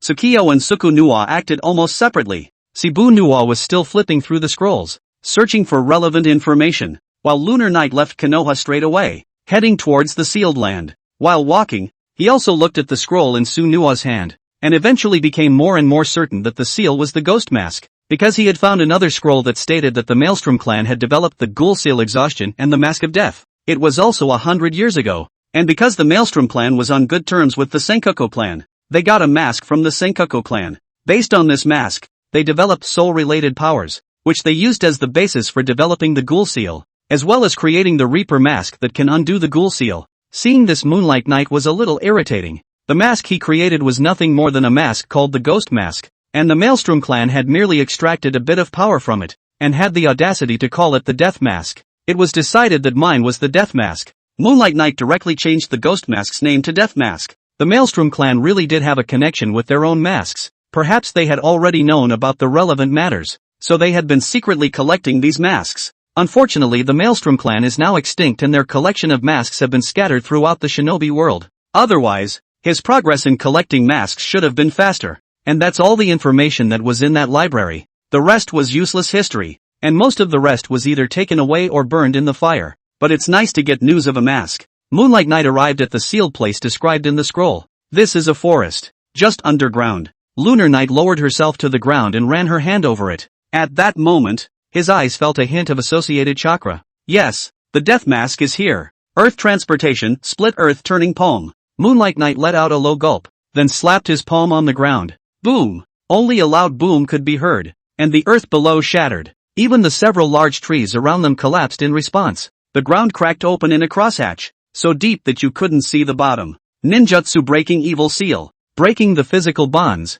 Tsukiakari cast another jutsu to break the boundary seal below. In a flash, a mask flew up from below, and Moonlight Knight reached out to catch it. It was none other than the Death Mask. Chapter 28 Uchiha Ko. Got it all. Moonlight Knight collected the mask and began to read the memories in it. The Death Mask was only completely incapacitated over 100 years ago. He was formed by Tsukiakari using ninja souls that were on the strong side of soul abilities, as well as some ninja souls that could use soul-related jutsu, and thus possessed an ability similar to spiritualization jutsu. He could enter someone's body and occupy that body after devouring their soul. They are also able to forcibly swallow each other's souls outside of their bodies. In the midst of reading the memories of the Death Mask, Moonlight Knight also obtained a very interesting piece of information. Death Mask wants to find Lunar Knight's soul by traveling through the Yin and Yang worlds, and then bring him from the Pure Land into the real world. But because Moonlight Knight was not killed, it caused him to keep searching for centuries without finding Moonlight Knight. It wasn't until about 200 years ago that he finally decided to change his strategy. He cultivated a host with part of Moonlight Knight's soul. That host possessed the ability to connect chakra to the soul, and he thought that Lunar Knight must have reincarnated after so many years, which was why he hadn't been able to find it inside the Pure Land. Then identify the entire shinobi world by connecting their chakra together, and find the reincarnation of Uchiha Tsukiakari before imbuing part of his past soul with all of his memories. In this way, Moonlight Knight would be considered an alternative rebirth. It's just that this host came from the Uchiha clan and was used as a weapon by the Uchiha of the time, playing a huge role on the battlefield, and even the Senju clan was afraid of her powerful abilities, whereas the Death Mask was just a puppet, not as flexible and adaptable. For him it was fine as long as this cultivated host was still alive. While he waited for her to continue to search for Lunar Knight before she completely matured, by the time he felt it was about time and was ready to change hosts, this Uchiha clan's combat weapon had made the Chibi clan determined to seal it at all costs. Thus, the unlucky Shinigami mask just came to the battlefield and stumbled upon a fierce battle between the Uchiha and the Senju, and in the end, the Uchiha was defeated, and he was directly sealed in the ground by the Senju clan using a mass sealing technique. So unlucky a mask. Moonlight Knight skimmed his mouth. He actually did not expect these masks can be a thing. Just leave a backhand. The result after half a day is really useless. Their strength was not weak, but without Moonlight Knight to manipulate them, it would be good if half of their strength could be utilized. Their behavioral patterns and thinking are rigid, and their level of combat can only go to a table with the tailed beasts, empty of great power but unable to use it. Abilities like Sibu Nuwa, which are inherently straightforward, are fine, and ones like Reaper, which require a lot of brain power, are nerdy. Frozen shuttle Huanquan to find themselves to find a few hundred years to confirm that they are not in there. The results did not expect to be sealed, but think they reincarnated. Tsukiakari couldn't help but slap her hand on her forehead. But that's a nice little invention you've got there. Moonlight Knight clasped her hands together after receiving the mask, and the next moment the ground cracked open once again. Boom! The entire forest was destroyed at this moment, and the powerful force lifted the earth, causing the already cracked ground to split deeper and bigger. The next moment, another breath of life came from below, only to see a young girl crawling out from within the cracks. She looked weak and her eyes revealed a hint of bewilderment and vigilance. Did you unseal me? The young girl was dressed in the clothes of the Uchiha clan, with the iconic fan on her back. Moonlight Knight looked at the young girl coldly, vaguely indeed able to sense that she did have a trace of connection with herself. The Shinigami guy was originally created by his own pupils, and this mask naturally had Tsukiakari's soul inside. Almost 200 years ago, the Shinigami transferred part of Lunar Knight's soul into a pregnant woman, giving birth to a young girl with the characteristics of Lunar Knight's soul. Tsukuyomi's soul trait was to absorb souls and then connect them together. And the pupil art 8,000 spears that this girl had awakened after opening her kaleidoscope had a similar effect. She can connect and control the chakra and spirit of others through engravings that ignore distance. And this trait made him a combat weapon for the Uchiha clan. Nice ability. You can follow me from now on, Moonlight Knight said faintly. This ability would be of great use in the future, facilitating his future collection of other people's chakra. Collecting chakra with the help of the god tree was too risky and would probably bring Kagaya back to life. With the ability of the 8,000 spears, that would come in handy. What are you? The young girl looked at Moonlight Knight at this moment, and there was also a strange feeling within her that the man in front of him seemed as if he had something to do with himself. Uchiha Tsukuyo. Moonlight Knight directly reported his name, then added, as for you, forget about the name Nameless. Your parents named you Uchiha Light, and from now on, you'll follow me as Uchiha Light. She didn't have a name in her past as an Uchiha eye weapon, but Tsukiyakari knew through the Shinigami that her parents had actually named her before they gave birth to her. And so Tsukuyomi, very dominantly, then pronounced the fate of the Uchiha cookie. The name Nameless he always sounded like he would go and play the arrow, which Moonlight Knight found very unsuitable. And if the Moonlit Knight doesn't feel right, then it has to be changed. He was too lazy to think of a name, so he just let her take back her original name. Wait a minute. Uchiha Ko looked at Uchiha Tsukiyakari and asked somewhat nervously, why did you want to remove my seal? Is it because you want to utilize my abilities as well? Or what? Uchiha Tsukiyakari frowned and said, from now on, you'll be by my side. Your abilities are precious, and those fools will really waste them. What do you want to do? How about destroying this shinobi world? Uchiha Tsukiyakari turned back to make a smile and said, don't you think that this shinobi world needs a new look now? Destroy the old world and create a new one. And I am the god of the new world. Uchiha Ko's pupils dilated, and in that instant it was as if she thought of something, and her body involuntarily trembled. You're Uchiha Tsukiyakari? What's wrong with that? Tsukuyomi sked and said, didn't I say that before? I'm Uchiha Tsukuyo. Yes, he did say before that he was Uchiha Tsukiyakari, but Uchiha Cookie, however, didn't associate the demon with it at first.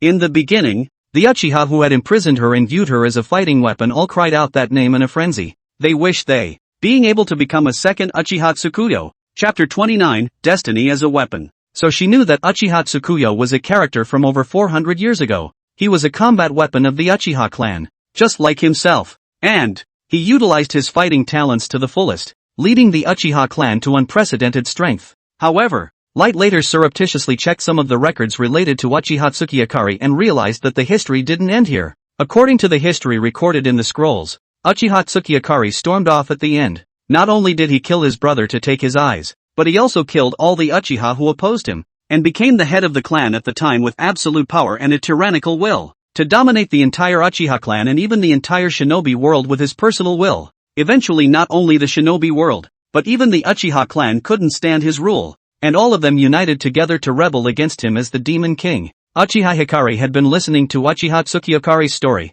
The clan wants her to be the Uchiha Tsukiyakari of the first half, but Light keeps wondering if she'll one day not be able to handle it all and storm off as well. After seeing Uchiha Tsukiyakari get rid of her weapon destiny and kill all the opponents, instead of feeling scared, she had a sense of agency. She only felt as if she had become Uchiha Tsukiyakari, as if she had also broken away from her weapon's destiny. But he hadn't been able to become a second Uchiha Tsukuyo after all. And now, instead, she met the real Uchiha Tsukiya. Yes, this is the man who is the Demon King, the man who is said to be used as his target. There will be no one else with this look, this raging awareness and power. Uchiha Ko was lost in the moment. She hadn't expected that she would be able to meet Uchiha Tsukiyakari no matter what. In her mind, Uchiha Tsukuyo was the only one who might understand her. And what he's saying at the moment is exactly what they should be doing. Destroy this shinobi world. Kill all the ninjas and create a whole new world. Hatred showed in the Uchiha's eyes. She hated those who used her as a weapon and the shinobi world that had made her this way.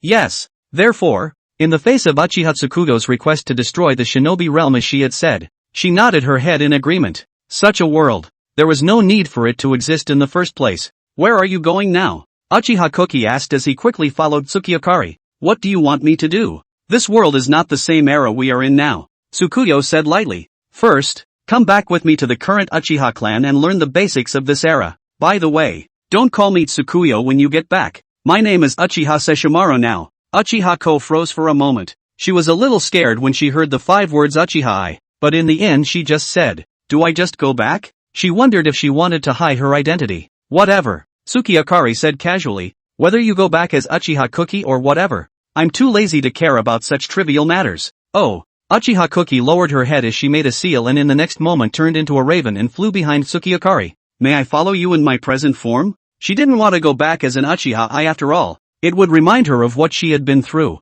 It wasn't that Uchiha Cookie hadn't thought about leaving on her own, but she was used to following orders and she didn't know how she was going to live without the others. She can't do anything but fight and kill. Uchiha Tsukiya is cold. But the group that surrounded her in the first place was colder, more evil. At least, Uchiha Tsukugo knew her name, and she always felt some kind of soul connection between herself and Uchiha Tsukiya when she saw him. It's like seeing your own father. Though by now, she could barely even remember what her father looked like. I said whatever. Tsukugo didn't care what appearance Light entered Konoha as. He wanted Light to follow him just to properly study Yachiyo Spear's ability to see how best to use this pupil technique. The 8,000 spears is a very powerful ability, but the problem is that to collect chakra from people, you have to put engravings on them. How should I place the engraving? You can't go down one by one. That way you can't finish carving even in 100 years. In a similar way to unlimited monthly readings, Tsukuyami thought that it was a good idea. Except that in order to use infinite lunar reading that would require a powerful chakra.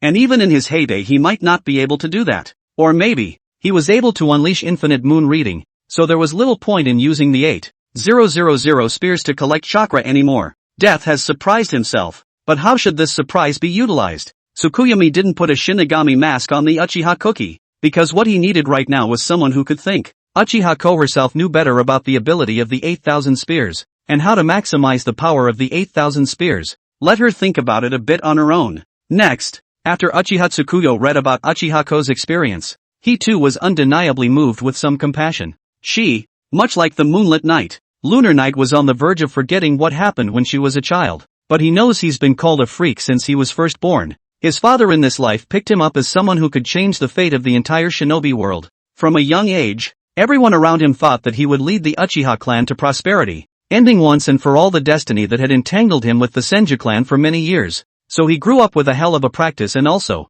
again, it was treated like a weapon. He had many brothers of his own, but in that cold Uchiha clan, any emotion was a luxury for him. Empathy? Uchiha Tsukiyo came to a sudden stop as he walked along the road. He slowly raised his head and looked at the already darkened sky. A waning moon hung in the sky, emitting a cool glow. I can't believe I'm still feeling this way. Sukiakari lowered his head again as he continued to walk towards Kiba with his hands in his pockets. Not saying a word, Uchiha Cookie transformed back into a human and followed her honestly. Looking at Uchiha Tsukiakari's back, she couldn't help but ask, "May I ask what happened to in the first place?" "What?" Moonlight Knight asked faintly as she continued to walk in front of her. "What made you decide to rebel against your destiny as a weapon?" Uchiha asked cautiously. It seemed that her time was still a bit more documented than now, and knew about such things. "I never accepted this so-called destiny from the beginning." Sukiakari turned around and looked Uchiha Cookie coldly in the eyes. "If I see that cowardly look in your eyes again, I'll kill you."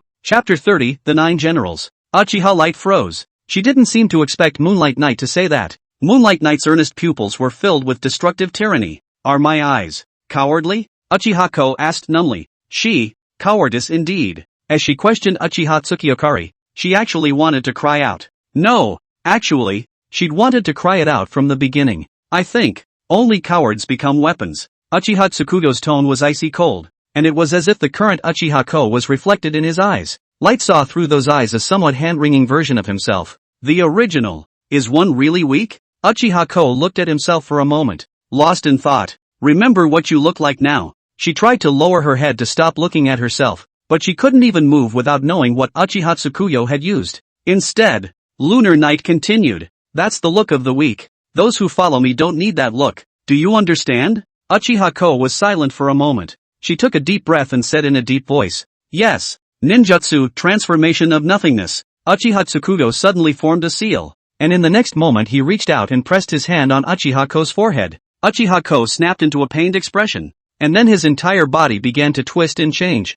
Eventually the clothes came off of her, but they didn't reveal her body, as she was now transformed directly into a black raven. "Tsukiyo-sama, your shapeshifting is rough." Now this way no one will notice you, Uchiha Tsukiakari said faintly. It was an S-rank jutsu from his era, and he was the most comfortable using it, as it was a jutsu that forced a change in the form of another person's soul, which then drove a change in the physical body. Because Uchiha Tsukuyo himself had a powerful soul and could be said to specialize in it, he was the best at putting this jutsu to use in his time, though there were only 2 or 3 in the world who could use it. Thanks. Uchiha found herself able to speak despite her transformation into a raven, and she felt like she could still activate her kaleidoscope Sharingan. She had never even heard of this kind of jutsu. Is this the wisdom of the old masters? She was a bit social, despite promising Moonlight Knight that she wouldn't be a coward anymore. But that change in mindset wasn't something that could be fully transformed in a moment's time. And while Lunar Knight was heading back, 2 other people also returned to Kiba today. It's great to have you guys back. Cut the small talk, old man.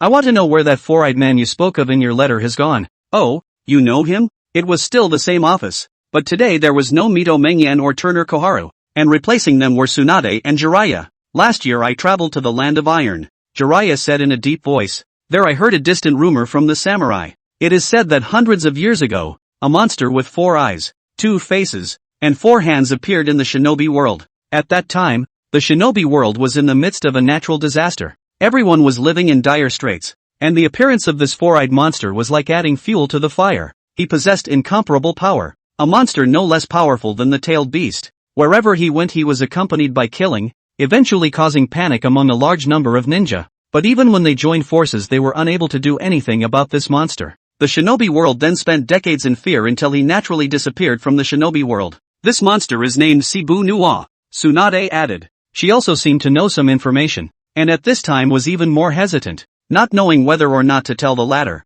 Tsunade? You knew that too? Jiraiya froze for a moment. He had heard this legend from an old man last year, and at the time he had listened to it as an old fable, not realizing that Tsunade knew it as well. Tsunade, is there something you're not comfortable talking about? Sanjo couldn't help but ask when he saw Tsunade's expression. This matter is indeed a very secretive one, Tsunade eventually said. There is an ancestral motto of the Senju clan, and that is, the 9 shoguns must be stopped. The 9 shoguns? Nishio and Jiraiya froze in their tracks. The 2 of them had never heard of it. Tsunade, on the other hand, explained, this rule has been passed down for a long time, and it is said that in a distant time, the entire shinobi world was plunged into ultimate darkness. In order to break through the darkness, all the ninjas of the shinobi world joined forces for the first time to form the United Ninja Army, at which time the shinobi world gave 90% of its ninja sacrifices, and ultimately finally allowed the shinobi world to be redeemed from the abyss of darkness. However, this struggle between good and evil,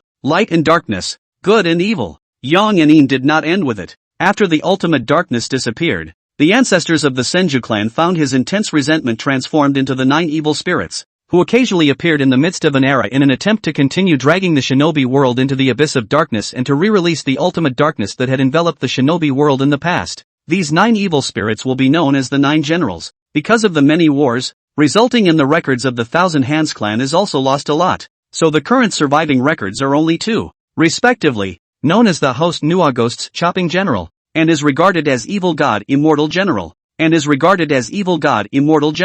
As Tsunade recounted the secret history recorded by the Senju clan, the 2 remaining people in the room couldn't help but change their faces. The ultimate darkness that engulfed the shinobi world in ancient times? The entire shinobi world united and sacrificed 90% of their ninja to finally save the shinobi world? And after that, its resentment still transformed into the 9 shoguns to continue destroying the shinobi world and to summon the ultimate darkness of the ancient past once again? Is this still the shinobi world? Chopping ghosts. Saratobi Hinata looked extremely bad and said, the 2 dark ninja who died at his hands did both die from extremely sharp chopping cuts. But, what is the explanation for that full-bodied Susanoo? We can't say that the chopper General Shibu Nuwa is actually from the Uchiha clan, can we? Doesn't seem to be a no-no. After all, full-bodied Susanoo also possesses the ability to decimate. I'm not sure about that. Tsunade shook her head and said, I also came back this time because I wanted to go back to my family to investigate. After all, the previous history doesn't interest me in the past. She really didn't want to come back if it didn't involve the ancestral tradition of the Thousand Hand clan,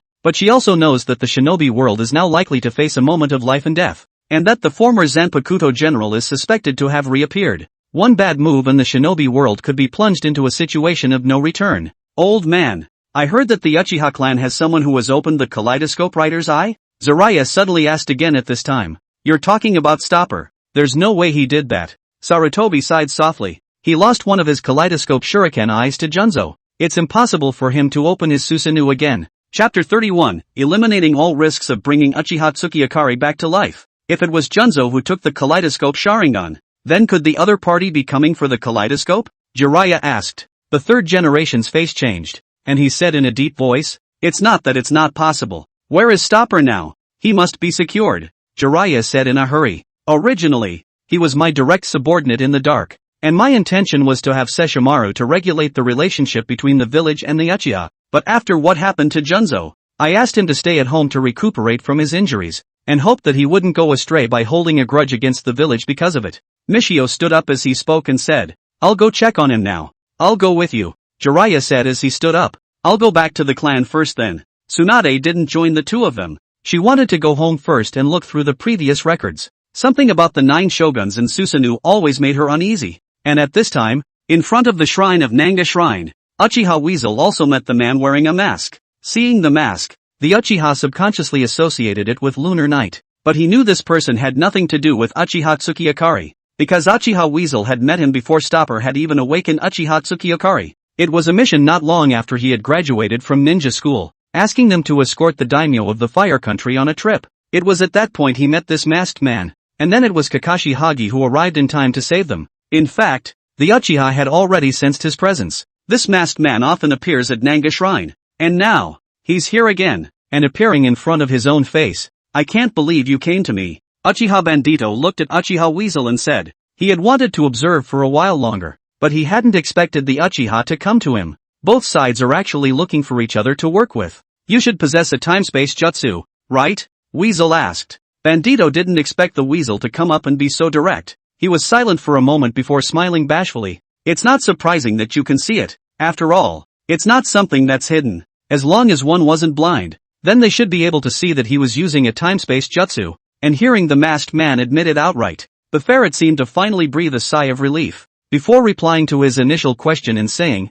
"It's not that I came to you, it's that you came to me. You let me find you on purpose, didn't you?" What a keen observation. Marvelous scion. Bandito's pupils constricted slightly. Luckily he had a mask that covered his expression and didn't let the Weasel notice his surprise. "You really are Uchiha Spot." Hearing that title, the ferret became even more convinced of his suspicions, and he said in a deep voice, "Well then, it's better to talk about your purpose first." Instead of speaking, Bandito was lost in thought. The skunk didn't say anything either. Both were thinking about something. Seeming to have made up his mind, Bandito finally spoke. "Uchiha Stopper should be replaced." This was the result of his observation for half a month. Although there was no change in appearance or chakra, there was always a feeling in Bandu that this Stopper was not right. Bandito had noticed Stopper's presence before. He was the strongest of the Uchiha clan after all, but not enough to be a hindrance to him yet in his opinion. And during this time of observation, he noticed that Uchiha Sensui's behavioral pattern had completely changed.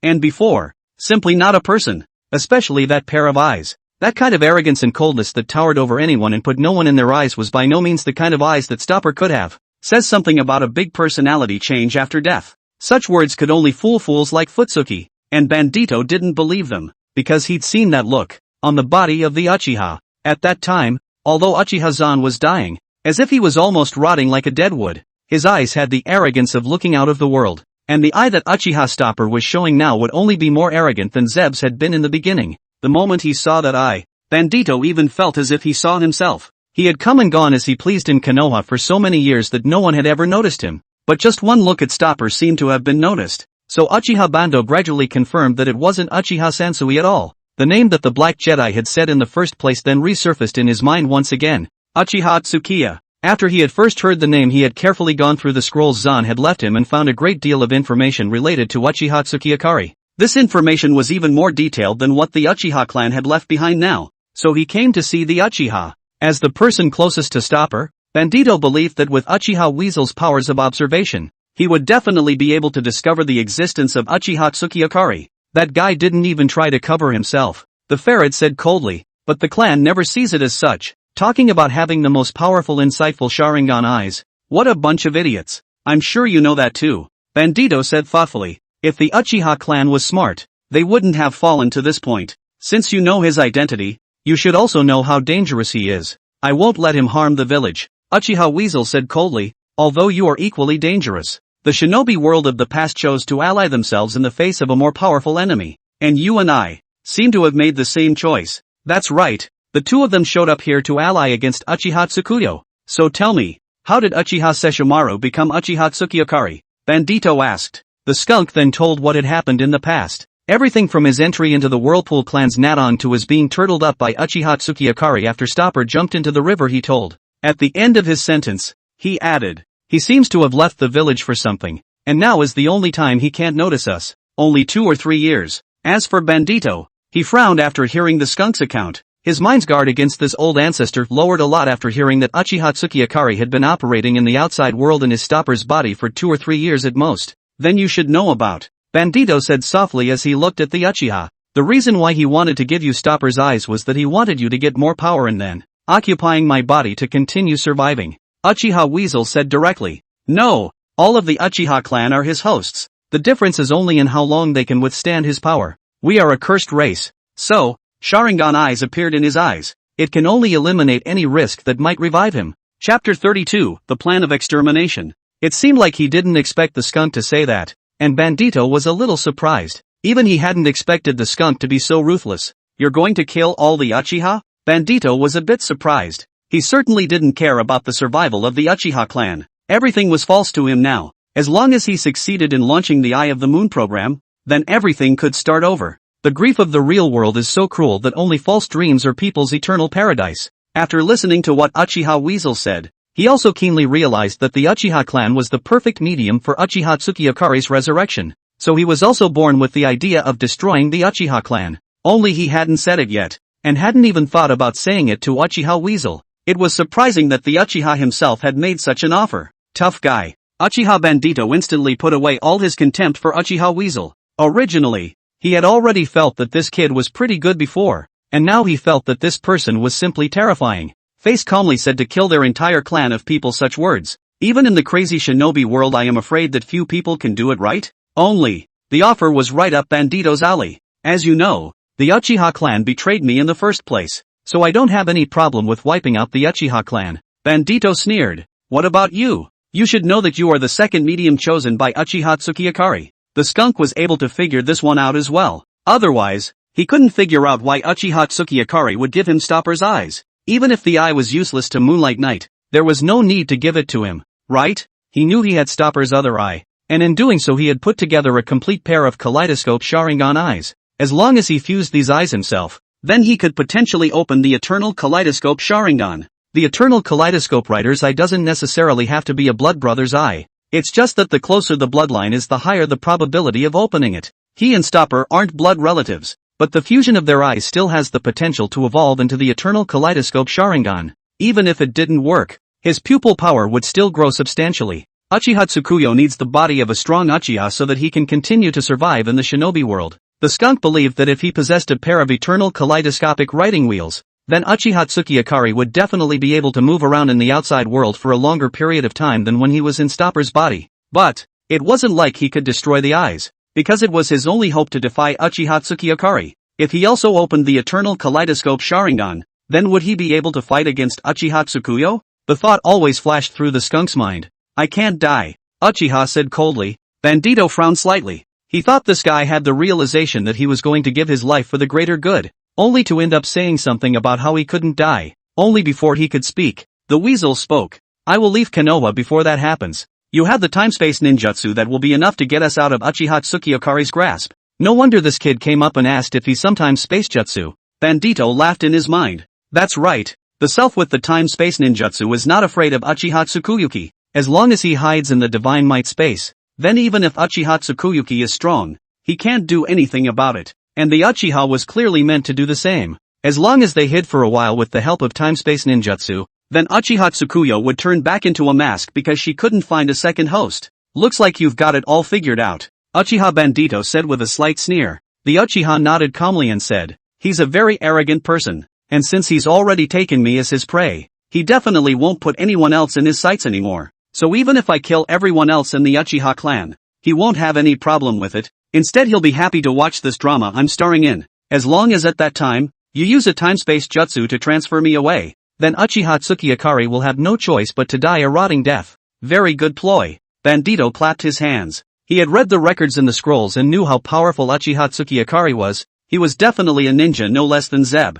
but he had the same confidence in his divine power, and he had the ability to come and go without a trace. So when are you going to do it? His body can only last for 2 or 3 years, so I will strike after 2 years. Uchiha Weasel directly set a death date for the Uchiha clan as he said in a deep voice. He can't be left with too much lead time to find a second candidate. Until then, I'll give you the news, and you'll take my brother away. Your brother? Why take one more person? You should know that with one more person, there is more risk. That's right, Uchiha Weasel said in a deep voice, but Sasuke's talent is above mine, and he's most likely the second choice for Uchiha Tsuchiya, who won't let me kill him. Then I'll kill him, Bandito said lightly. After taking him away, I'll dispose of him. No way, Uchiha Weasel said instantly. Killing the others was a hopeless endeavor, but since we were able to take Sasuke away, we must never harm him. I see, said Bando thoughtfully, the corners of his mouth rising slightly before he said, I agree. So, let's see you in 2 years. The skunk didn't say anything, just watched as Bandito's body gradually vaporized. Space seemed to distort and his body disappeared completely. Still exposed, the skunk thought to himself. He couldn't let Uchiha Tsuki hurt Sasuke no matter what. It was too dangerous to leave Sasuke by Tsukuyo's side, and for that reason even going so far as to ask for help from Zebra was necessary to bring Sasuke to a place far away from the Uchiha Tsukuyo. It was only that Uchiha was likewise a dangerous person, and if he was going to engage in cooperation with him in the future, then he couldn't let him see his cracks, which was why he tried not to reveal his true thoughts. But, sure enough, it was still seen through. He should know he's doing all this for Sasuke. For this reason, even at the expense of everyone in the Uchiha clan. But he was doing this not only for Sasuke, but also for the future of the village and the Uchiha clan. He knew that even though the whole stopper thing had kept the village from picking a fight with the Uchiha clan, it had even caused the village to give the Uchiha clan some compensation. But those people are still not satisfied. They're still dreaming big dreams of becoming Naruto. If they were allowed to continue to breed this greed into the world, Kiba would also face disaster. Chapter 33, Transcendent Power and Amazing Wisdom. If she couldn't get herself and her life couldn't continue, Uchiha Tsukuyo would surely destroy Konoha. The Uchiha was well aware that he did what he said he would do, and he's got it in him, so he had to wait. Waiting for Uchiha Tsuki to strike when Stopper's body was about to reach its limit. He was trying to fuse Stopper's eyes as a way to have some extra cards to play against Uchiha Tsuki later on, but not now. The increase in pupil power also leads to an increase in chakra, and upgrading from Kaleidoscope Sharingan to Eternal Kaleidoscope Sharingan will make you stronger, but one cannot become too strong now. If he himself possessed too much power right now, Uchiha Tsuki would also likely just give up his current Stopper body. He was going to fuse those eyes again at the end. Brother, stop water. Help me one more time. One last time. The Uchiha knew how treasonous what he was about to do was. He went so far as to kill his own people, which even included his own parents. And in the midst of this killing he must shamelessly survive. Because he couldn't worry about Sasuke, he had to see Sasuke grow up and wait until he had the ability to protect himself. Then he would give him these eyes. He didn't feel comfortable if he left Sasuke in Zan's hands, so one has to be by his side. 2 years from now he's going to do something amazing. And right now he's walking down the street with no expression on his face. Until he saw Uchiha Tsuki again. The moment he saw him, Skunk had some panic, but he forced it down. He had just been scheming with Uchiha Spot and it didn't take him long to meet Uchiha Tsuki. Has he been in Kiba all this time? Even the skunk couldn't help but raise a flash of fear at this moment. Sasuke in the village if Uchiha Tsukiyo learns of his plan. And what happens? Uchiha Weasel had gone to Uchiha Spot because he had sensed that he had left for the day. But I didn't expect Moonlight Knight to come back so early. He was still out and about in his stoppered body. Only this time he came back with a raven on his shoulder. It's not surprising that Stopper has a raven on his side, since Skunk learned his raven double in the first place based on Stopper's instruction. But the Stopper in front of him was not Stopper, but the demon Uchiha Tsuki. That looks like a woman who's cheating on her husband. Tsukuyami saw the Uchiha and said somewhat teasingly after seeing his expression, I don't understand you. The skunk confirmed that while he had had a flicker of emotion, it definitely hadn't shown. Whether it's a look or an expression, he's always been good at disguises. Or perhaps he rarely showed emotion himself. At first it was just stoic and calm, not showing strong emotions, and then it got to the point where it wouldn't even show the smallest of emotions. For a good shinobi, emotions are burdensome and should never be shown lightly. Skunks have always been the best at this as well. It's nothing, I just said it off the top of my head. Moonlight Knight was about to say something else when a voice came from not far away. Sesshomaru, Naruto-sama is looking for you, right here at your house. Oh, Weasel is there too. Tsukiyakari and Skunk looked over and realized it was a member of the vigilante. Michio came to see me? Tsukiyakari scared. Then said, fine, I was just about to go home too. He had just returned from the sealed land, and he didn't have time to explain the history of the shinobi world to Uchiha-ko over the years, so he was going to let her read it herself once he returned to the Uchiha clan's compound. I have things to do, so I won't go back yet. The skunk didn't want to walk with Luna now, for fear of being seen for something, so he went in the other direction. You guys used to be pretty close. The vigilante member was a little surprised. What? A falling out? Nope, the skunk is my best friend. Tsukiyakari smiled, then said, let's go. Don't make Michio wait. By the time he got home, he saw Michio with another person, namely Jiraiya. They both seemed relieved and said, it's good to be okay. Why? Lunar Knight asked. By the sound of that, is someone trying to do something bad to me? Gumiho is dead, Michio said in a deep voice. And then, Moonlight Knight didn't look surprised or anything else, but just asked very plainly. Jiraiya frowned slightly while Michio said, your kaleidoscope Sharingan has disappeared along with you, and we suspect that the other party may have their eyes on you. Really? Then let him come, just so I will retrieve that eye of mine from his hands. Tsukuyami smiled and said, I didn't think I'd actually bother you,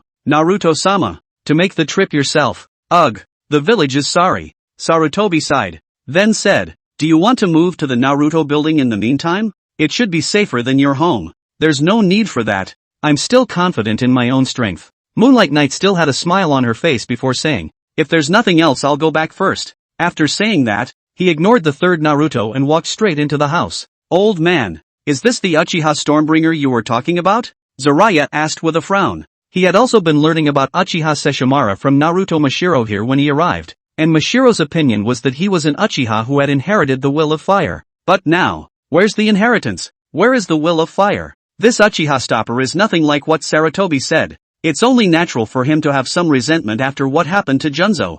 Sarutobi sighed. I just hope he'll be able to let go of his resentment in the future. Jiraiya nodded and didn't think much of it. Forget it, we can't force him there if he doesn't want to go. He added, let's go to Tsunade's place. She might have found some new clues. Aha. There are a lot of things to be busy with in the village right now, and it's obvious that Naruto, the nine-tailed human pillar power, is more important compared to stopping water. Now Naruto has left the Naruto building, but to keep him safe, Sarutobi has replaced him with his most elite undercover to protect him in secret, and stop the water. He was strong in his own right, plus he was right in the Uchiha clan's compound, so the possibility of something going wrong wasn't really too great. You're not quite what I thought you were. And in the house, the raven on Lunar Knight's shoulder said, I thought you didn't care about the others. She had thought that with Uchiha Tsukiyakari's character, she was the type to be a handful wherever she was, but it turned out that she was actually just an ordinary ninja now? And is the Uchiha clan just part of a power now? The shinobi world had changed so much in the time she had been sealed.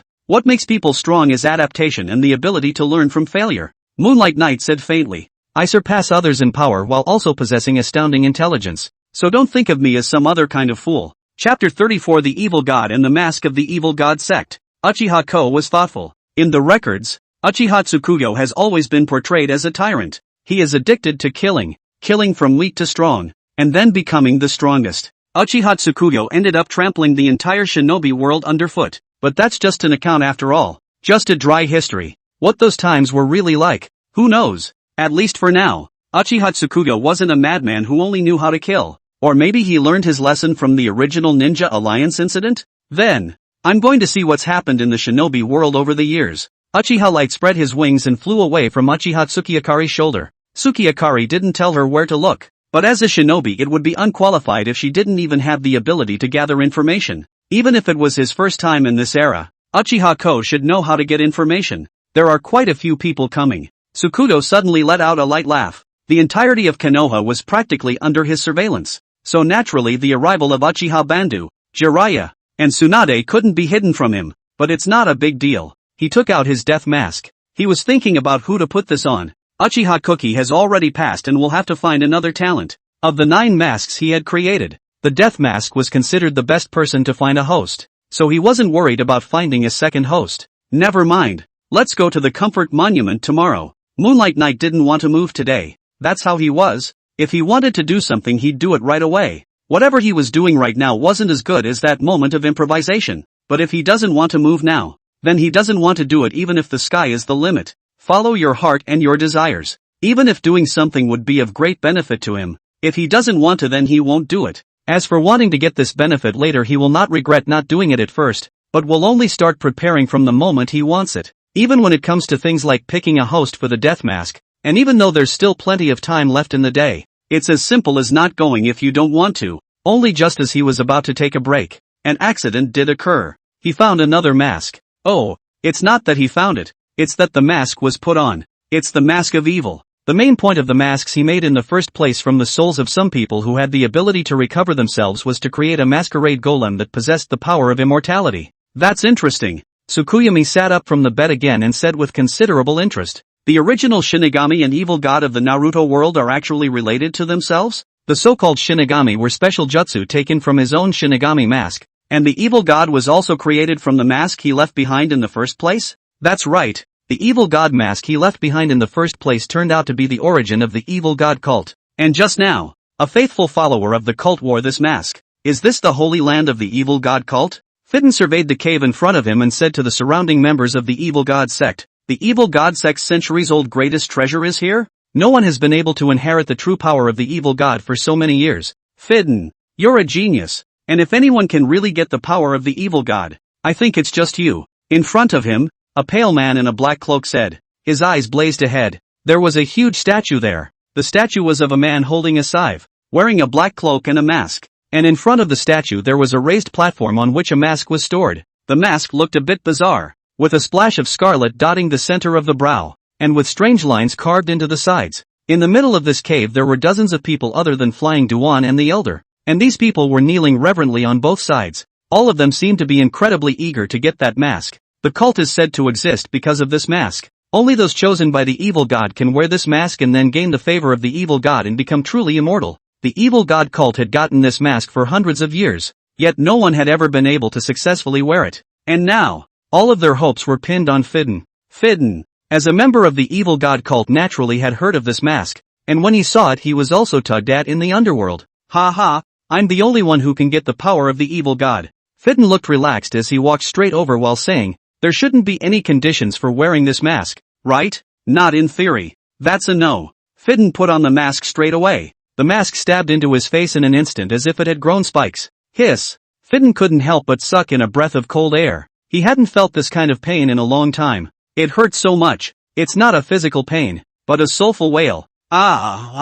He is not afraid of pain. On the contrary, he enjoys it. And every time he curses another person he performs self-mutilation. And in that process he considers himself to be performing a divine baptism. But this time the pain he felt could not be transformed into pleasure. The pain was too sharp. Fidden couldn't help but reach out and cover his face with both hands. He just felt as if he was being pulled by something and was going to be sucked into something. It worked! The elders of the evil god sect once again showed fervor on their faces when they saw the scene. The long-cherished wish of the evil god sect for hundreds of years was finally accomplished in his hands. This was the first time the evil god's mask had reacted like this. Fidden really is a genius. In an instant, another large swath of darkness extended from this mask, connecting at once to the kneeling cultists on either side. These congregants also seemed to be prepared for this, and although their bodies were twisting in this moment, a seeping fervor erupted in their eyes, as if they were sacrificing their lives for some great moment. That darkness completely enveloped them and then twisted, eventually assimilating the bodies of the dozens of people on both sides into darkness. And surprisingly, they returned to that mask together as well. And the masked Haydn let out a shrill whistle once again in this moment, only to see the mask gradually disappear into his face. And he finally came to a world of darkness in this moment. In the midst of this dark world, he saw countless corpses, death, pestilence, war, famine. The four natural disasters seemed to materialize in front of him, forming an endless mass of corpses. Countless corpses were piled up into a high mountain, and on top of it, Uchiha Tsukiakari sat down cross-legged, propping her head up with her right hand, and looked down at Fidden with interest. Chapter 35, Die Neatly. It was still the evil god mask that knew what it was doing. It didn't even need to look for itself. It came to the door on its own. The moment Haydn put on the evil god mask, Moonlight Knight sensed it, his soul unfolding a link with the evil god mask. In the midst of this ghostly realm, Moonlight Knight sat on top of countless corpses, looking down from above on Flying Duan, who had come for an audience. And Fidden also saw Moonlight Knight at this moment, and his eyes revealed a touch of fervor and excitement. Lord Evil God, Please grant me an immortal body, eternal life and endless death. Sure. Lunar Knight smiled, and the next moment the entire world seemed to distort. The stern ghostly apparitions floating around the place tore straight towards Fidden. This pain in his soul was excruciating for Fidden, but he was flushed as if he was enjoying the gift that the Moonlit Knight had bestowed upon him. Either your body or your soul. Offer it to me. Moonlight Knight said faintly. He chose to remain in ninja mode this time, which meant not eliminating Fidden's consciousness and letting him slowly gain the power of the evil god mask without erasing his mind. During these 600 years of imprisonment, Moonlight Knight was thoroughly aware of how unreliable these masquerade puppets were without themselves. The puppets' behavioral patterns are too rigid to be adaptable. Moonlight Knight sighed in her heart. Anyway, Ninji and Fidden's bodies he can take anytime he wants, and Fidden himself is an evil god cult follower, so he naturally listens to his words. He is not an evil god, but he is the master of evil, so he didn't bother erasing Fidden's consciousness. Actually, he didn't know what was going on with the Shinigami and evil god of the Naruto world as a traveler, but at least now it was obvious that he was filling in for both of them. He had only read the Naruto manga and the theatrical version. The anime was only partially watched, and the Boruto biography, as well as some of the other material, was even more limited to some basic settings, so he has absolutely no idea if Kishimoto has filled in the holes death and evil or what they are. But it's not impossible for me to be the god of death and evil myself. Moonlight Knight herself was immortal and a soul-manipulating Shinigami, so what was wrong with filling in for those two? If these two have any complaints about their positions being taken, feel free to call us all. And he had read the experience of the evil god's mask. At this moment, in the holy land of the evil god sect, in the middle of a cave, at this moment, Fidden had felt a steady stream of power pouring into him. Awesome power! Fidden exclaimed in delight, completely ignoring the other cult followers who sacrificed for him. Since they were dedicating themselves, then of course Moonlight Knight wouldn't be polite, directly devouring their souls and also remotely using the power of the Black Shadow to pull their bodies inside the Black Shadow Kingdom.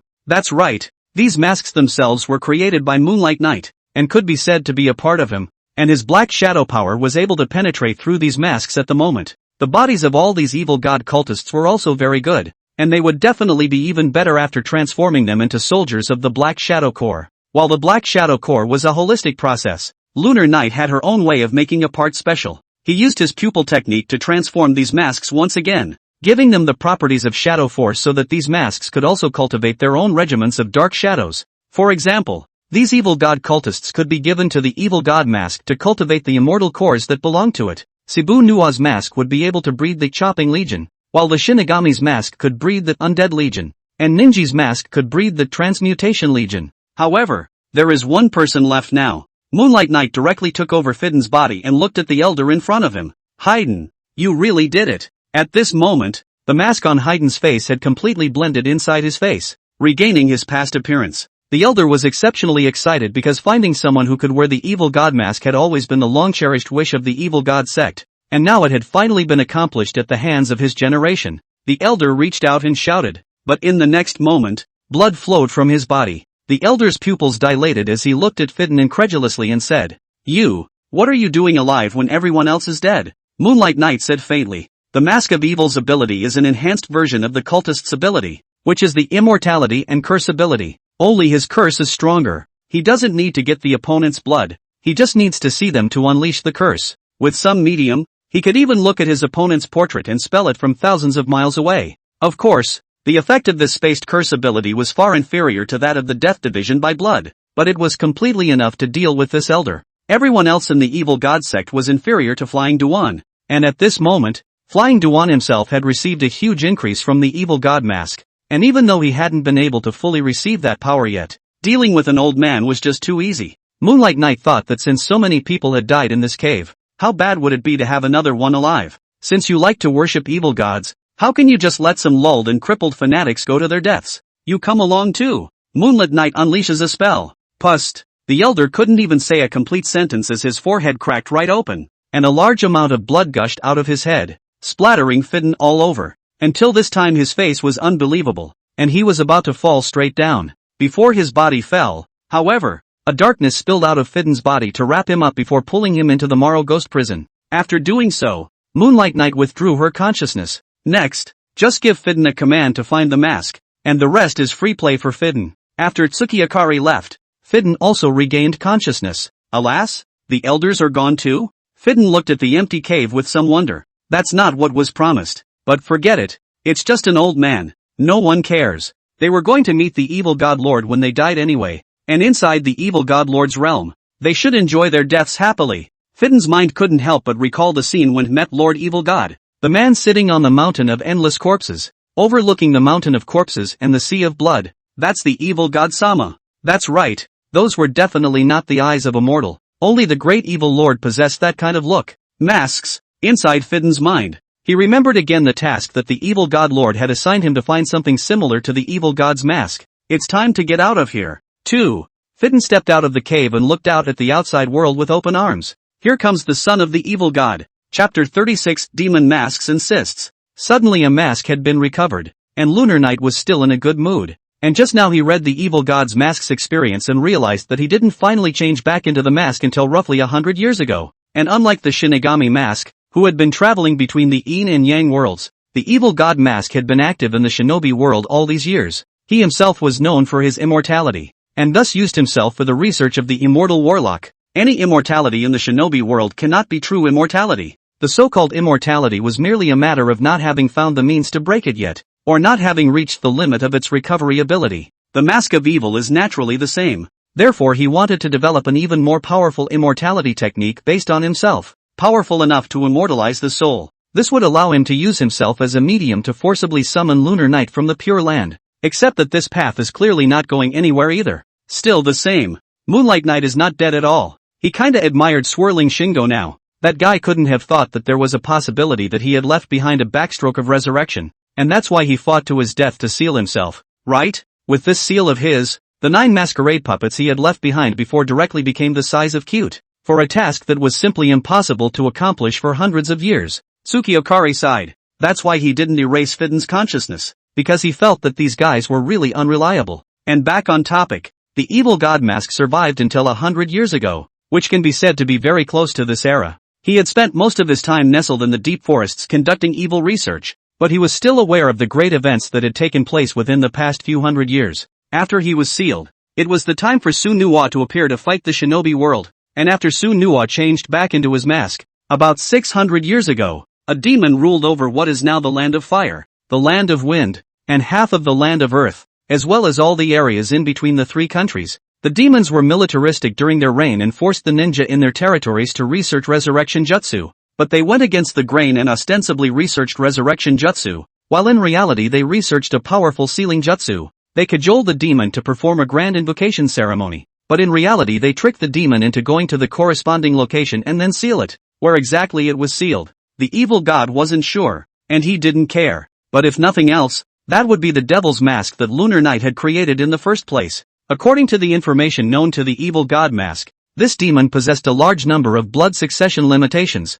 as well as top-notch physical strength and speed, which just happened to be the characteristics of the demon mask. The demon mask was created by him using a special ninja soul as a base. At the time, when he had still just opened his kaleidoscope Sharingan, the need for souls was greater, so he sought out several powerful ninja who were very well known in the shinobi world at the time. One of them is a scientist who was originally a civilian ninja but somehow managed to come up with a special jutsu that allows him to absorb the bloodlines of other ninja, thus gaining the bloodline limit that belongs to them. It's kind of similar to the Onababa no Jutsu in the theatrical version, but a bit rough in terms of finish. He could only absorb a maximum of 3 blood relay limitations, but by relying on these 3 blood relay limit boundaries, he had made quite a name for himself in the shinobi world. Lunar Knight finds him and then transforms him into a harsh ghost in the ghostly realm after killing him. Before the final showdown, he created a demonic mask based on this stern ghost. The devil's mask has the ability to absorb the bloodlines of others, up to a maximum of 12 blood relay limitations, so it was no surprise that the demon that ruled over a large portion of the land was his own masquerade puppet.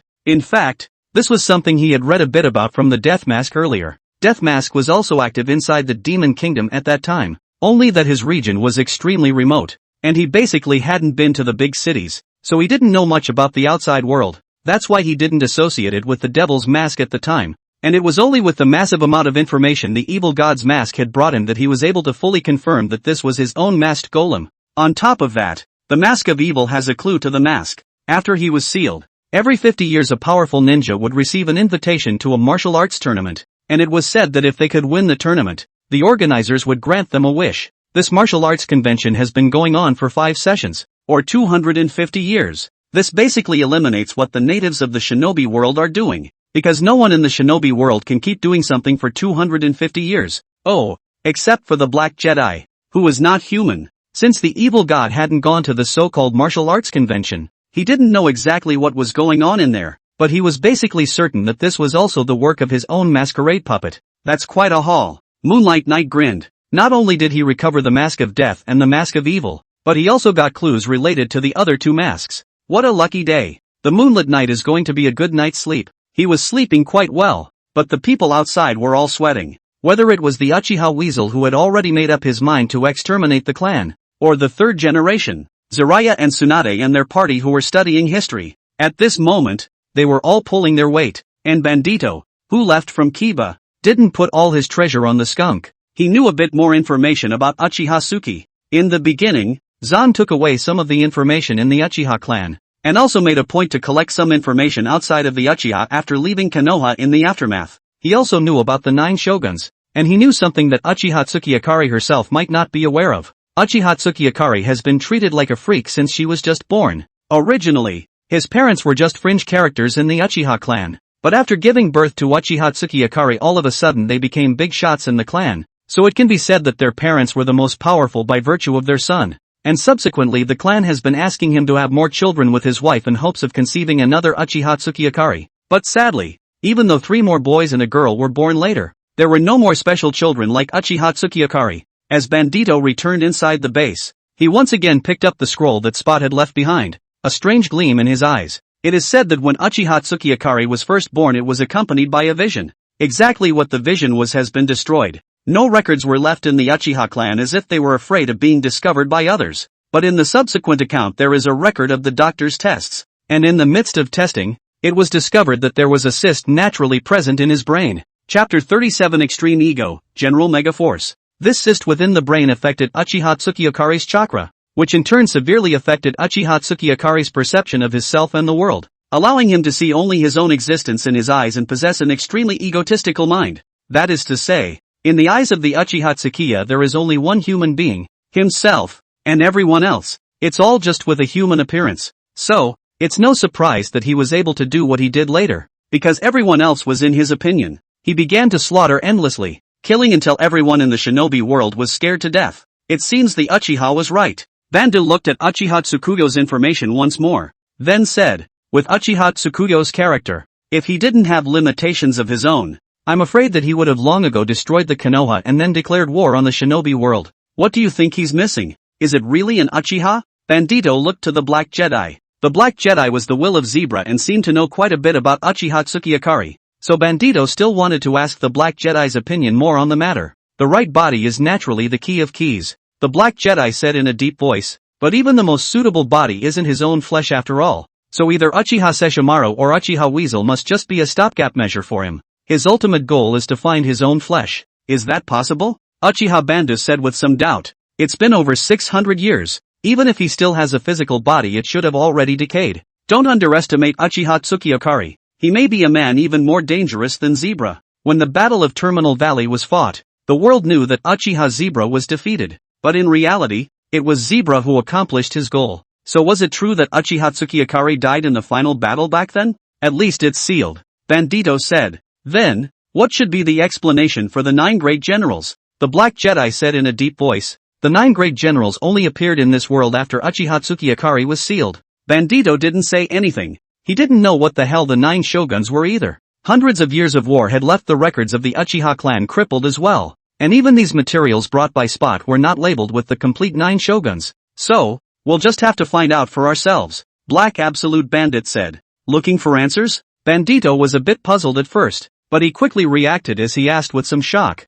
Could it be that you know the whereabouts of these 9 great generals? Sort of no one. Black Jedi had observed these 9 great generals throughout their long history and knew their terror. And he knew the area where one of the generals was last seen. What place? Bandito asked instantly. Do you know about the Dark Martial Arts Convention? What's that? A duel at the pinnacle of skill organized hundreds of years ago by the shogun of gigantic power of the 9 shoguns, who summoned a number of the strongest men in the shinobi world to fight. The Black Jedi said in a deep voice. This martial arts convention is held every 50 years. Only that an accident happened after it reached its 5th edition. That is, 250 years. and everyone in the venue disappeared. And even General Giant Strength stayed on that island forever. You know where that venue is? I know roughly where it is, but I'm not sure what happened there. Humph. No matter what. First go to see if this so-called 9 generals are really as god as the legend. Uchiha Bando would never allow anyone to sabotage the Eye of the Moon program. And now Uchiha Tsukiyakari was likely to be the biggest obstacle in his path.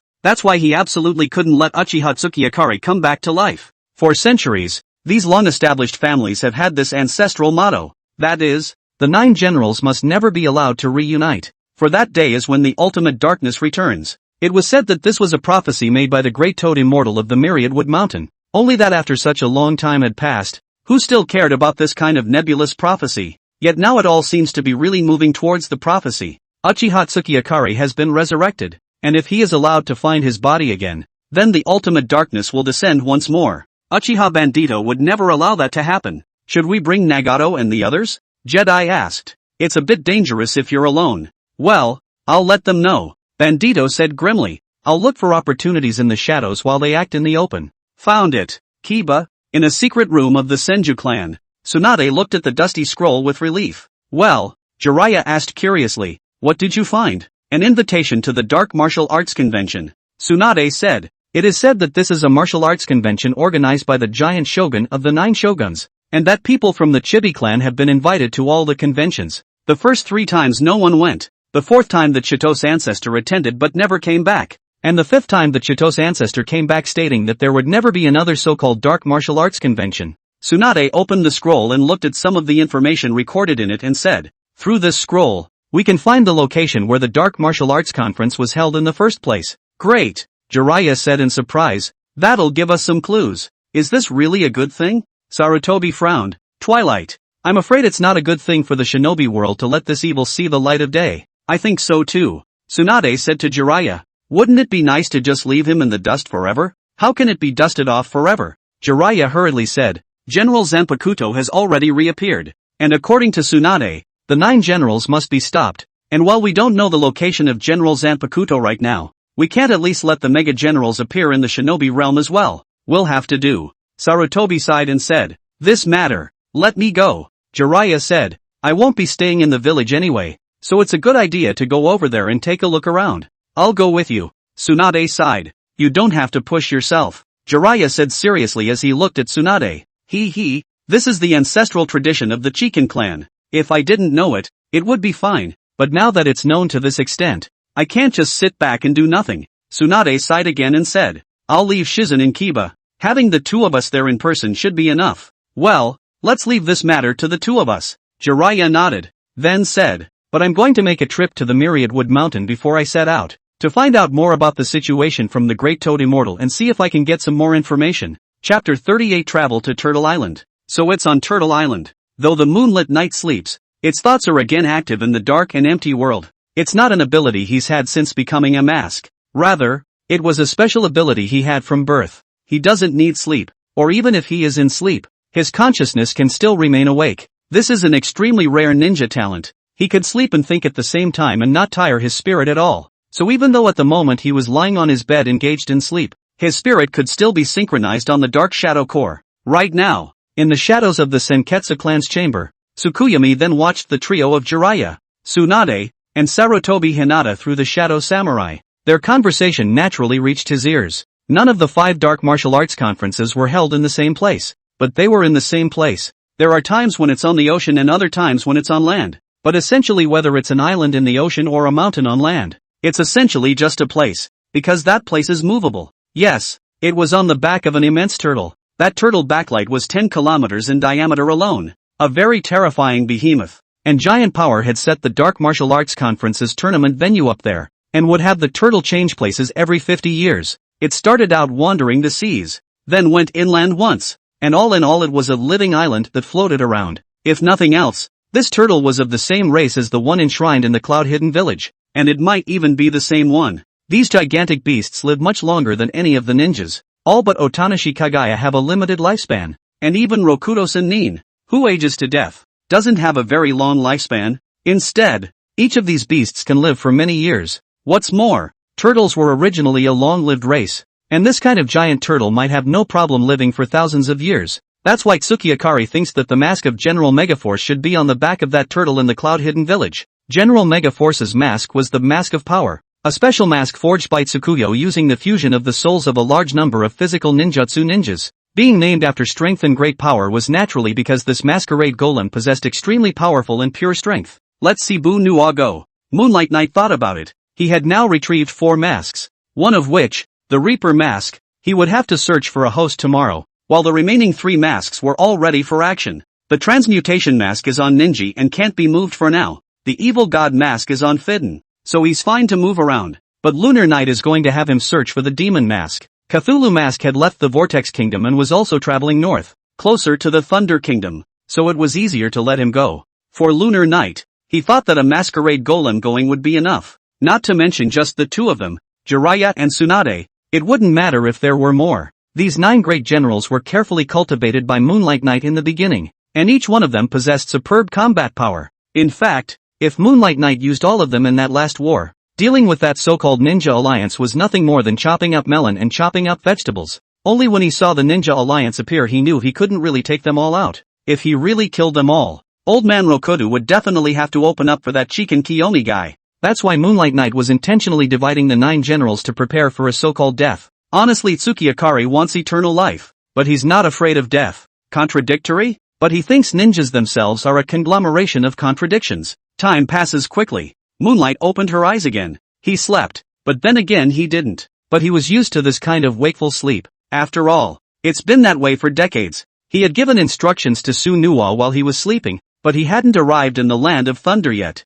and he had to find out where the big turtle was when he arrived, so he wasn't in much of a hurry. It was meant to be a day to find the host of the death mask. He got up and headed for the mausoleum cemetery. He already knew who he was going to put the death mask on. Stop the water? Upon arriving at the Tablet of Consolation, Tsukiakari saw a ninja with a slanted forehead protector. It's Kakashi Hagi. He seemed to be a little surprised to be able to see Uchiha Stormbringer here. Lunar Knight nodded, but didn't say anything. Kakashi remembered the task Sanjo had given him this morning about paying more attention to the Uchiha state if he had the chance. Kakashi didn't know why Mishio had issued such a mission, but it was time to carry it out. Of course, it wasn't appropriate to call it a mission. Mishio was just saying to just pay more attention if you had the chance, and there was no need to treat it as a mission. Probably because, the matter of Junzo? After all, it was no longer a secret that Junzo had taken Stopper's eyes, and there was no telling who had spread the word. At least not within the group of shinobi. If someone took away one's eyes, what would one think of the other person?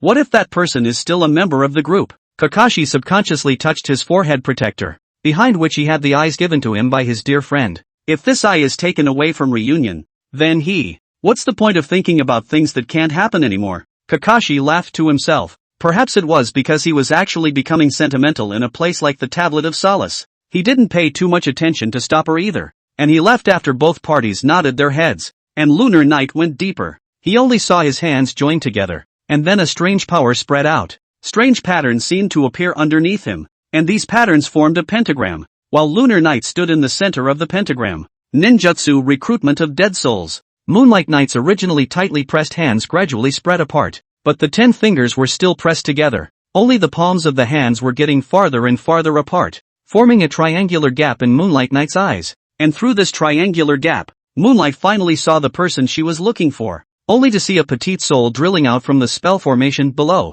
The figure looked like a young girl of only 13 or 14 years old. She had short brown hair with dark brown pupils, and a purple pattern on her face. The young girl was a bit confused at first, as if she didn't know why she was here. Are you? Noara Rin looked at Tsukiakari and asked with some confusion. A ninja from Kiba? Welcome back to Shinobi. Uchiha Tsukiakari surveyed the young girl in front of her, the corners of her mouth rising slightly as she spoke her name. Noara Rin. Chapter 39, Nohara Rim. That's right. Noara Rin is the death mask host that Moonlight Knight found. Shinigami masks are mainly used in the soul. Then, he was going to just let the soul wear the mask this time and try to see if he could get any new reactions. Compared to the others, Noara Rin wasn't anything special, but Tsukiakari felt that it would be interesting if Noara Rin and Uchiha Bandai went up against each other. That's right, just because it was interesting, he decided to give up the stronger and more suitable soul in favor of Noara Rin, who might lead to more interesting and intriguing developments. And as he psychicked Noara Rin out,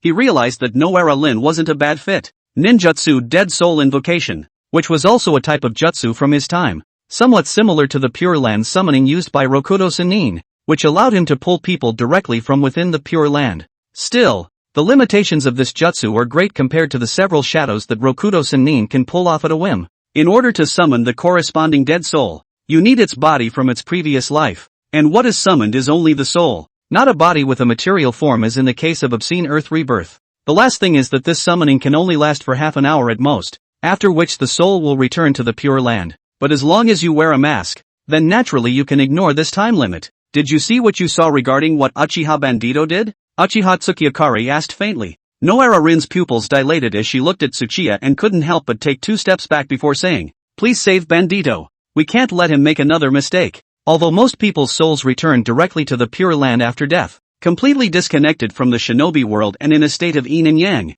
however, there are a small number of people who occasionally observe the state of the shinobi world because their hearts are obsessed with it. For example, Shiratsugu had occasionally observed Kakashi's state, and Noara Rin had observed Kakashi and Obito because she was uneasy about them. Certainly not real-time monitoring, much less omniscience. Even the 6 Paths Sennin couldn't do real-time monitoring of the shinobi world, much less know everything, much less the likes of them. So Noara Rin had only seen Obito a long time ago, and knew that he was now becoming a crazy ambitious man, and now hearing Lunar Knight's words again made her heart lift. That's right, she couldn't let Bandit continue to fall. "I can't help you, and I can't stop him," Moonlight Knight said indifferently. "This matter depends on your own choice." "My own choice?" Noara Rin froze for a moment, and she looked at Moonlight Knight with some confusion, saying, "What does this mean?" "I'll give you 2 choices." Tsukuyomi held out the Shinigami mask and waved it in front of Noara Rin before saying, "Wearing this mask will give you the ability to act in the shinobi realm, with the consequence that the odds are that you will lose yourself. The second now returns to the Pure Land and continues to observe developments in the shinobi world." Noara Rin didn't seem to expect Tsukiyakari to say that, and she couldn't help but take a step back as her face went white. It was only at this point in time that she scrutinized Moonlight Knight and suddenly said, "You're not a Konoha ninja." Although Tsukiyakari wore a Konoha forehead protector on her forehead, Noara Rin believed that her opponent was definitely not a Konoha ninja. Right guess, but no reward. Tsukiyakari surveyed Noara Rin with interest, and yet again, out of the blue, Noara Rin asked, "If I chose to, would you agree?" Her comments seemed to take Moonlight Knight a bit by surprise. She actually doesn't want to change anything? But soon, Tsukiyakari couldn't help but laugh out loud. "Ah, truly deserves to be yours. Really sharp woman.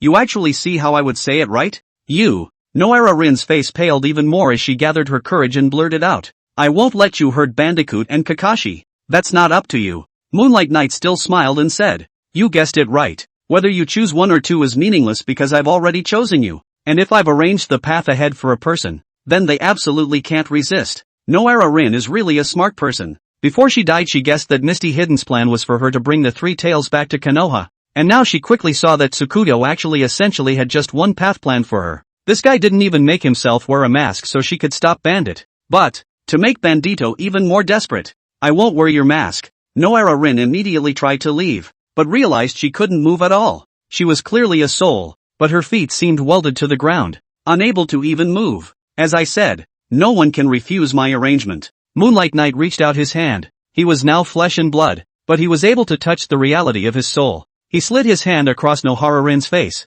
all the way to where his chin was, and then a single upward movement caused Nohara Rin to raise her head. She looked at Moonlight Knight with stubborn eyes and gritted her teeth. "I'll never let you get away with this. Many have said so," Lunar Knight said softly, "but sadly, what I wish to accomplish is irreversible." With that, Tsukuyo covered Noara Rin's face with the death mask. As she watched the mask get closer and closer, panic spread across Noara Rin's face, which gradually transformed into despair before being completely covered by the mask. In an instant, a blue glow emanated from this mask, as if it was the color of the soul. The light gradually merged with Noara Rin's face, and at the same time pulled Noara Rin into a world of darkness. All she could feel was as if her body was out of her control. If anything, a soft chant echoed in her ears as something continued to flow into her body. She couldn't help but cover her ears and crouch down to curl up in a corner to show her pained expression. "No, don't." All Noara Rin could feel was that her emotions were being stripped away, and it was as if the past scenes with Bandito and Kakashi were being blackened by some force,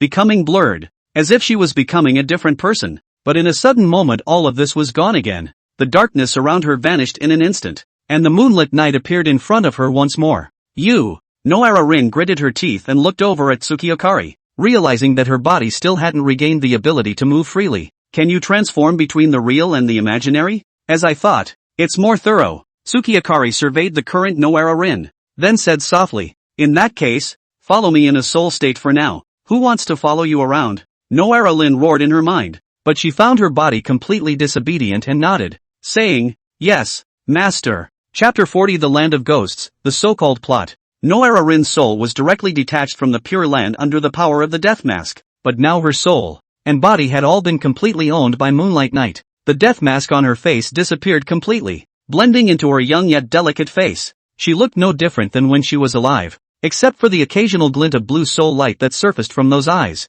Tsukudo neither erased Nohara Rin's consciousness, but neither did she allow Nohara Rin to move freely, instead turning her into a conscious puppet. It's also a trope that only death masks can do. Nohara Rin clearly still possessed self-awareness at the moment, but she was completely unable to control her body, and could only watch as her body moved and followed Tsukiakari out of the comforting monument. At this moment, the fear inside her had reached its peak, while Moonlight Knight said softly, how about it? Now that you should know what I'm capable of, do you still want to resist me? I beg you, please don't hurt them, okay? Noara Rin was still following Tsukiakari at this time, but her mouth regained control as she said miserably, no. Moonlight Knight said indifferently, but I can untie the bonds on you, and as long as you can satisfy me, I might have a 1% chance of letting them go. Why? Said Noara Lin with some pain, you can obviously manipulate my body, and even erase my consciousness completely. Why are you making me make this choice? Beloveds killing each other. The conflict underneath that strong emotion really makes me want to do it. Moonlight Knight said with a very obvious smile on her face. It would be boring if you were just a puppet. I'm going to make all your soul consciousnesses obey me unwillingly yet actively hurt your friends. You're a devil. Noara Lin, her face unusually pale, said, I will never help you. Really? Then they're going to die. Moonlight Knight laughed softly. How about just letting you kill them with your own hands? So be it. Tsukiakari suddenly turned around and looked at Noara Rin and said with interest again, choose between Uchiha Bandu and Hagi Kakashi. One lives and the other dies. If not, then both die. Noara Rin's pupils dilated. She really didn't know who this person in front of her was. How can anyone be evil enough to do that? He's from the Uchiha clan? Why? Are they really a naturally evil race? Noara Lin tried to clench her fists, but realized that her body wasn't listening to her. She didn't want to talk. I'm in no hurry to hear your reply. Moonlight Knight turned around again and continued forward, saying, take your time to think about it, and tell me when you've thought of it. I'm not interested in killing them right now anyway.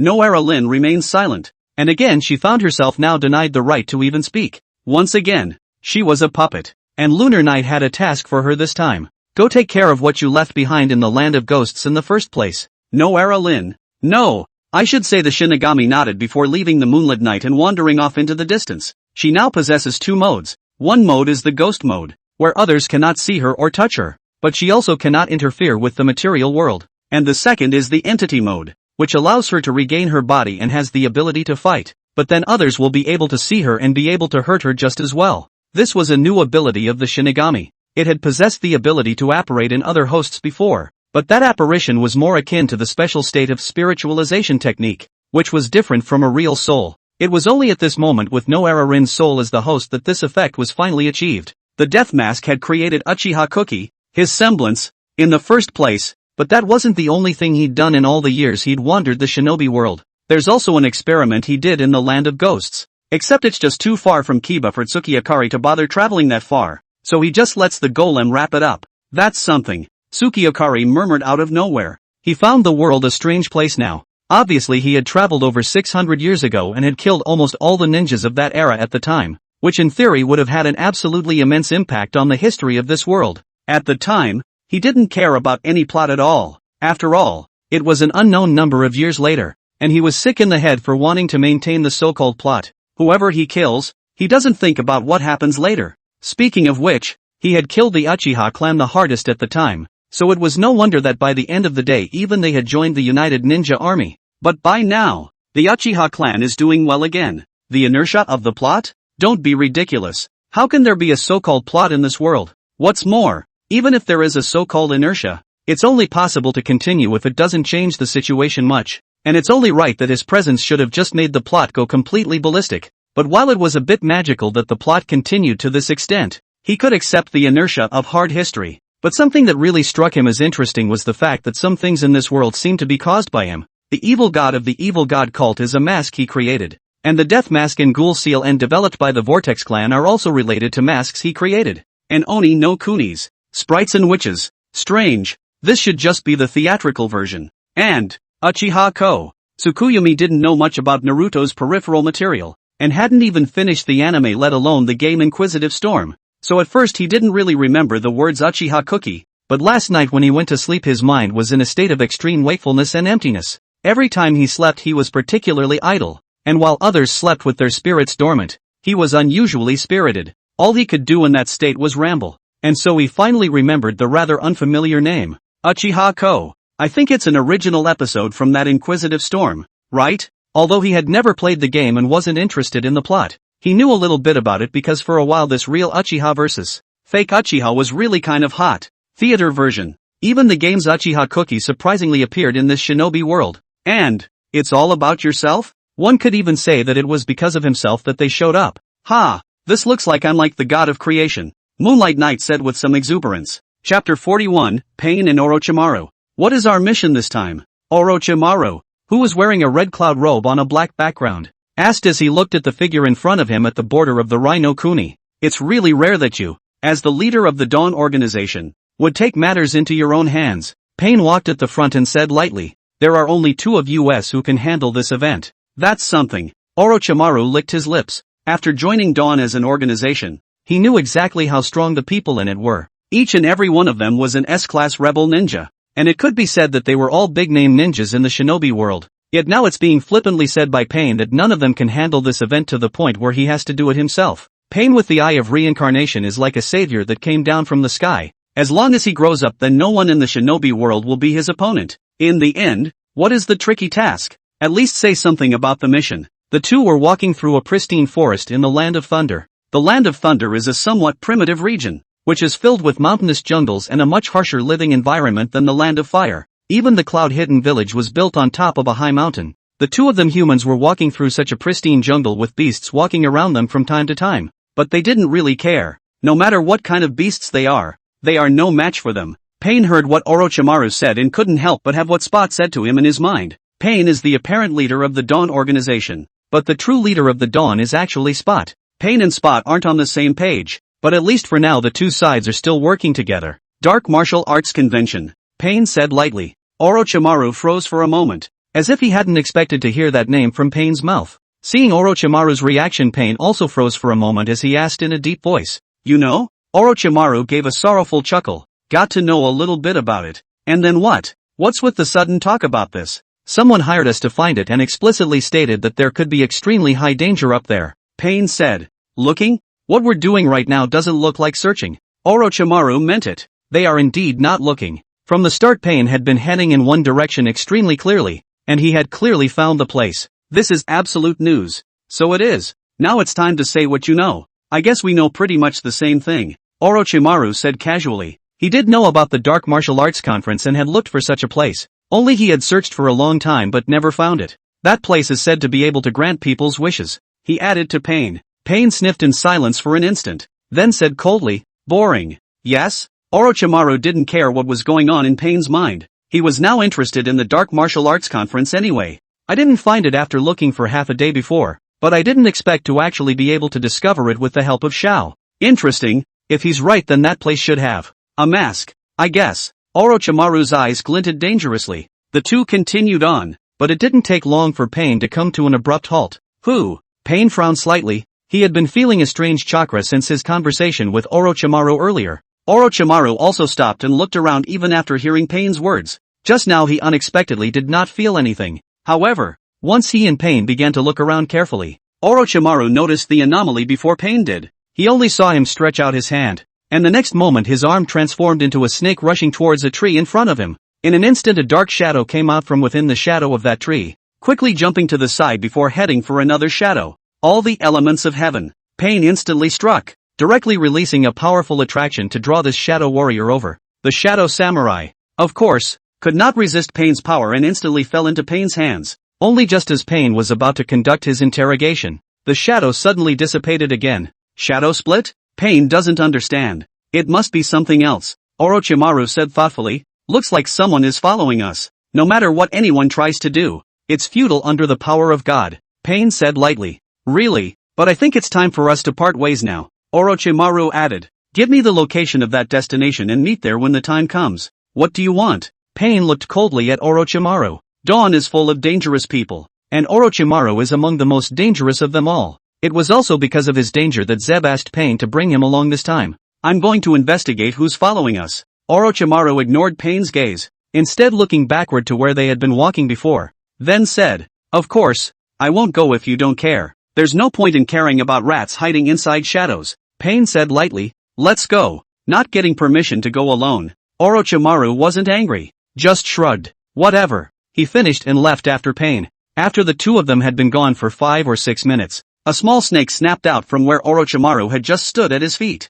This small white snake spat out its snake letters and quickly crawled in the other direction. Dawn's people are here too, and in a more distant location. Also came to the Kingdom of Thunder. Sunuwa has also received the news from the Black Shadow Corps. He had traveled all the way north after getting orders from Tsukuyo, except that he also only knew that Kamijima was in the Land of Thunder, but he wasn't sure exactly where it was. After all, Turtle Island was a fortress that could move, and even among the cloud-hidden village only a few people knew exactly where it was. Shibunuwa summoned the Shadow Samurai that Lunar Knight had given him to search for clues to Kamehameha as he made his way towards the cloud-hidden village. His idea was that if the Shadow Samurai couldn't find Kamehameha, then he would kill his way into the village of Cloud Hidden and force them to reveal the whereabouts of Kamehameha. But I didn't expect it to take long for the Shadow Warriors to spot Pain and Orochimaru. From their mouths, these two people's goal is also the Dark Martial Arts Conference. That is, Turtle Island. And also seems to know the exact location of Turtle Island. That naturally allows Shibunuwa to save time to go to the Cloud Hidden village.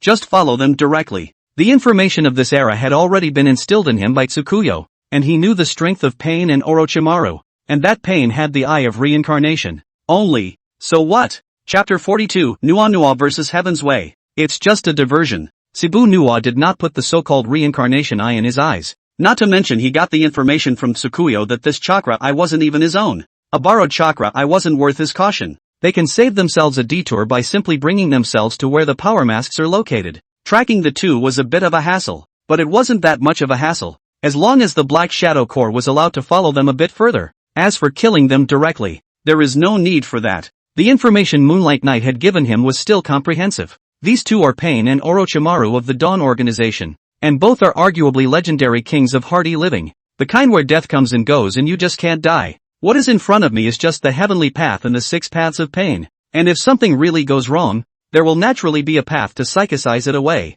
and it can be repaired with the hell path if something goes wrong. The other Orochimaru is even more of a hard-to-kill main. He had a lot of backhanders, and even if he killed him, he could probably resurrect him in some strange and bizarre way, so going directly to force them to reveal the whereabouts of Turtle Island won't work. Just follow them slowly like you are now. Still, he was found out. After he had followed the two for about half an hour, Pain and Orochimaru stopped again. After following us all this way, it's time to show yourself. Pain turned back and said faintly. Sunuwa wasn't there, but the Shadow Warrior had been following them from the rear. But Pain was clearly not speaking to the Black Shadow, but to Shibunuwa. Discovered? Also, the 6 paths of Pain might have been out together, and the other 5 paths should have been scouting around. And there's the troublesome White Jedi in addition to the Pain 6 paths. The White Jedi's ability to scout for information was still very strong, indirectly informing the Heavenly Tao by telling the other 5 paths, so it wasn't surprising that he had discovered himself. In that case, just walk right on through. Shibunuwa leapt forward with great speed. All the elements of heaven. The Heavenly Tao also sensed that Sunuwa was approaching, and with a cold expression, the next moment it released a powerful attraction. Sunuwa just happened to appear in front and also felt the suction. The attraction was very strong, but it still wasn't enough to deal with him, only to see Shibunuwa in front of this powerful attraction unexpectedly forced to stop the body, stood steadily in front of the two. Stupid. The corners of Sunuwa's mouth rose slightly as he said, since I found out I should have treated it as if I didn't see it, so that I could still live a little longer. Seeing that Shibunuwa was able to forcefully withstand his own Wanxian Tianin, Pain could not help but be surprised for a while. Even Orochimaru also revealed a surprised expression, to know that even the 5 shadows may not be able to resist the power of the Heavenly Tao. Not to mention like this moment, Sunuwa such a steady stand in place. Arrogant. Pain looked at the Shibunuwa in front of him and spoke arrogantly, but in reality, he was secretly sizing up the other party. This guy. It's strong. Ever since he was a child, he had never felt such a powerful aura on a human body. I'm afraid he's stronger than Jiraiya-sensei. It's General Chopper. Orochimaru stuck out his tongue and licked his lips as he looked at the Cebu Nuwa in front of him, and in his eyes was an undisguised blaze. Oh, you know me, ah? Su Nuwa said. This is convenient. Take me to Turtle Island so that I will spare your lives. How could you not know? Orochimaru said. Don't forget where that one learned his senjutsu. Speaking of which, the person who knows Uchiha Tsukiyakari the most in this shinobi world right now is definitely not the Uchiha clan or the Senju clan, nor is it Uchiha Bandu or the Black Jedi, but him, Orochimaru. Orochimaru originally aspired to learn all the jutsu, and in ancient times there were tons of lost forbidden jutsu, and he had explored many ancient legacies, so he knew a lot about a historical event called the Great Ninjutsu Generation Break. It is said that it was 650 years ago, when a great disaster occurred in the shinobi world. 90% of the ninja in the shinobi world were killed, and the rest were severely injured and died in succession within 10 years of the end of the war. In other words, an entire generation of ninja died in the shinobi world at that time. A large number of ancient jutsu were inherited in that battle, which made Orochimaru feel very sorry for himself while at the same time taking a keen interest in that event. He's been to a lot of places to track down that history, especially Longdi Cave. If there is anyone who can understand the history of the shinobi world over the millennia, then of course they must seek out those who have themselves lived through this one era. For example, the tailed beasts, but the tailed beasts couldn't communicate, so there was only the second option, which was the three immortals located in the three sacred places. The white snake immortal of the Dragon Earth Cave is said to have lived for over 1,000 years, and Orochimaru then learned something about Uchiha Tsukiyakari from her. It is said that over 600 years ago, Uchiha Tsukuyo forced his way into the Dragon Earth Cave, forcing the white snake immortal to hand over his immortal technique, and that if he didn't he would kill all the snakes in the Dragon Earth Cave. After learning about Uchiha Tsukuyo as a person, he naturally also learned about the 9 great generals that appeared afterward, plus some of the information about the Konoha that he had received a short while ago, so he quickly reacted. The person in front of him was the first General Chopper to appear after the death of Uchiha Tsukiyakari. What should we do now? Orochimaru looked to Pain and said lightly. Should we take him with us? Said Pain after a couple seconds as he looked at the custodian in front of him. What about my refusal? Then you'll just have to die. Su Nuwa instantly waved his hand, and in an instant there was an invisible impact chopping towards the two. Extreme speed, faster than Su Nuwa's voice. Before his words could reach the ears of the two, the chopping blow had already arrived first. Shenla Tianzheng. Pain hastily raised his hand, and a powerful repulsive force was instantly released. Only this repulsive force was also sliced by this chop, and the sliced repulsive force impacted one side towards the sky and the other towards the ground, immediately blasting away the clouds in the sky and the ground. And that chop didn't stop there. It took a lot of power, but it still severed Pain's thumb right off. If Pain hadn't reacted in time, the chop would have sliced off his entire palm at the very least. What a sharp chop, and he didn't even need to form a seal when he released the chop. Pain frowned slightly, the host Nuwa strength in front of him. I'm afraid that the strength is still above the Tendo. Want to deal with him? Perhaps you can only use the Earth Explosion Tianxing. However, his original body, Long Gate, was some distance away from this place, and he was unable to use a killing move such as the Earth-bursting Heavenly Star at such a long range. And Su Nuwa did not give him a chance to think again. Immediately made another chop. Hi, pust. At the same time as the voice spoke, Pain's entire arm in this instant, it flew straight out. Chapter 43, The Stronger the Enemy, the Stronger I Am. Cebu Nuwa has two chopping modes. The first is the ordinary solution, the most common chopping attack. Although for ordinary ninjas it is already an attack that can instantly take their lives. But against those powerful ninjas it is not always possible to kill them in one hit. And the second type was the advanced Hachi, a chop that far surpassed the ordinary solution in both sharpness and speed of release in chopping. It was also that Pain himself was fast enough with his speed and reflexes. Otherwise the Hachi just now wouldn't have been as simple as slicing through one of his hands. This strike should have directly sliced Tendo's body in half. The existence of the Lodestar Exorcism is a natural enemy for ninjas, because ninjas are extremely afraid of sharp attacks. Some powerful ninjas' flesh can withstand the tailed beast jade that destroys a mountain, and others can resist the weight of a large mountain, but without special protection. A hand sword with chakra attached to it can cut through their skin. Faced with this kind of sharp attack with spikes, it was difficult for the ninja's physical body to resist. Under normal circumstances, only those tailed beast human pillars are not afraid of the chopping and stabbing of swords, because they have the tailed beast coat on their bodies, and the powerful chakra from the tailed beasts will form a layer of extremely strong defense, so that ordinary sharp weapons can't penetrate through at all. And the attack of Juknuo is to focus on a penetrating chop, can be said to be the most restrained ninja power. Even Tendo Pain couldn't carry Nua's strike Hachi, and in the distance, Nagato, who was located in the paper house constructed by Minami, couldn't help but have his pupils dilated. What's wrong? Minami saw that Nagato's expression was not very good and asked quickly.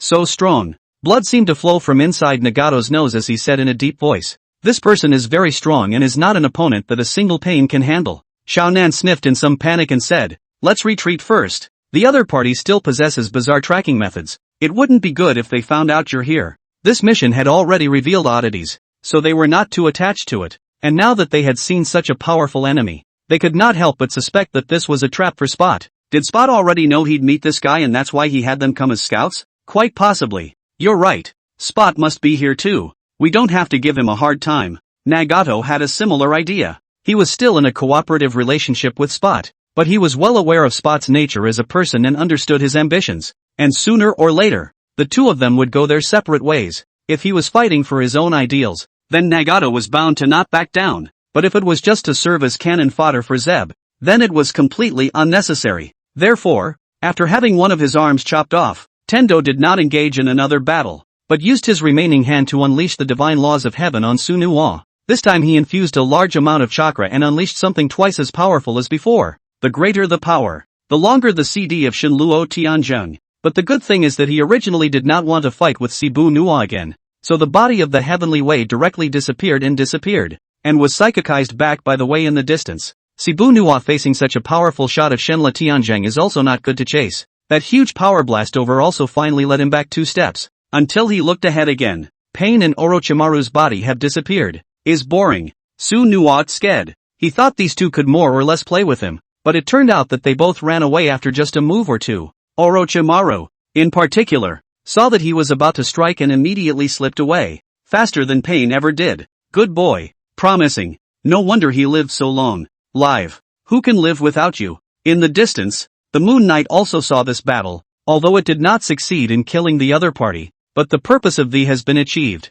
Through the brief encounter with Pain just now, Shibu Nua had already left a mark on Tendo's broken arm. Shibu Nua's power lies in chopping strike. But don't forget that all masked puppets are essentially a part of the Moonlit Knight, and not only are they able to create their own regiments of dark shadows, but they are also able to hide their souls inside of the shadows. Just like the Moonlit Knight, Shibu Nua hid part of his soul in Pain's severed arm through the chopping attack just now, so that he could sense wherever Pain was. This soul mark will fade though. It's not permanent. In 3 days at the most, the soul will dissipate, but 3 days would be enough time for him to follow Pain and find Turtle Island anyhow. As for leaving behind Pain and Orochimaru, that's a bit more difficult indeed. If these two don't want to die, that is indeed too hard to kill. From the beginning, Shibu Nua's goal was to find the Mask of Power, not to kill anyone. Looks like there's a lot of people this time. Moonlight Knight couldn't help but let out a light laugh. He had only thought that Jiraiya and Tsunade were going before, but he hadn't realized that Dawn had gone over there as well.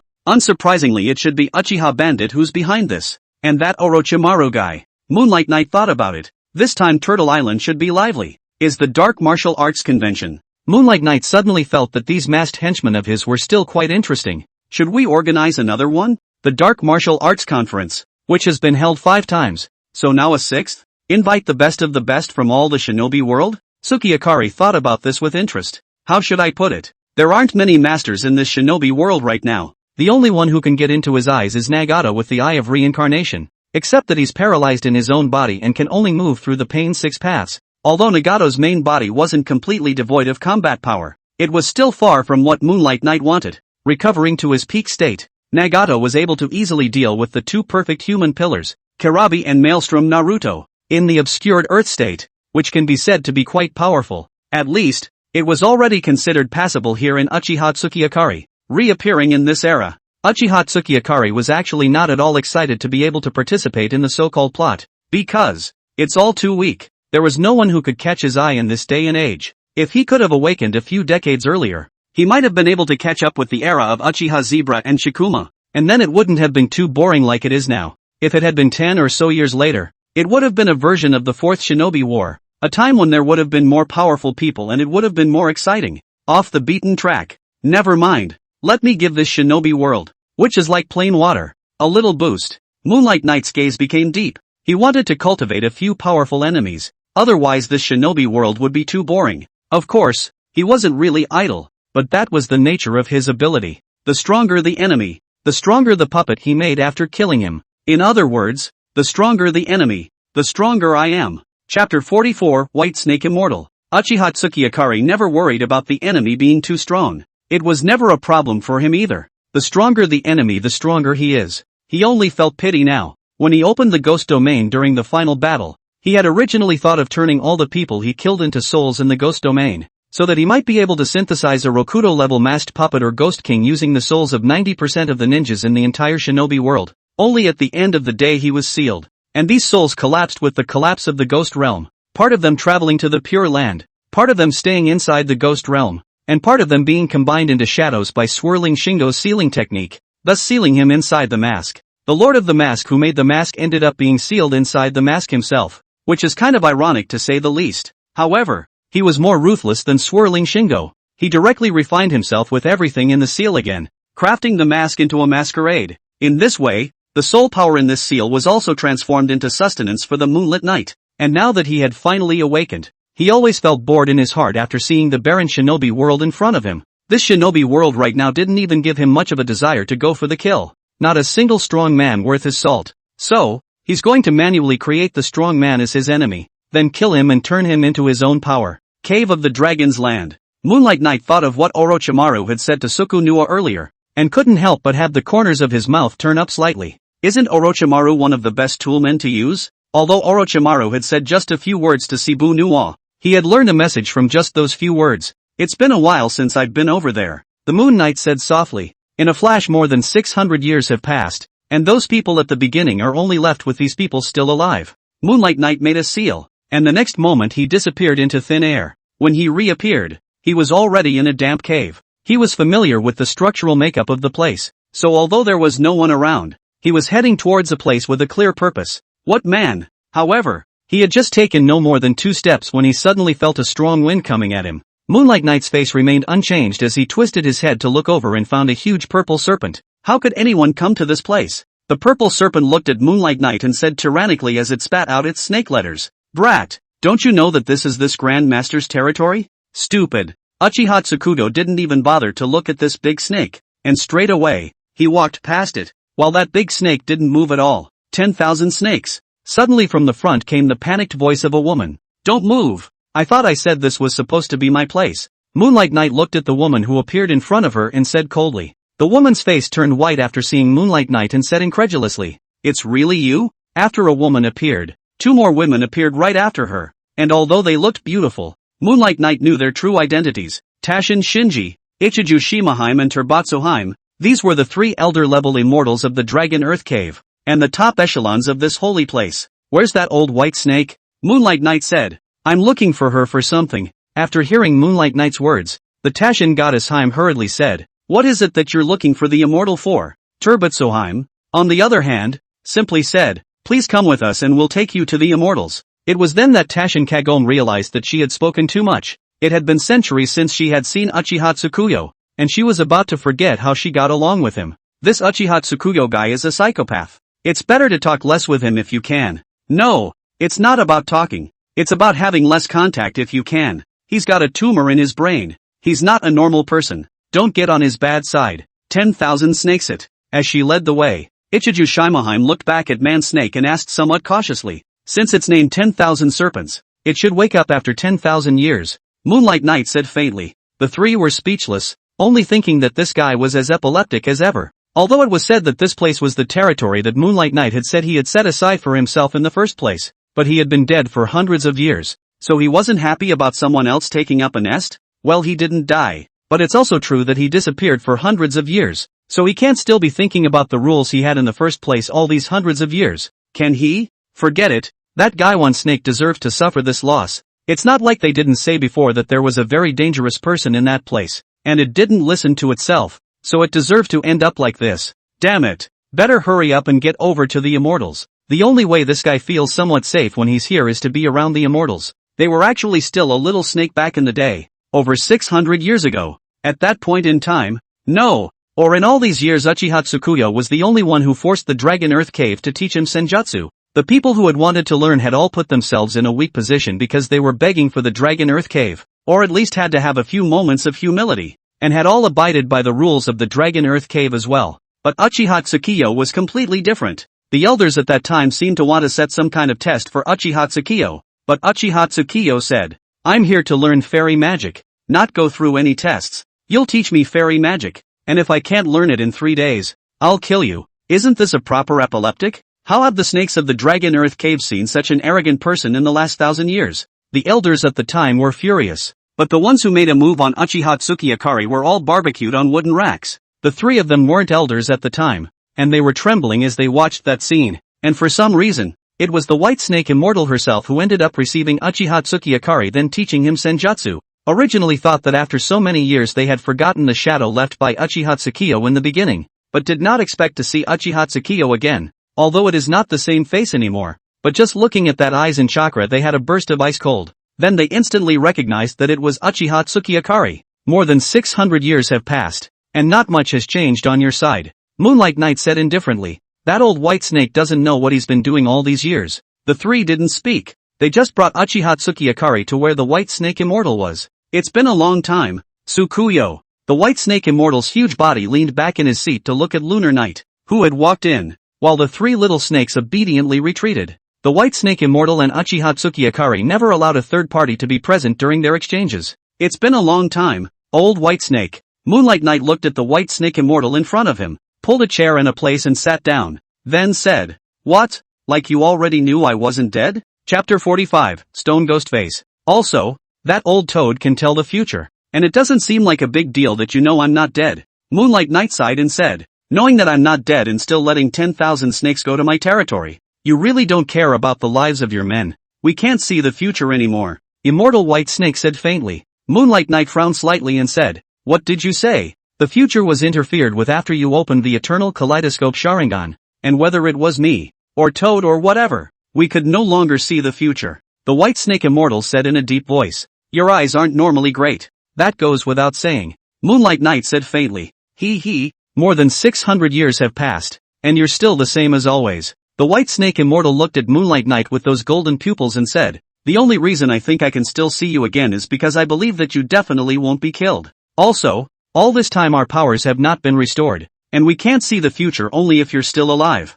600 years is just an instant to me." Moonlight Knight thought carefully about what the White Snake Immortal had said. This was the first time he knew about it. 2. After opening the Eternal Kaleidoscope themselves, these people can't see the future? "I didn't come to you to learn fairy magic until after that, did I?" Moonlight Knight asked. "You lost to that guy 3 times, the White Snake Immortal said. "You only won the first time after learning immortal arts from me." "Yeah, before that guy was 1 step ahead of me no matter what." Moonlight Knight placed one hand on the stone table while leaning on his head with the palm of his hand. He didn't care to talk about his failed past. "Whenever I get a new power, that Chikin Kiyomi guy will just happen to be stuck with getting a new power on those days as well. It was like that when I opened the kaleidoscope, and it's the same when it was the Eternal Kaleidoscope. It wasn't until I learned fairy magic from you that the guy finally couldn't get his new power. This fate thing can be a real pain in the ass." After that battle, he defeated Chikage Kiyomi for the first time, establishing his reputation as the overlord of the ninja world. And in that battle he also acquired one of the arms of Chitose Kiyomi, and then incorporated the flesh and blood of the Chitose clan into his own body. Originally, according to the timeline's normal progression, he would have opened the chakra eye decades later and then summoned the Outer Way Devil statue to collect the tailed beasts to become the 10-tailed human pillar power. Unfortunately, time is a bit tight. When he saw the shinobi world forming the United Ninja Army, he knew it was time for him to bow out for a while. There is no shame in temporarily hibernating until you have achieved invincible power. Acting, he is also a professional. "Well, I didn't come here this time to catch up with you." Moonlight Knight shook her head, then said, "If I guessed correctly, the stone ghost face should have been taken by you guys, right? That would have been our power," the White Snake Immortal said as she glanced at Moonlight Knight. "What do you mean your power? That was made by me." With mockery, Moonlight Knight said, "Of course, it was with your disposable descendants and the fools who came to break in." Stone Ghost Mask, a mask created by Tsukuyo from a large number of souls that can use fairy magic. These included some of the descendants of the 3 great holy places who had gone against him, but the main ones were actually those who had traveled to the 3 great holy places to learn immortal techniques but were unsuccessful and were petrified. There weren't really a handful of people who studied Senjutsu, Except that there weren't many people in the shinobi world who possessed senjutsu talent, and most of them didn't have that qualification. That's why most of the people who go to sacred places like Imte, Myogi turn into stone frogs. Those who go to the Dragon Earth Cave will be eaten by the elders inside or receive other punishments. When Moonlight Knight found out about this, she forcibly requisitioned their rations and made them hand over to herself the bodies and souls of all those who had failed to learn immortal arts. These people had failed, but it was a failure on the path to learning the immortal arts, itself tainted with strong natural energies, and it was their souls that Tsukuyo used to create Ishigiki mask. The effect of the stone ghost mask is that it allows the use of natural energies, but since most of the souls in it are individuals who have failed to learn fairy magic, the mask is not particularly successful. He was still missing a powerful natural energy as a stimulus. The reason why it was named Stone Ghost Face was also because Moonlight Knight thought of an anime she had watched in her last life. Borrowing. It's all borrowing. After arriving at the Dragon Earth Cave, he sensed where the Stone Ghost Face was, right in the mouth of the White Snake Immortal. "You've come for your power back?" Immortal White Snake asked. No one else was quite sure of the relationship between these masquerades and Lunar Knight, but the White Snake Immortal knew that these masquerades were all Lunar Knight's power. "Nope."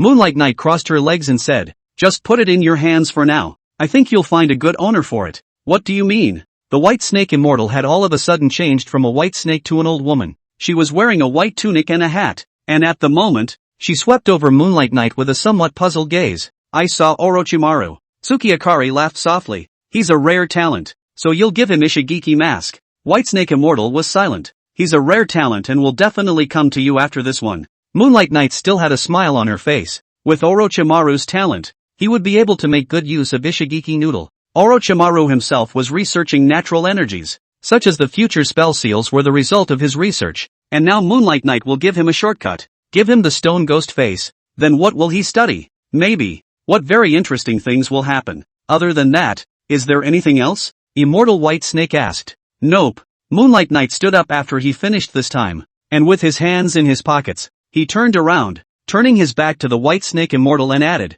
"I'm relieved to see that you're still alive, brat." The White Snake Immortal watched as Moonlight Knight was about to leave. She grunted and said, "What was that thing you left behind earlier?" Lunar Knight stopped. He turned around and looked at the White Snake Immortal with some confusion. "No, you're so skeptical that you haven't peeked in after 600 years? The White Snake Immortal noticed Moonlight Knight's eyes and said with some annoyance, "That's your stuff. Why should I peek?" "Ha ha." Moonlight Knight laughed. "You haven't been thinking about it for hundreds of years, have you? That's all the more reason I can't tell you. I'll just trouble you to keep it for a while longer. I have a feeling you'll know what it is the next time I come back." After saying that, Moonlight Knight had walked out. Chapter 46, The Power to Destroy the Shinobi World. That stinking brat. When Moonlight Knight left, the White Snake Immortal transformed back into the same snake body from before. Her mind couldn't help but go back to the night before she went to war with the allied ninja forces on a moonlit night 650 years ago. Uchiha Tsukiyo arrives at the Dragon Earth Cave with a box, hoping that she will keep it for her. "What's in here?"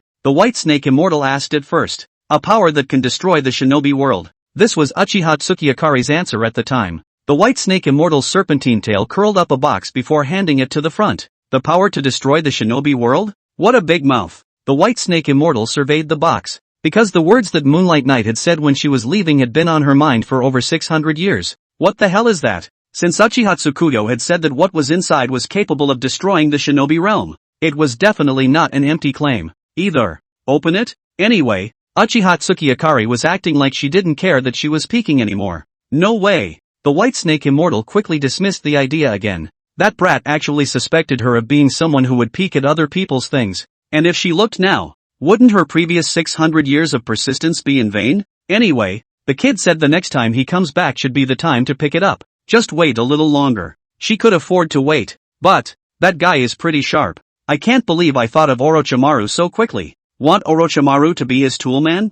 Humph. Naturally evil human brats. What a tremendous amount of destruction. In the area where Shibu Nuwa and Tendo fought, a team of ninjas arrived soon after the trio left. Again, it was a small team of 3, 2 men and 1 woman. The man with short yellow hair couldn't help but show a grave expression as he looked at the devastated ground. Shibu Nuwa's attack power is known for its simplicity. Basically there will be no extra chakra wasted. All the power is all added to the one skill point of cutting. It can be described as a highly condensed attack. However, Pain Shinra Tensho is very destructive. Especially the final blow of Shinra Tensho against Shibu Nuwa, which is twice as strong as a normal Shinra Tensho as far as power is concerned. Not only the ground, but also a large area of forest in the distance were all destroyed. A large number of trees fell, and the ground was blasted out into a long gully. The three of them stood in the middle of this gully and couldn't help but imagine what had happened before. Who was fighting here before? I can't believe such a powerful destructive force was created. It couldn't be the shadow of any village running in, could it? It can't be that Orochimaru guy, the woman with the cold face said in a deep voice. Her guess caused the two to stall. Orochimaru, one of Konoha's 3 shinobi, has defected, but the Orochimaru who has left Konoha might become even more terrifying. The reason they were able to come so quickly was because a small white snake had bitten a cloud-hidden village ninja, and after seeing that small white snake, they suspected that Orochimaru had infiltrated the Land of Thunder. So Reikage sent the village ninjas to search for them, and the three of them were a team, and not long after they came out, they sensed that a battle had broken out here.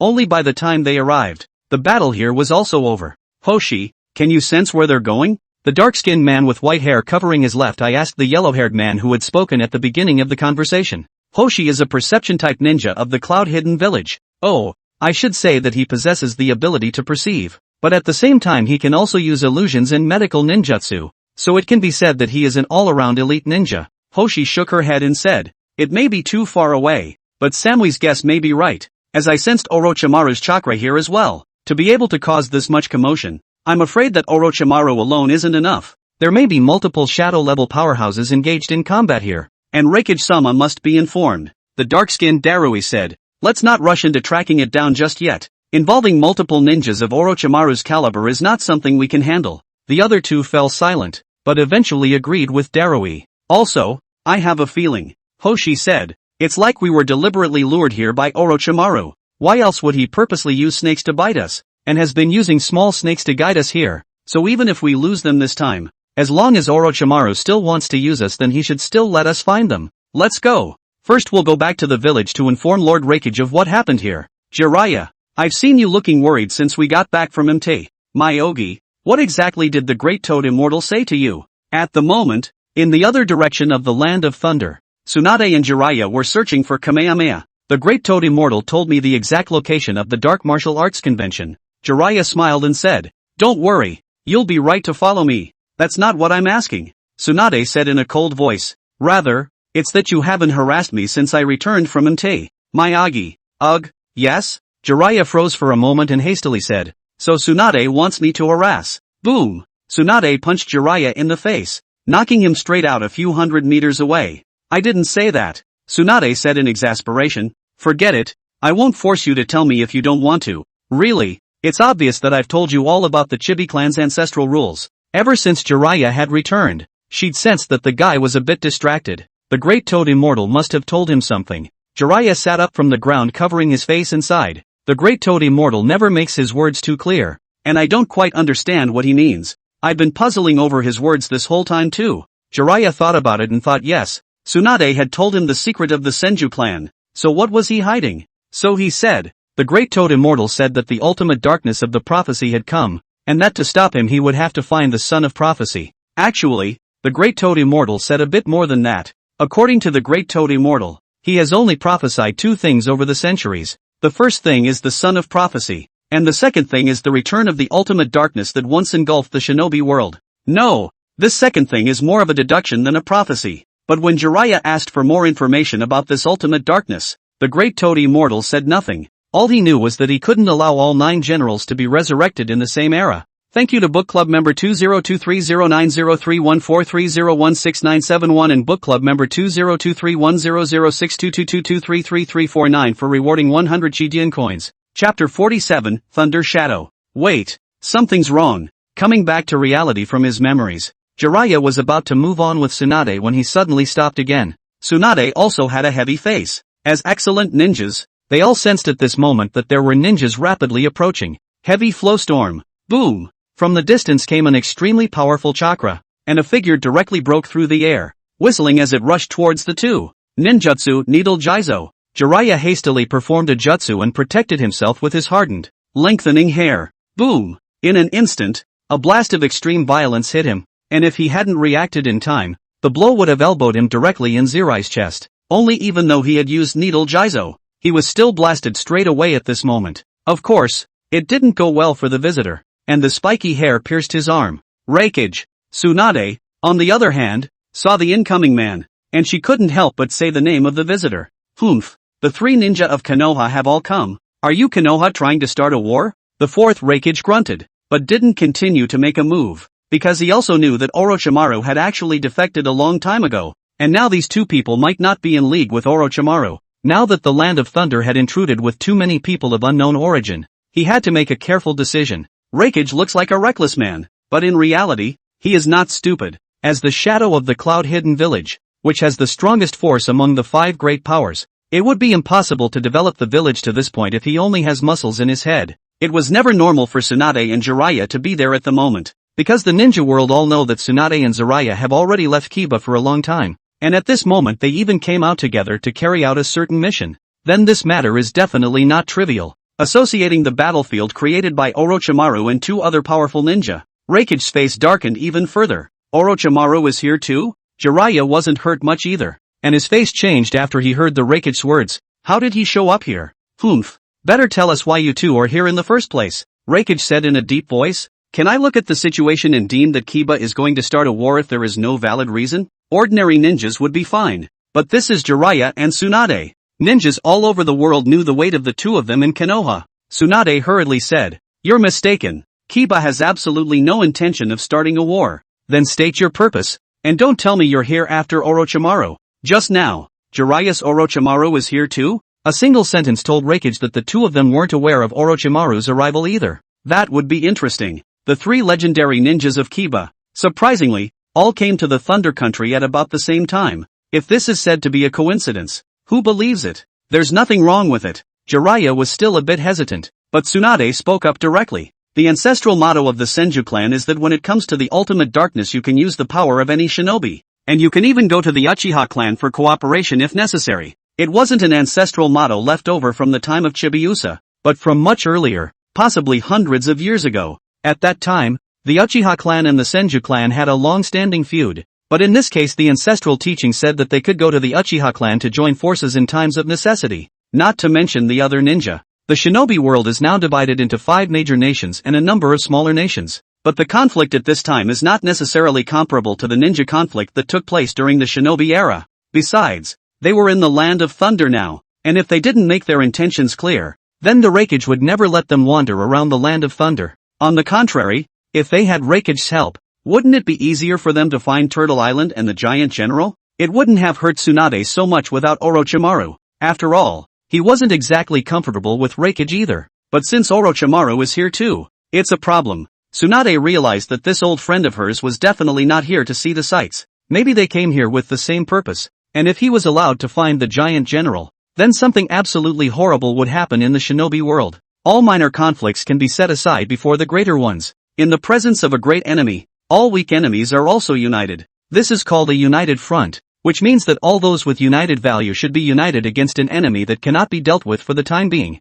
Tsunade's mind wasn't that smart and didn't spin that fast, but at this point in time she knew what to say, because the same Chikanichi clan has passed it down. As she looked through the records related the ultimate darkness, she found notes left behind by the ancestors of the Chitos clan at the time. The notes recorded some words left for posterity, but she read them long enough to realize that they, rather like the ancestors, heard it from someone else. But she wasn't cricketing her ancestors now, so let's just follow her ancestry for now anyway. Whether or not ultimate darkness was really that ultimate, whether or not it was really that dark, Tsunade wasn't sure. After all, that was hundreds of years ago, and even if the predecessor said it was serious, how could the descendants feel that kind of despair on the ground? But she was able to sense a hint of urgency even from just a glimpse of this era. The full-bodied Susanoo that instantly killed Junzo, the decapitation that crisply chopped the man into several pieces. Plus now Orochimaru is out in force too. Even without that so-called ancestral training, the appearance of these things above would be a big event in the shinobi world.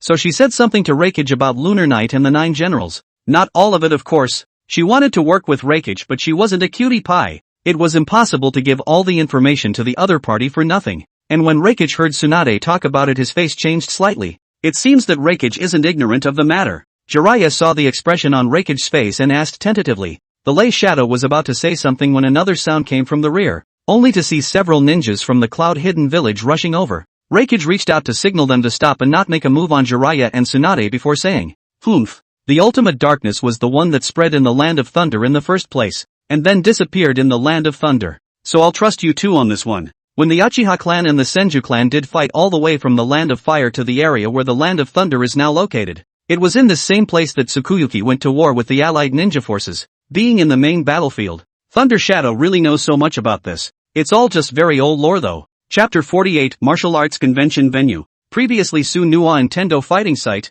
this time in addition to the 3 Darui, in addition to more from a distance to come to the Lei Shadow, Jiraiya and Tsunade, 3 people. A total of 6 people looked at the area, all of them in deep thought. What the hell is that Orochimaru guy trying to do? Jiraiya was a little confused. There must be some conspiracy for him to deliberately implicate the Cloud Hidden Village in this one. That's right. If Orochimaru hadn't purposely allowed the snake to bite the ninja from the Cloud Hidden Village, then they wouldn't have found out about Orochimaru at all. It may not be possible to discover this battlefield either. You Konoha ninja are the most cunning, Reikage said with a cold snort. You've been companions for so many years. Would you not know what he's going to do? He's not a Konoha ninja anymore. Jiraiya sighed and said. He left signs all the way ahead. I think he wants us to head to a place. That's right. As if he was afraid they wouldn't be able to find him. Orochimaru left behind a marker at intervals. It wouldn't be the location of the Dark Martial Arts Convention, would it? Tsunade said with some confusion.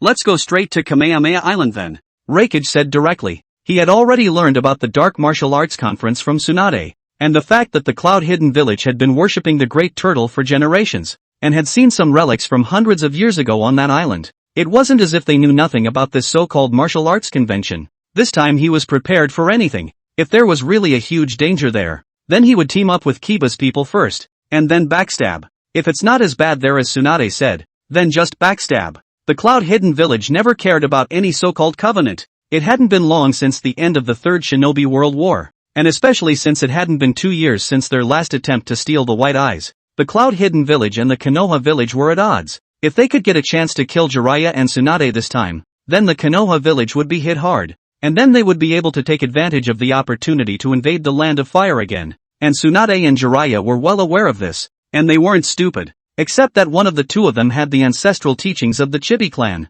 and the other had the admonition of the Great Toad Immortal, so they were well aware that this one wasn't going to be a minor incident. Even if Cloud Hidden Village wanted to backstab, then they would have to take care of the giant general before backstabbing. They will naturally have a way to get out of it when the time comes, and so the two sides allied themselves in such a way. There was no need for Orochimaru to leave them a marker, as they now knew that their destination was on Kamehameha Island, so they rushed straight over there. That Orochimaru guy is really restless. And after they left, Bandito showed up, frowning slightly and then gradually stretching after a moment. But it's good. There will be more cannon fodder this way. He had previously let the Dawn organization come first because he wanted to test if there would be any danger on Turtle Island. But I didn't expect that on the way. Pain would encounter that powerful chopper general. After the two exchanged blows, Pain abandoned the mission for the time being. The reason why he said he was giving up for now was because he knew that Nagato couldn't really just leave. He must have had the same idea as himself, wanting the others to test the dangers there. And Orochimaru was actually thinking the same thing.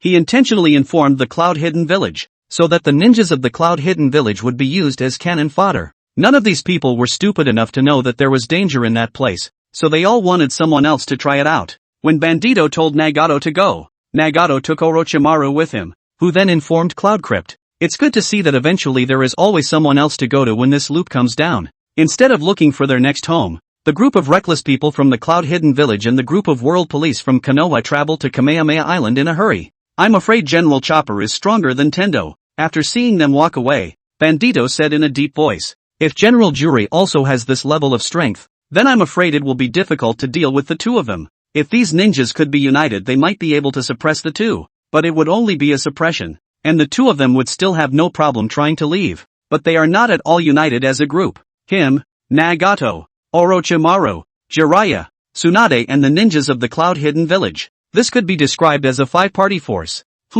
They're not as simple as you think. The Black Jedi popped up again at this time and said, if you think that they only have a slightly higher level of Heaven's Path, then you have underestimated the 9 great generals. Previously, Shibu Nuwa's performance could be said to have completely suppressed Tendo, but at that time it could still be used to redeem Tendo with the fact that Tendo was too far away from Nagato to be able to use 100% of its power. But only Black Jedi knew that even if Tendo used all of his moves he would never be a match for General Chopper, said Bandito after a few moments of silence. Then let's not let General Megapower come back to life. The fact that only General Chopper appeared now meant that General Megaforce hadn't awakened yet. It's impossible against two people, but it may not be impossible to do against one. Bandito also had absolute confidence in his own Shin Megami Tensei. Although Sunua's strength was strong, that kind of move couldn't break divine might and wasn't a threat to him. Let's go. Let's go to Turtle Island and wait for the battle. It didn't take too long for Jiraiya and the others to arrive at Turtle Island following the ninjas from the Cloud-Hidden Village. Turtle Island is filled with ferocious animals that only Kairabi can suppress.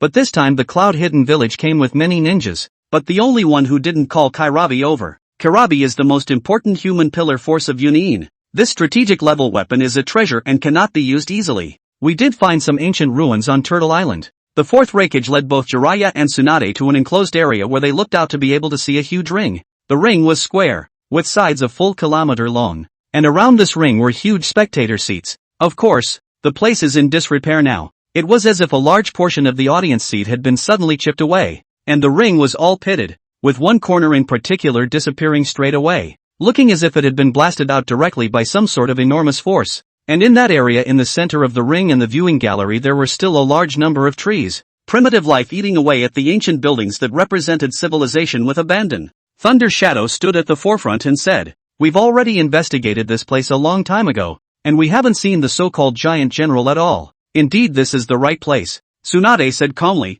"These plants should have been created by the Kizuna. My ancestors used to fight here." Chapter 49, The Nature of the Mask of Power. Is it always like this here? A large number of Cloud-Hidden Village ninjas surrounded the ancient ruins, while the five of them, Raikage, Darui, Hoshi, Jiraiya and Tsunade, entered the inside of the ring. After coming in and looking at the lush vegetation in here, Jiraiya couldn't help but ask, "It's only been a few decades since the Cloud-Hidden Village was founded, and this place was left over from hundreds of years ago," Hoshi said while sensing the surroundings. After discovering this place, the village found nothing after some probing, only that it was not destroyed but preserved. Considering that it was, after all, an ancient building that was rarely preserved, there will be no difference between seeing this venue now and when it was. "So, what exactly are you guys looking for?" the fourth Raikage asked faintly. "This," Jiraiya stalled. He honestly didn't know what he was looking for. "They just don't want to revive General Megaforce. Let's look for anything special first. Maybe we missed something in the first place,"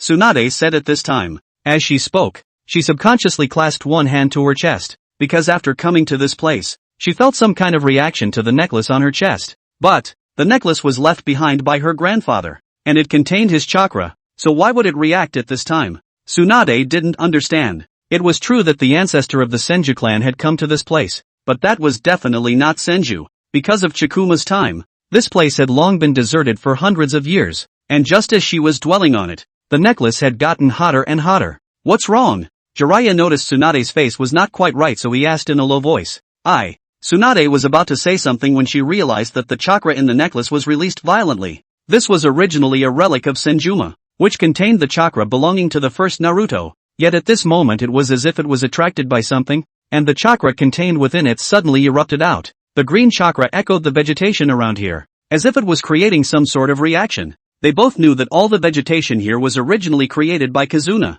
but after centuries, the forest still seemed to contain the chakra from the beginning, and when this part of the chakra came into contact with the chakra of the first generation Naruto, it immediately resonated. In addition to the necklace, a soft glow continued to pour out from the vegetation. Like rising water vapor, the countless dots of light fused with the chakra pouring out of the necklace, eventually converging into a humanoid shape. Before people could react, this newly formed person instantly formed seals with both hands. Kizuna, Flower Tree Realm Birthday. Boom! In an instant the vegetation around them once again rose wildly, and there were tons of branches spreading towards them, binding them in the blink of an eye. And huge flowers also opened up on a large number of trees, from which some sort of gas was released, which spread out at a very fast speed and seemed to deprive the ninja of his consciousness. No, they also felt their stamina draining away rapidly, as if something was crazily feeding off of them. Kizuna? The crowd was shocked. After all, other than the first generation Naruto at the time, there was no one else who could use such a powerful Kizuna.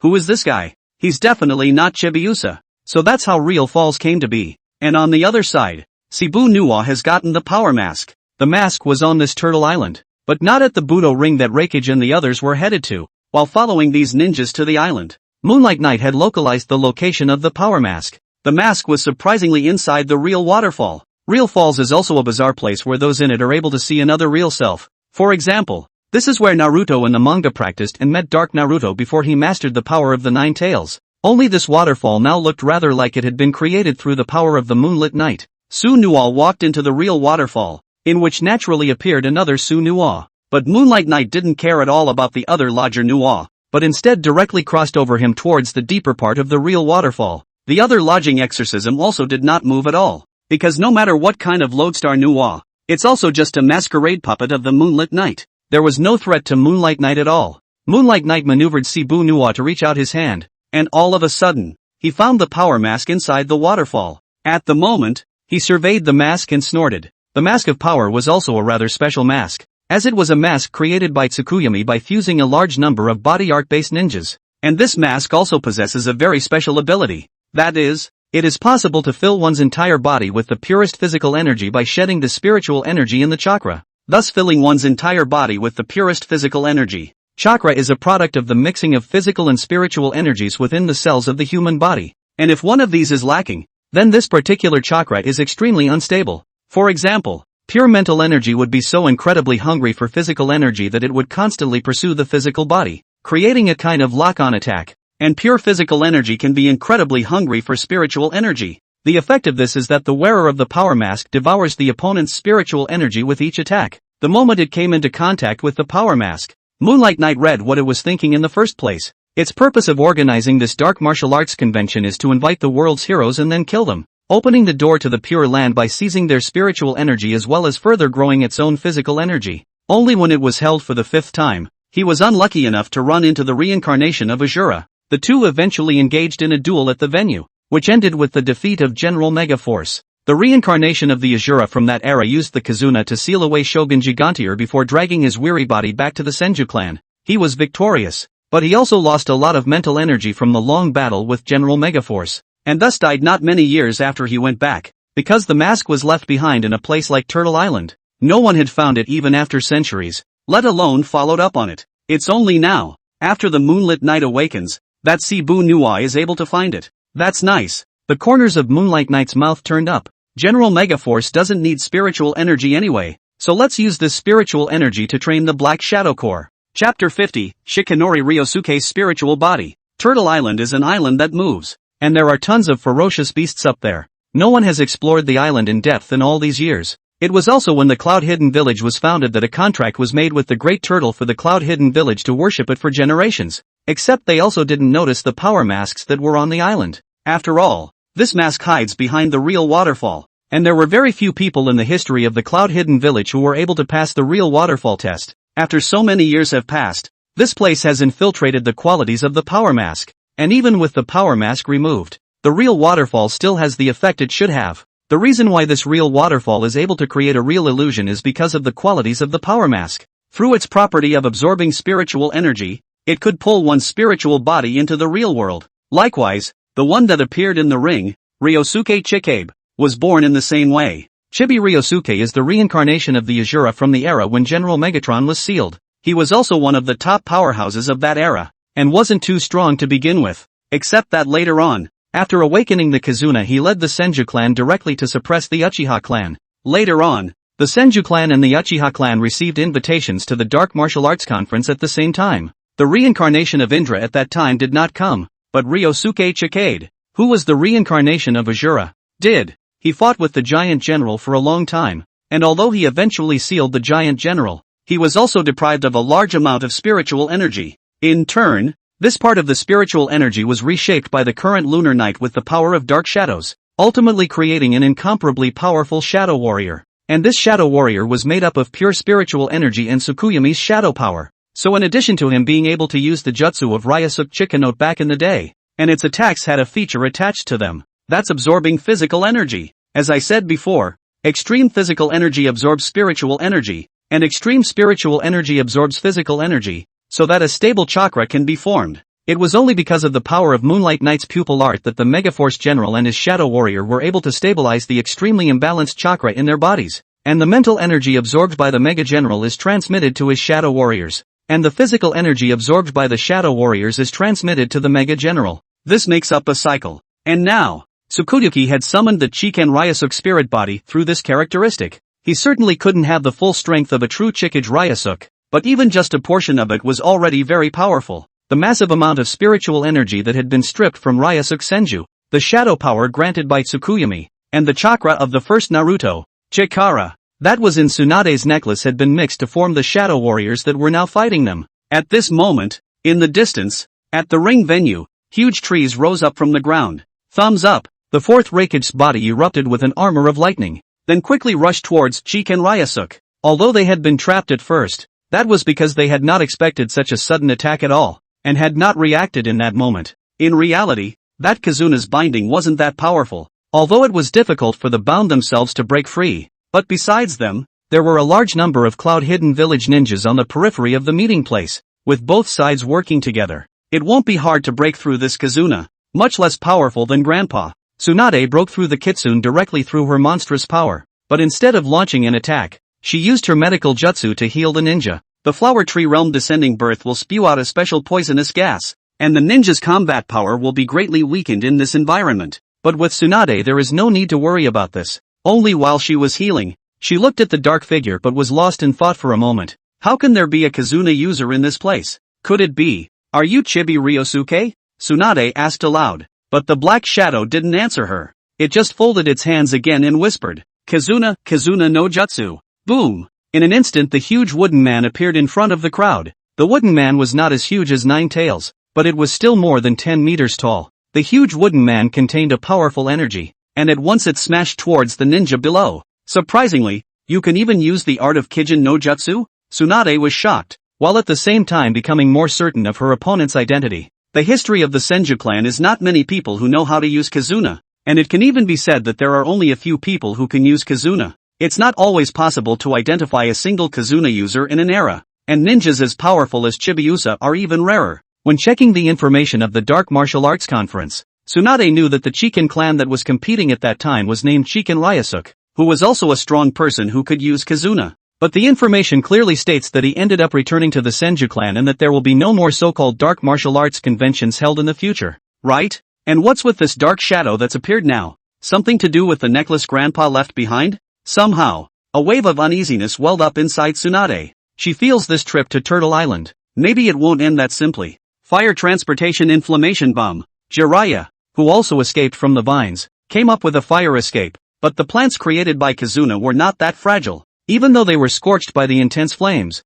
the plants were not instantly destroyed, let alone harming the huge wooden man. Even though they were not as strong as their main bodies, the shadow warriors were still powerful. Trying to cope with the woodman is not that simple. Only the thunder shadow swept right past the kitsune, rushing above it at great speed and launching an attack directly at the shadow samurai proper. But just as he was about to launch his attack, a large number of branches and roots and vines had sprung up from the surrounding trees to bind laying once again. How can it be that simple? Thunder Shadow roared. This time he had prepared his defenses. How could he be so easily bound by these branches and vines again? Only to see the thunder and lightning overflowing wildly from his body, the tremendous power directly splitting the branches that came to bind him. But these branches also slowed him down. The Shadow Warrior was able to launch an attack by manipulating the woodman. Instead of initiating a material collision, the wooden man appeared with two hollows in his head, as if they were two mouths. Boom! In an instant, two rays of light were launched from the wooden man's head. One contained intense lightning energy, one contained explosive flame energy.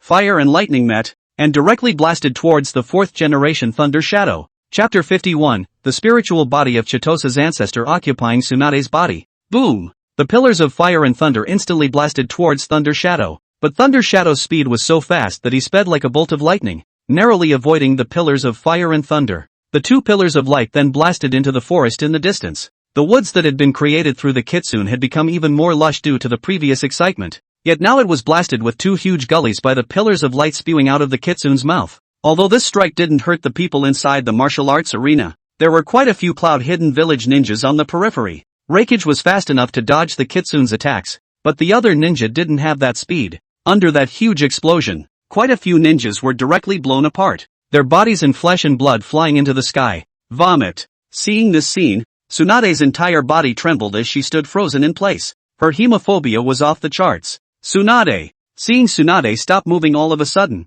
Jiraiya couldn't help but yell out in worry as a vine had already stabbed at that moment. Pust! This branch directly pierced through Tsunade's body. The blood-stained branch just pierced through from the back to Tsunade's face. And she, who was already afraid of blood, even more completely lost her strength at this moment. But the good thing was that the blow wasn't meant to kill her. Instead, it just rolled her body up and took her up into the sky in one fell swoop, then rolled her up towards the top of the woodman. Jiraiya tried to block it, but he was surrounded by lunging branches as well. And how would he have a chance to save Tsunade when he couldn't handle it on his own? Instead, Chibiusa Ryusuke picked up the still shivering Tsunade directly from the branch. She was pierced through her body, but this penetrating wound was nothing compared to the mental pain. Tsunade was a descendant of the Senju clan and possessed an immortal body, and was herself good at medical ninjutsu, so this injury would be fatal to others, but to her it could only be considered a minor injury. What are you? You? Tsunade's hands were trembling at the moment, and looking at the dark figure standing in front of her, she said with a little tremor.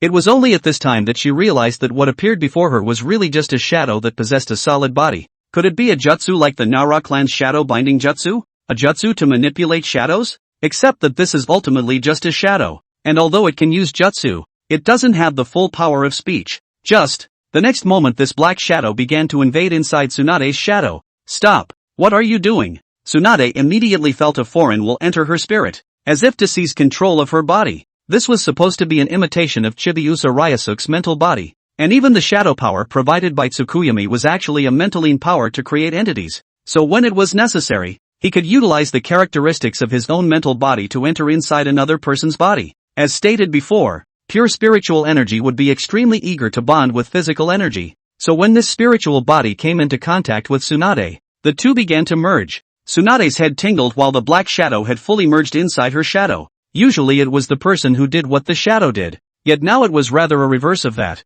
as the dark shadow began to manipulate the main body through the shadow. Tsunade's body slumped down for a moment, her hands holding her head, a pained look on her face. Damn it! As for Jiraiya, his eyes were wide with anger at this scene, but he was unable to do anything about it, and the others were also incredibly anxious at seeing this, because they all knew that once the dark shadow had completed his union with Tsunade, then his strength would definitely be taken to the next level. Tsunade is the granddaughter of Chibiusa, and there is no one more suited to the spiritual body than her body. Previously, even though he had absorbed some of the Chikara's chakra, he had only been able to utilize at most 1/5 of Chikara Ryosuke's main body's strength, and now, if he was able to use Tsunade's body, then he could fully utilize more than half of Chiken Ryusuke's power. And by reading the information from the power mask earlier, Moonlight Knight already knew the strength intensity of the Sajura reincarnation. He had already honed his kitsune to an extremely high level, but had not learned senjutsu, so he was essentially the equivalent of a senjutsu-less senjutsu-less senjutsu-less senjutsu-less senjutsu-less senjutsu-less senjutsu.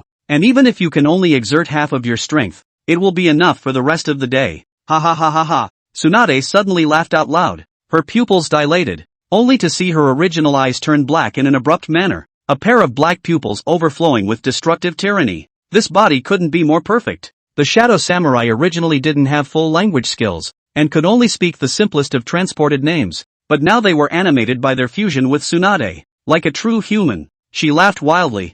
I know why you're here. Since you're so eager to get the general's power, I'll fulfill you. She clasped her hands together and let out another low gulp, saying, Kazuna Kiryu no Jutsu. This huge wooden man underneath her violently drilled out a huge wooden dragon from his hands. Originally this wooden man was only a dozen meters high, but now the wooden dragon that flew out was dozens of meters high. The dozens of meters of giant dragon made a sound as if roaring in the air, and instantly swept across everything in front of it. And this time, even if Reikage wanted to use his speed to avoid it, he couldn't do so. The huge wooden dragon directly bound the Reikage's body, and the powerful squeezing force seemed to crush even the Reito armor. A pained expression appeared on Thunder Shadow's face. Ah ha ha ha. Thunder Shadow roared, as if he wanted to break the wooden dragon with all his might. But how could he? The wooden dragon jutsu used by Chiken Ryusuke in his heyday couldn't even break free from the Nine Tails, and even if it was only half as powerful now, it would still be enough to bind a Reikage, and Chibi Ryosuke had merely bound Reikage with a wooden dragon, but had not killed him because he still had use for him.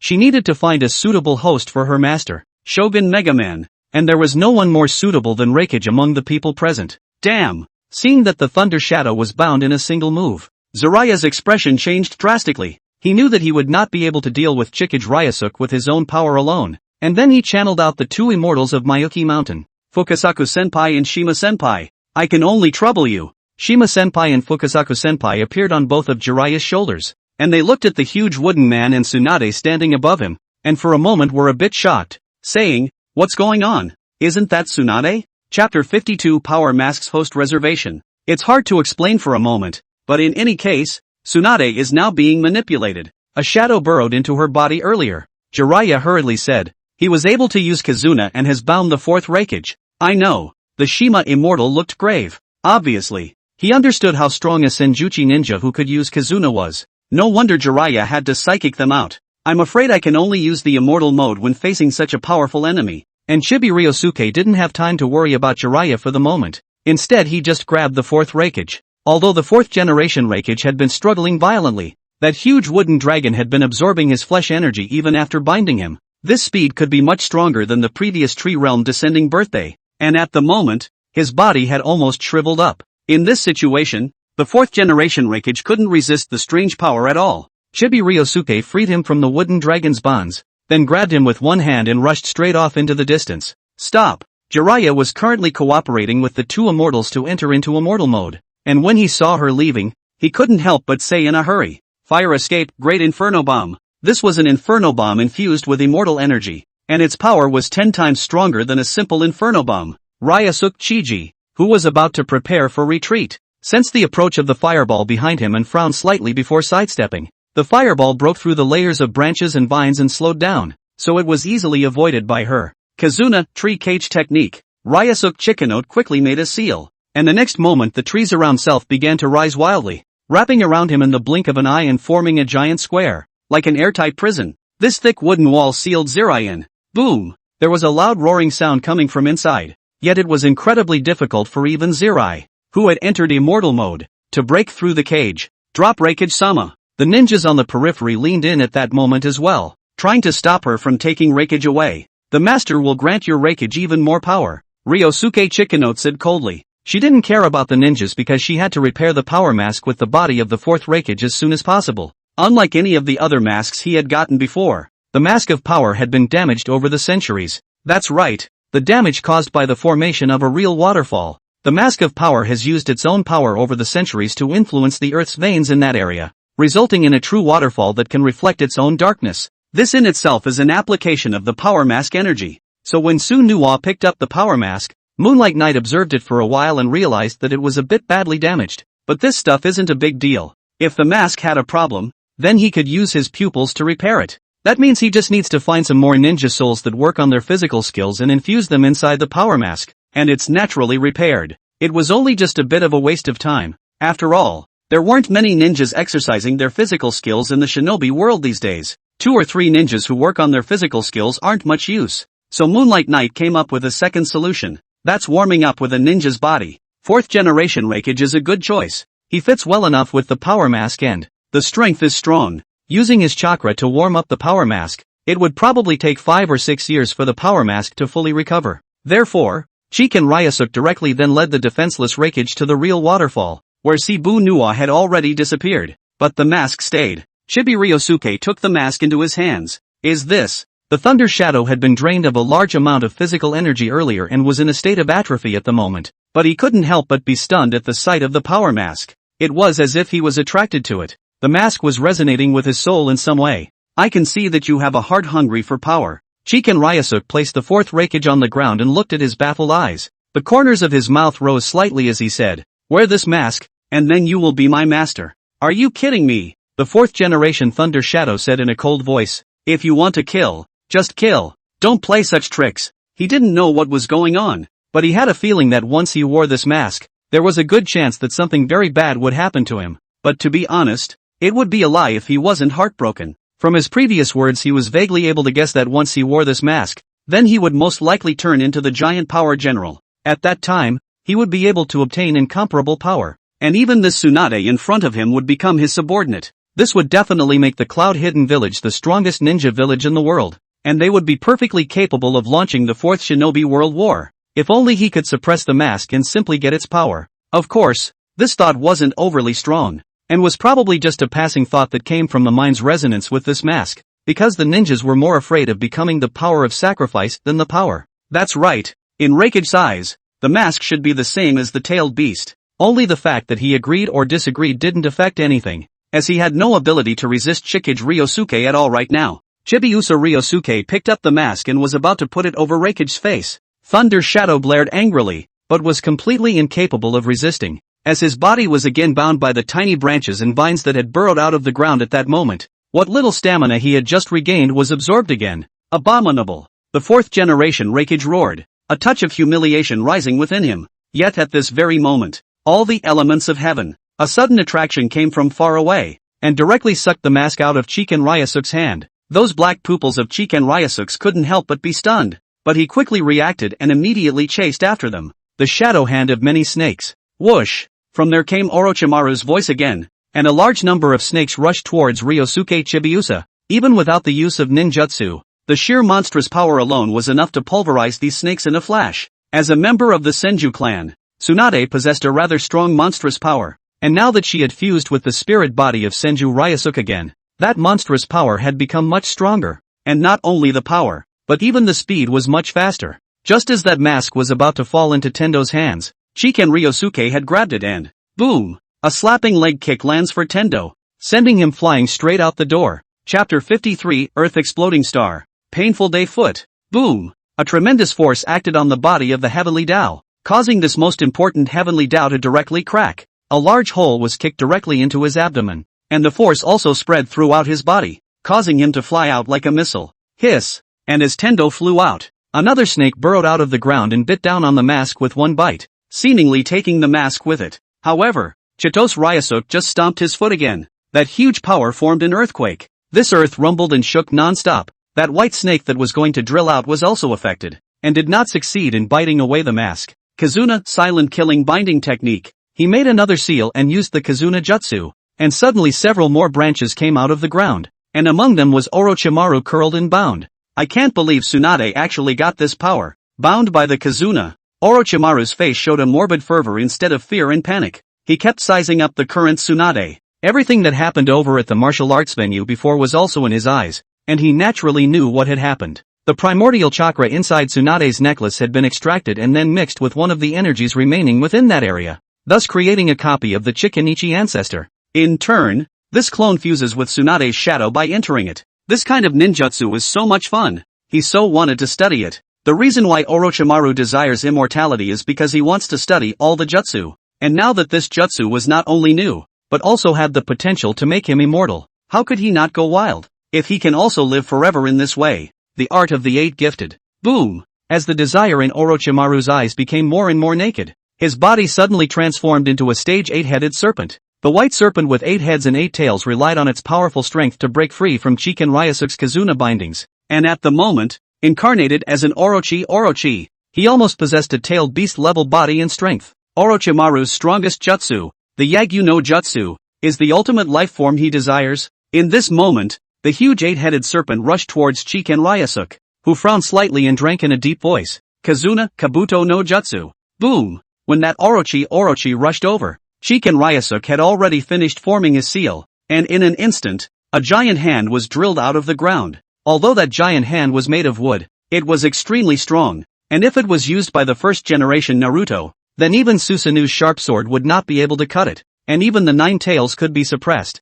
The current Chiken Ryusuke naturally couldn't exert that kind of power, but suppressing Orochimaru, who was incarnated as Orochi, wasn't much of a problem. The large hand that burrowed out of the ground directly dragged and pressed down on the body of the Orochi, as if it were trying to lock it firmly in place. The divine law of heaven. Boom! Another powerful impact came from the distance, knocking Chiken Ryosuke back a few meters, only to see that Tendo Pain, who had previously been pierced through, appeared intact again at this moment, and 3 more appeared beside Tendo. Dao and Hell Dao were behind these 4, and the latter drank again in a deep voice at this moment. Psychic technique increased Cerberus. Bang! A huge, winged, multi-headed giant dog appeared and lunged at Chiken Ryusuke before the other 4 lanes could launch their attacks. Chibi Ryosuke frowned slightly. Although he was strong, he had a bit of trouble facing Orochimaru and Rokuto Pain, and in the distance, Jiraiya had broken out of his cage and was heading this way. Immortal Jiraiya, Orochi and Rokuto Pain. The master must be revived for this to work. Ryusuke Shikanori folded his hands together and said in a deep voice, Kizuna, tree realm descends to birth. Rumble. The ground ruptured and a large number of trees burst out of the ground, creating a huge forest in the area in the blink of an eye, and in the middle of this forest, the hellhound that rushed towards him was then directly intercepted and bound by thick branches. The Cerberus that was channeled out by the road possessed the characteristic of splitting once attacked, but Kazuna was the best at dealing with this kind of enemy, and since the opponent was hard to kill, it would be enough to choose trap and seal, and Kazuna can be said to be the pinnacle of trapping in this regard. Therefore that huge hellhound was useless in this tree world, easily bound by a large number of branches and vines. No matter how strong it was, it could not break free. Of course, this hellhound wasn't much of a threat. The most troublesome one had to be the Pain's 6 paths in the back. This time Nagato had learned from the last time and was much closer to the Pain's 6 paths, and as a result allowed them to pick up Nagato's signals and chakra more easily. This time Pain was able to exert more strength than when he fought Shibu Nuwa before.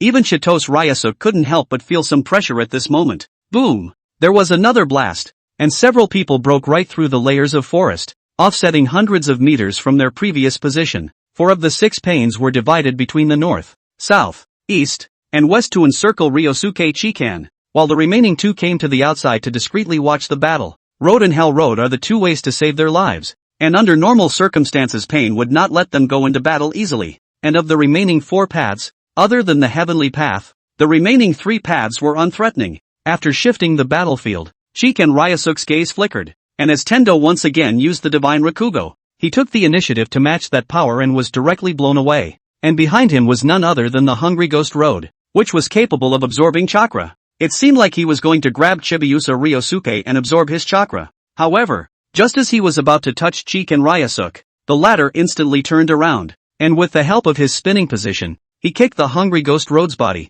directly sending him hundreds of meters away. Boom! This tremendous force was the same as when it blasted at Tendo before. The Hungry Ghost Road had no power to resist at all, and the entire person was directly scrapped by the kick. Although he was able to absorb chakra, it was pure monstrous power unleashed using Tsunade's body and Chikan Ryasuk's spirit. This force was not purely derived from chakra, and he could not resist it even if he was able to absorb jutsu and chakra. And after kicking the Hungry Ghost Road out of the way, he stabilized his body again and saw the Shura Road following him. Nagato had intended for the other 3 paths to waste the opponent's chakra first, but now his face changed as his essence sensed that someone was approaching. Someone has discovered where they are meant to be. Damn! This place has to be quick. As Ryosuke Shikanori blocked another of Shirato's attacks with another punch and then elbowed Shirato down with an elbow strike, Tendo's gaze sank. Earthquake. Chapter 54, Putting on the Mask. Earth Burst. One of the strongest moves of the Eye of Reincarnation. The moon above the shinobi world was created by the former Rokudo Sennin using this technique.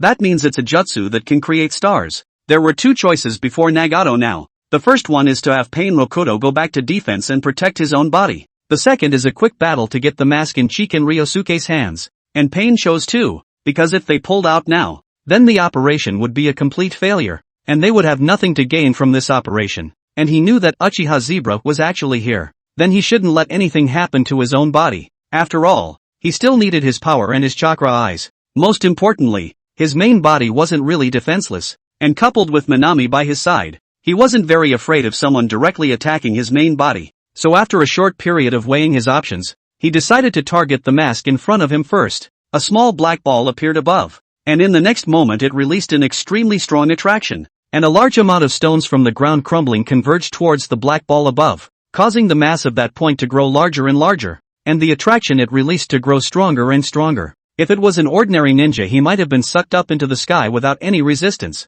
but Chikan Ryasuk was still able to resist the attraction. He had the same component of Moonlight Knight in his body, and thus could be guided by Moonlight Knight's spaced-out guidance, which let him know that Earthburst's weakness was actually that black ball, facing the source of attraction, which had formed a sphere in the blink of an eye. Chikan Ryasuk's eyes narrowed slightly, and he already knew what jutsu he should use to crack the earth-bursting sky star. Only he wasn't fighting Pain alone. Among the 4 paths of Pain that had previously surrounded him, there was an earth path present in addition to the heaven path. When he saw that Chikan Ryasuk appeared to be about to form a seal, he immediately rushed over and used himself as cover to allow the earthquake heavenly star to take shape. Ryasuk Senju coldly grunted and stopped preparing his jutsu, instead instantly punching forward and directly knocking down Mamoru. Kazuna's sealing was actually very fast, so he didn't care about such a small delay. However, besides the earthly way, there was another person who had also arrived at the battlefield. Senbagoman. It's exactly the same since Senju Ryasuk had used a powerful Kazuna jutsu to trap Zaraya earlier,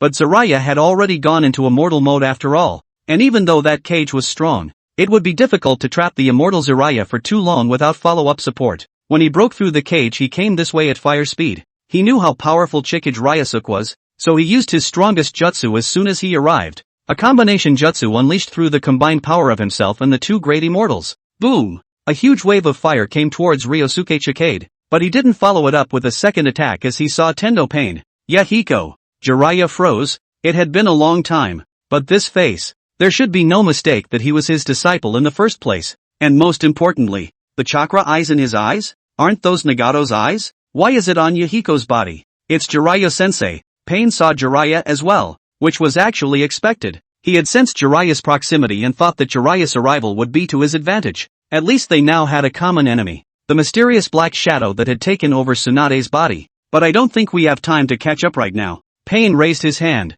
Wanxiang Tianju. Releasing the Wanxiang heavenly attractor once more, a mask flew out from that sea of fire all of a sudden, and all of his purposes were for this mask. He had heard what Chikage Ryusuke had said earlier, that by wearing this mask he would be able to gain great power. Nagato needed to get more power to shock the shinobi world, so he needed to create the 10 tails. However, if there are other forces as an alternative, it's not a no-no. Chibi Ryosuke couldn't snatch the mask back this time like he did before, as he was now on his own. In the Calamity Earth where oil, wind and fire were mixed, Tsunade's body was not affected much, but the Earth explosion star was getting bigger and bigger at the moment. The attraction it released was also getting stronger and stronger, so straight away he was pulled up into the sky, and the next moment more stones attached themselves to his body, sealing him completely within them. Along with the powerful transportation jutsu released by Jiraiya, the burning ground and oil were also sucked up. The previously unbeatable Ryosuke Chiba, sealed just like that? Meanwhile, Pain got the mask.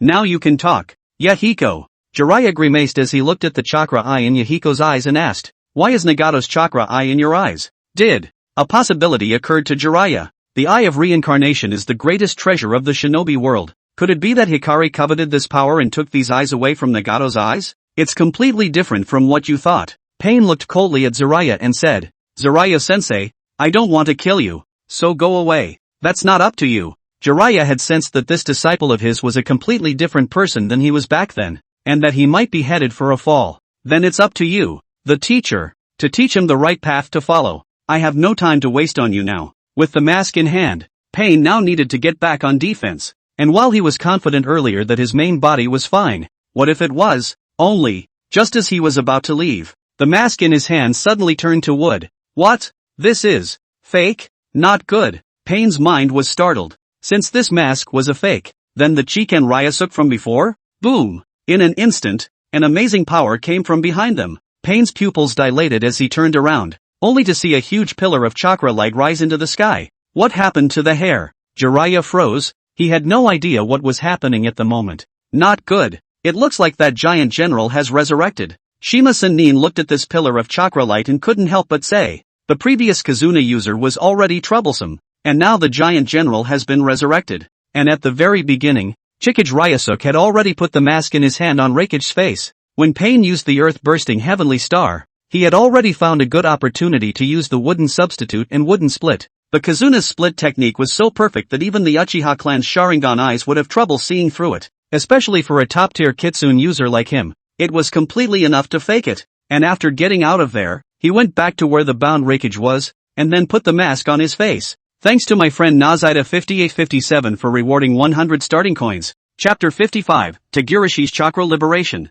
Boom! Explosive chakra spread out from Raikage's body. At this moment, his body began to swell. As the mask on his face gradually merged into his body, his frame became more lanky with it. His height, which had been close to 2 meters before, had also broken through the 2-meter mark, reaching 2 meters and 15 feet, while the muscles on his body had also become more pronounced. Only not a moment after that muscle swelled, the muscle that represented explosive power disappeared again. It still looks fit now, but at least it's not the muscle monster it was before. At the same time his face changed. The face of the previous 4th generation Raikage became much colder, and eventually became completely unrecognizable as the 4th generation Raikage, while the light yellow hair on his head turned black along with the change in the shape of his face. The body that was already 35 years old became younger in this moment. Master! Chikage Ryosuke stood respectfully in front of the 4th generation Raikage who had been given a new lease on life. Of course, he's not the 4th Raikage right now, but the Mega Force General, Togasaro. Togasaro didn't show excitement after being reborn.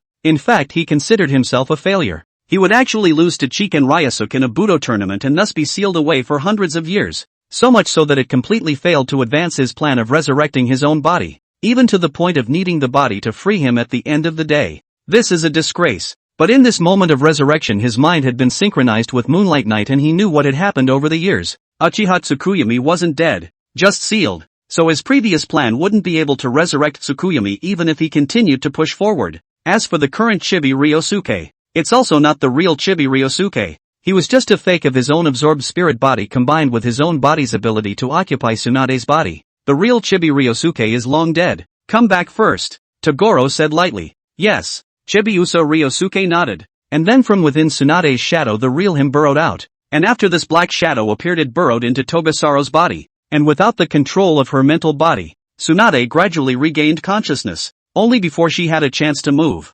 Togusaru struck her in the back of the neck with a hand slash. And Tsunade instantly lost consciousness and fainted. Even with a physical presence like Tsunade, Chiken Ryusuke's mental body couldn't appear in the outside world for a long period of time. Otherwise it will end in one of two ways. The first ending is that the unstable chakra of the spirit body becomes more extreme and eventually dissipates completely. The second ending is that the spirit body fuses even more closely with Tsunade's energy, eventually truly completing the fusion with Tsunade. This ending looks good. But then the fusion of Chibiusa Ryosuke and Tsunade's spiritual body would form a new personality, and Togusaru's control over the spiritual body would be nullified. It's hard to say whether the one who occupies this body of Tsunade's will be an enemy or a friend at that time. This was, after all, just an unstable mental body created by Togasaguru's power, and in no way was it comparable to Tsukuyo's puppet. Moonlight Knight's masquerade golem was under his absolute control in every situation. That's why Togasaro didn't let the spirit body continue to occupy Tsunade's body. But he wouldn't just let Tsunade go free either. At least now there was no body more suited to Chiken Ryusuke's mental body than Tsunade's. When the time was right, he would naturally let the spirit reappear again. As for now, he had already seen the light of day himself, so why did he need the help of his spiritual body? He had lost to Chiken Ryusuke a few hundred years ago, but at that time, his opponent was at his peak. Toguro took 2 steps forward. And in the next moment he saw the ninja coming toward him in the distance. Jiraiya and Rokudo Pain approached the area. Orochimaru on the other hand did not come. And Jiraiya was still asking about Pain Nagato at the moment. Pain didn't say a word. Just had Hellmouth repair Rokudo Pain. Just in time. Toguro craned his neck as he looked at the 7 who had come forward with one hand in his pocket and said indifferently, "It just so happens that I have something for you to do." It had been until this moment that the chakra that had erupted from his first birth had calmed down. It was only when Jiraiya and Pain saw Togasaro, but their pupils were still dilated and their entire bodies were trembling minutely. It was because they felt an extremely terrifying power from Togusaru's body. And even though there was no movement, it gave the impression that there was a huge mountain standing in front of them. Mega power. General? Looking at Tsunade, who had fainted beside Togurashi, and then at the expressionless Togurashi, Zirai couldn't help but choke. General Julius. Still resurrected? Chakra emancipation, 50%, Toguro said in a cold voice. Boom! As he finished these words, in a split second his body erupted with a tremendous amount of energy. The pillar of chakra light that had just disappeared earlier reappeared at this moment, and his body began to expand. Just like when he had just possessed Raikage's body. Explosive muscles appeared on his body. It looks like a replay of the beginning, but at the moment it gives a completely different feel. This is, what? Not to mention Jiraiya and Pain. Even Fukasaku-senpai and Shima-senpai, the 2 knowledgeable elders of Mayuki Mountain, were stunned, because at this moment, this energy that erupted from Togusaru's body was extremely unstable. That power was wild and abnormal, like a demon that chose to devour people without mercy.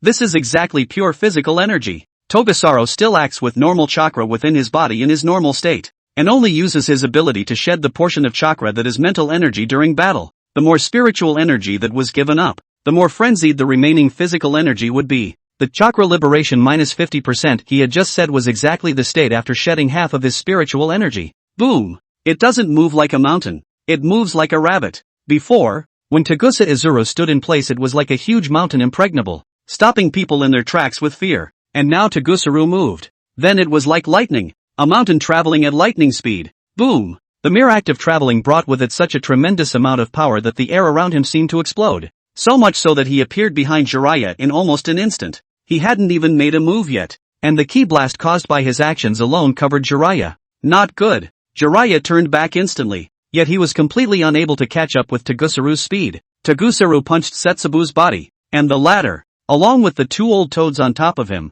had no room to resist, and were blown right out of the air. Chapter 56, The Collapsing Jiraiya and Pain's Six Paths. This speed was simply too amazing. This was not some instantaneous jutsu or time-space ninjutsu, but the purest speed of movement. In itself, 4th generation Reikage was fast, and now Togusaru had been optimized for speed as he had received a newborn based on the 4th generation Reikage. While the mask itself represents a powerful force, it still requires a host to act, after all. So the presence of the host will also have some effect on the characteristics of the masquerade golem. That's why fitness is needed. For example, if the host Nua chooses Junzo as his host, then he himself will be more suitable for cutting. And now that Togusa had chosen the 4th Reikage as a host, then he himself would favor speed even more. Therefore the speed he burst out at this moment completely surpassed the perceptions of Jiraiya and Pain. The previous Chiken Ryusuke spirit body was already terrifying enough, but the current Togusaru seemed to be even more powerful than that. Actually, it's not quite like that. After all, the previous spirit body was also able to utilize 50% of Chiken Ryusuke's power in his heyday under the effect of various factors, and the other party was a bit stronger than Togusaru in his heyday. At this moment, Togusaru was also performing a 50% chakra liberation, so theoretically it shouldn't be more powerful than a spirit body. However, it's the difference in downward pressure that comes with the difference in type. Togusaru's type is unlike any other ninja. He is the purest panel monster. He had no other fancy ninjutsu, only the purest speed, strength and defense, and because of this, his fights lacked variety. But the so-called diversity only allows room to deal with all types of ninjas. Instead, Togusaru's polarizing nature gives him the purest violence, making it difficult to fight over the top when facing someone stronger than himself, but against an enemy weaker than himself. That would show an extremely terrifying crushing effect. Right now, Jiraiya and Pain's speed and power were both far inferior to Togusaru's, and they couldn't even react to Togusaru's speed. So unless they had extremely special ninjutsu, such as a no-nonsense ability like Shin Megami Tensei, they would never be able to do anything about Togusaru. At this moment, this punch of his blasted on Jiraiya's body. The latter certainly did not have any ability to resist, and the entire person was directly transformed into a rocket and flew out. After being blown away for hundreds of meters, he finally touched a large mountain, and another boom was heard as Jiraiya's body embedded itself into the mountain, and the immense power spread out from his body again at that moment. With a crash, dense cracks also appeared on that not-so-small mountain all of a sudden, and then it began to collapse again, burying Jiraiya under countless pieces of debris. Pain Rokudo reacted at this time, but it was too slow. Like a substantial bolt of lightning, Togusa appeared in front of Tendo again in a flash. Shenandoah. Tendo unleashed the Shinra Tenshin and, having learned from his previous lesson, this time he unleashed a Shinra Tenshin that consumed an enormous amount of chakra compared to any of the previous ones. Not to mention people, even a real mountain could be blown away. However, when this force acted on Togusaru, and he didn't even move, how is that possible? Nagato, who was watching from afar, was completely shocked at the moment. He had always believed that he with the Eye of Reincarnation was the strongest, the god who was going to end the war in the shinobi world today and bring peace to the world. Even when he faced General Chopper before, and then later when he faced Chiken Ryusuke, he had suffered defeat, but he had never had the kind of situation he had now. Frustration? No, it's a sense of desperation. When he had faced General Chopper earlier, he could say that his main body was too far away for Pain to use his full power. When facing Chiken Ryusuke, he could say that his opponent just used Kazuna to escape and still couldn't face Earthquake Tenshin. But now, the presence of Togurashi, however, completely destroys his self-confidence. At such a close range, he had used his strongest divine Rakugo, but that power was completely unable to shake Togusa by even a single step. It was himself that this force blew away. This was because the repulsive force of the divine law heavenly sign counteracted on his body, sending him flying.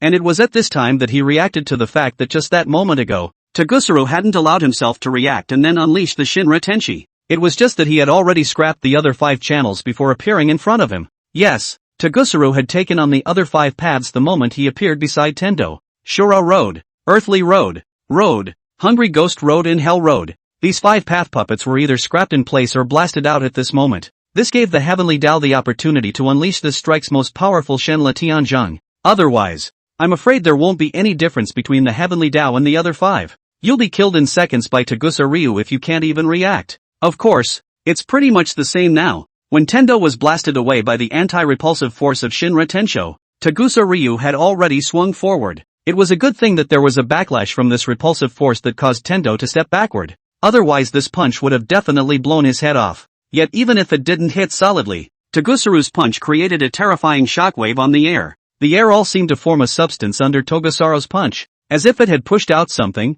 and the materialized air transformed into a cannonball that remotely blasted at Tendo. Tendo's chest was instantly dented by the air blast. The black rod of chakra on him was also shaken out from the blow, and it instantly caused Nagato to lose control of the pain 6 paths on the battlefield. Put. In a hidden cave, Nagato spits out blood with a wow, causing Minami beside him to panic a bit. Get outta here. Minami didn't care that Nagato was still spitting blood. She had already seen the situation on the battlefield through her jutsu, and was well aware of the terror of Togurashi. She had to take Nagato away as soon as possible now. So strong. Neither she nor Nagato had ever seen such a powerful being. Zoraida and Pain Rokuto were simply like a child in front of him. Defenseless. Damn. What kind of monster is this? Even Nagato, who has the eye of reincarnation, can't fight it? No, we can't leave Yahiko's body here. Nagato was still coughing up blood as he weakly said. Nagato's main body possesses all of the abilities of the 6 paths of pain, and before that, he was splitting his abilities,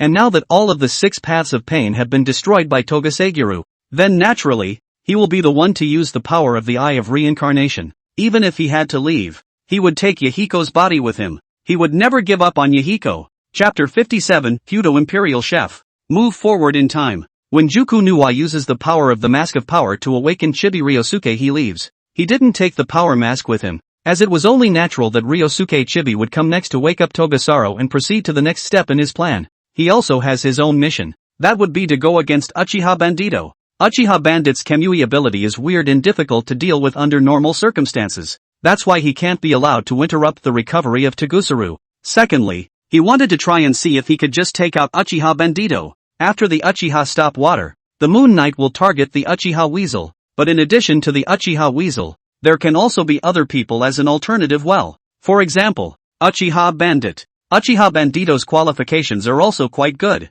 After all, it's the successor that Spot has worked so hard to find, and although he dangled a bit in the beginning, as the saying goes, one's potential can't be determined solely by one's performance as a child. Just the fact that Uchiha Bandito killed dozens of upper ninjas and the dark sect in seconds after rehabbing with Zan for a while, albeit with the White Jedi's boost, was quite remarkable. It's even more outrageous to open a kaleidoscope directly from a 2-hook jade after being stimulated in some way. Either Uchiha Weasel or Uchiha Bandito should be able to act as his next vessel. As for Sasuke Uchiha, he was an important pawn in Tsukuyomi's fight for Rokuto Senin's chakra, so he wouldn't put his mind on Sasuke unless it came to the stage of necessity. Since this one came across, let's give it a try. This Turtle Island was already surrounded by Yun-in village ninjas, but a large number of ninjas were closing in because of the battle that had occurred over at the martial arts venue. It also made it easier for Bandito to move forward, and while he didn't give these minions a second thought, it was always good to have fewer obstacles in the way. Baijia had already discovered where the power mask was through the mayfly technique,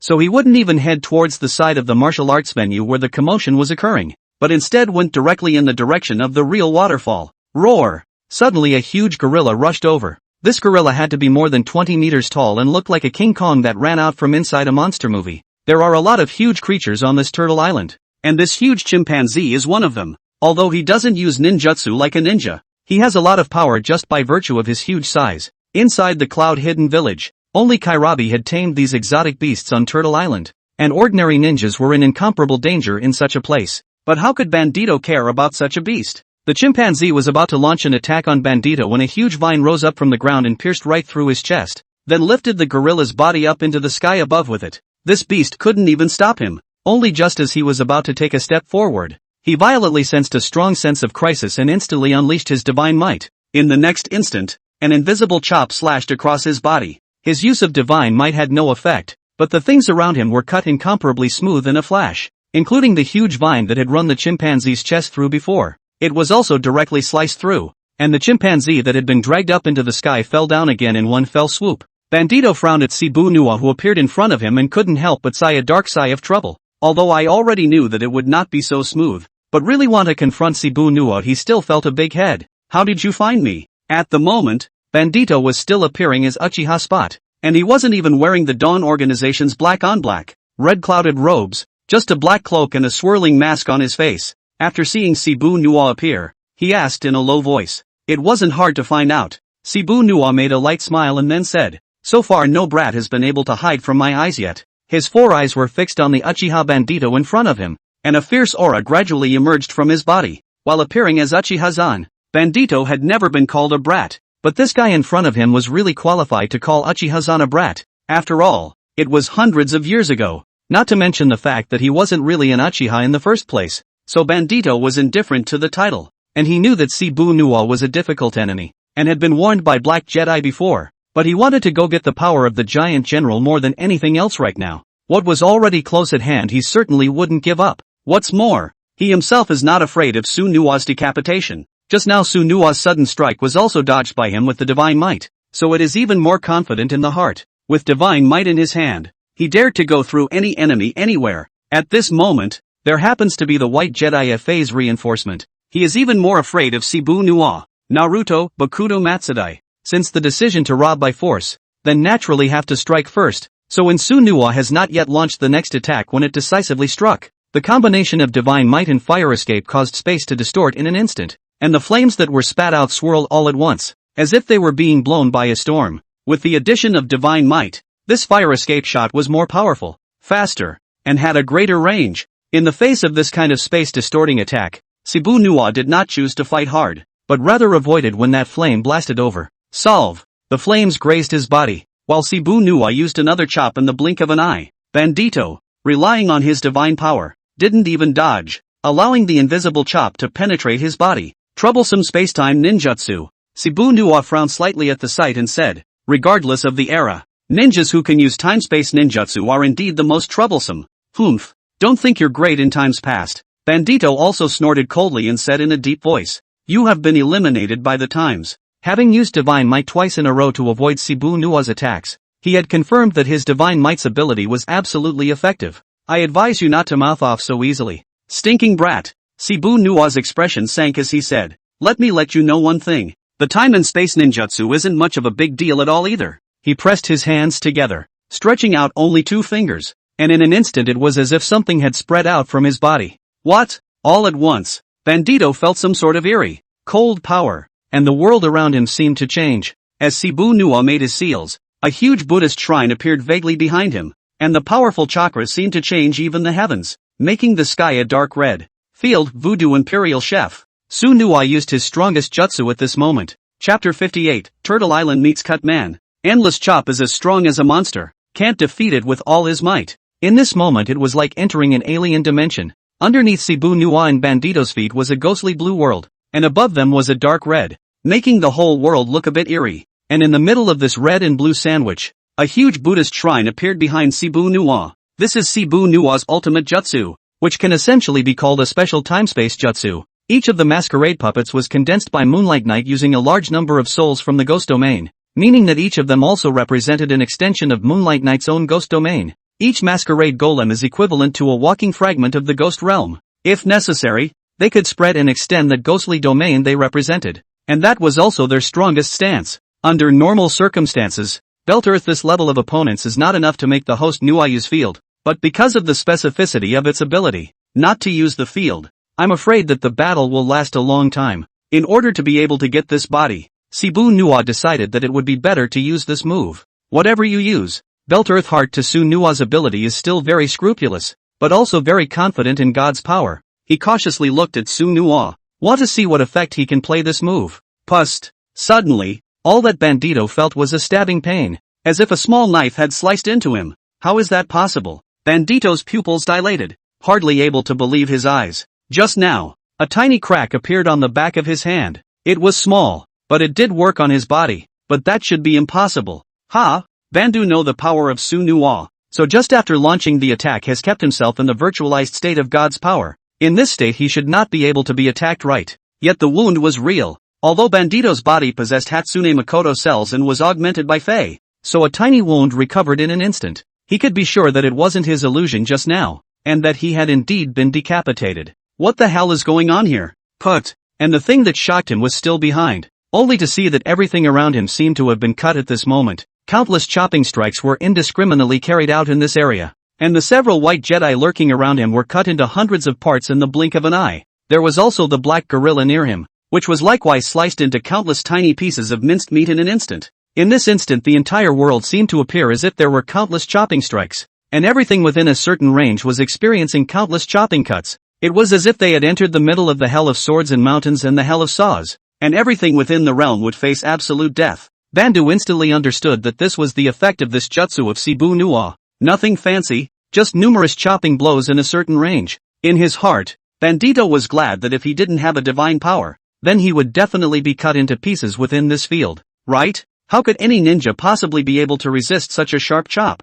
Pust! Bandito was still in shock, but in the next moment another sharp stabbing pain jolted him awake as another gash appeared on his cheek. He was clearly in a state of vaporization, so why was he still being attacked? What the hell is going on here? Bringo couldn't help but ask. You think you can get away with a mere time-space jutsu? Su Nuwa scornfully said. Who do you think I am? Stinking brat. The effect of Suzaku's domain Fushigi Gukoko is indeed what Obito thought it would be. An infinite spread of his two types of slashes, unravel and high. In terms of quantity, everything within the field would be sliced to pieces by these countless chopping blows. In this moment, it was as if the countless souls that made up the Lodestar Nuwa were constantly wielding their swords. Hundreds of people were swinging their swords every second, theoretically never stopping until they had crushed the hostile enemy. And now that there is nothing else in Shibu Nuwa's domain except for the belt soil, then the target of all this chopping is naturally placed on the body of the belt soil. Because they are essentially countless living chop strikes, they all possess the ability to automatically claim the enemy,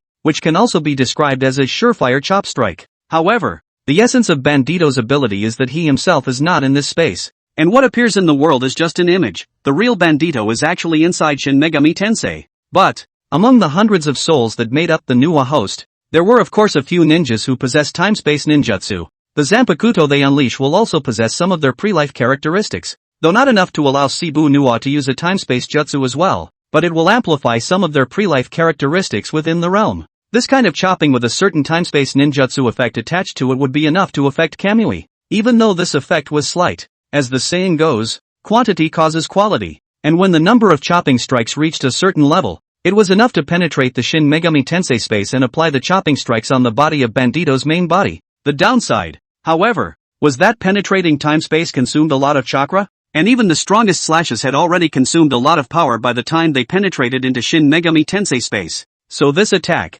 which was originally enough to instantly decapitate Bandu, could only slice a small hole in his body after it actually hit him. Bandito hadn't been able to figure out what was going on at the moment, but he couldn't help but feel a pang of fear knowing that his opponent had the ability to attack his own body. Put! Two more chopping strikes pierced through the Divine Might space, leaving two wounds on his chest and his left arm. Damn! Something has to be done. God's Mighty's voiding was maintained for a maximum of 5 minutes, and now that only so much time had passed it had already decapitated itself 4 times, and even though it had the recovery ability brought about by the primordial cells, it might not be able to carry it off even if it kept going on like this. And most importantly, he didn't know how long Shibu Nuwa's Voodoo Imperial Chef could last. If it lasted longer than the duration of one's Divine Might voiding, wouldn't that mean that one would appear as a solid body in this endless chopping? That would have cut himself to pieces like everything else in this field. Pffffffffffffff. As Bandito's body recovered, several more chopping strikes made their cuts, and in those 5 long minutes, he was constantly recovering and taking chopping strikes, and while the wound was able to be recovered, the pain caused by that moment of decapitation was real. In this moment, it was true that Bandito seemed to be suffering from lingering pain. Is this the true strength of the 9 generals? In this moment, Bando also finally recognized. What kind of monsters were these ancient generals? Chapter 59, Izanagi. Ah. The chopping attacks in the sky flooded everything in front of them. Bandito let out a scream. As time passed, instead of decreasing and becoming weaker, the Voodoo Imperial Chef's chopping blows became more and more powerful. This is one of the must-hit characteristics of this field of Voodoo Imperial Chef. Originally, everything within this field would be labeled with a decapitation mark, and there would be nowhere for anyone to go within this field. However, when Shibu Nuwa turned on the field, Bandu had already gone into vanishing mode, causing him to look like he was inside the field, but he wasn't, so the mark wasn't marked on his body at the beginning, but with some subsequent chopping, Shibu Nuwa not only left a wound on his body,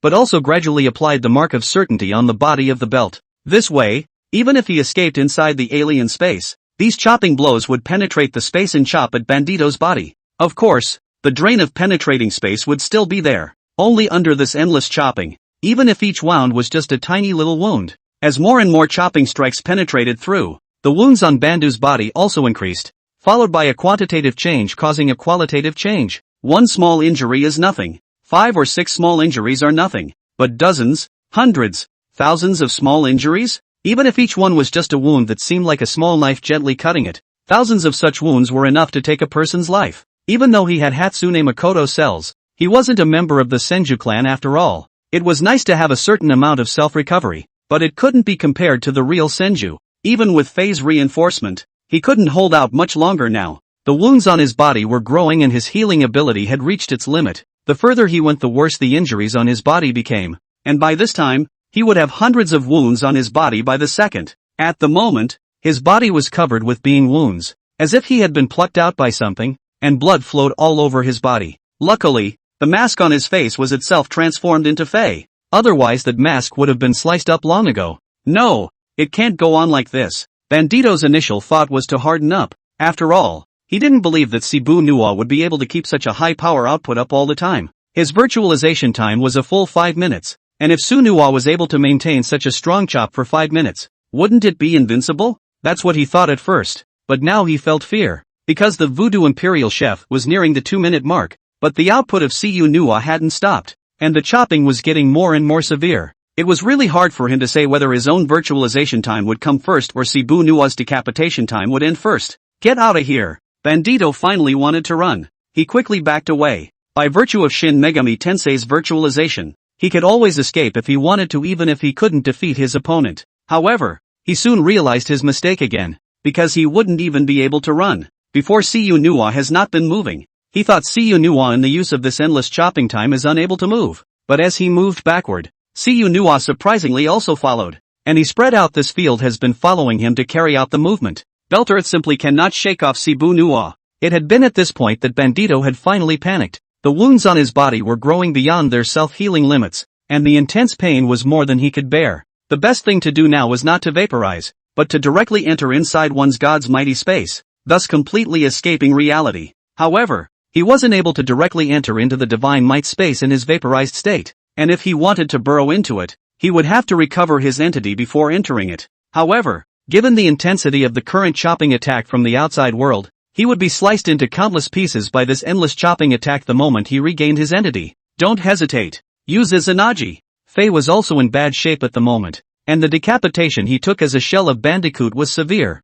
so he urged Bandicoot to use his life-saving jutsu. Voiding can no longer be relied upon, and the only way to survive is to use Izanagi to rewrite reality. Izanagi is a forbidden art of the Uchiha clan that can make things go in their favor by rewriting reality, which to put it simply is actually invincible time. After activating Izanagi, the ninja would have 1 minute of invincibility, which could be considered a rather terrifying forbidden art. However, precisely because the effect was so perverse, the price of using Izanagi was also heavy, requiring the cost of a single Sharingan eye. In addition to having one Shin Megami Tensei Sharingan eye of his own, Bandito also has 2 Sharingan eyes in the eyes of Uchiha-san. Uchiha's own chakra eyes were given to Nagato, while he later grafted himself a pair of 3-hooked shuriken just in time to activate Izanagi. Except that this is, after all, a consumable item, and using one is one less. Forget it, it's the only thing to do now. If he doesn't use Izanagi, he'll definitely be killed by these countless slashes when the time for the virtualization is over.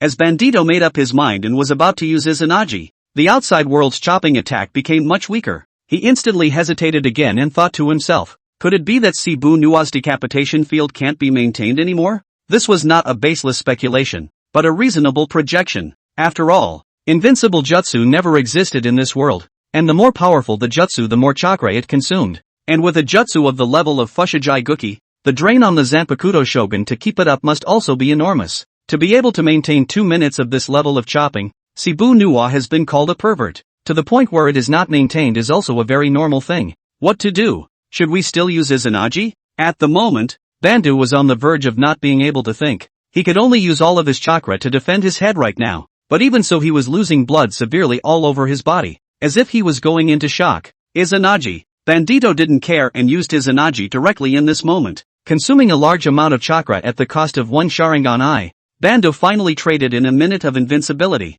and he simply exited Kamui mode, letting the endless slashes work on his body. Put. In just an instant, his body was sliced into countless pieces of flesh. only with Izanagi's power to rewrite reality. Bando was soon back from the dead and he was trying to get away from Shibu Nuwa, but the world around him changed as well. The blood-red sky and the ghostly blue ground slowly disappeared, and the Buddhist shrine behind Shibu Nuwa slowly dissipated in a world covered with decapitation marks. Shibu Nuwa stood a few dozen meters away from Bandu and laughed out loud. The ninjas of this era are really something. You're still the first one to escape from inside the Voodoo Imperial Kitchen. Chapter 60, The White Jedi is killed in battle, and the one who can save the belt. You monster! Bandito was panting at the moment. He no longer had the airy demeanor of a disguised Uchihan, and even though the mask was still on his face, the fear and nervousness he felt after his close call could be heard in his voice. The endless chopping attack from before had made his heart seem like it had been ripped out, and even after experiencing Uchiha's teachings, he was still close to breaking his defense at the moment.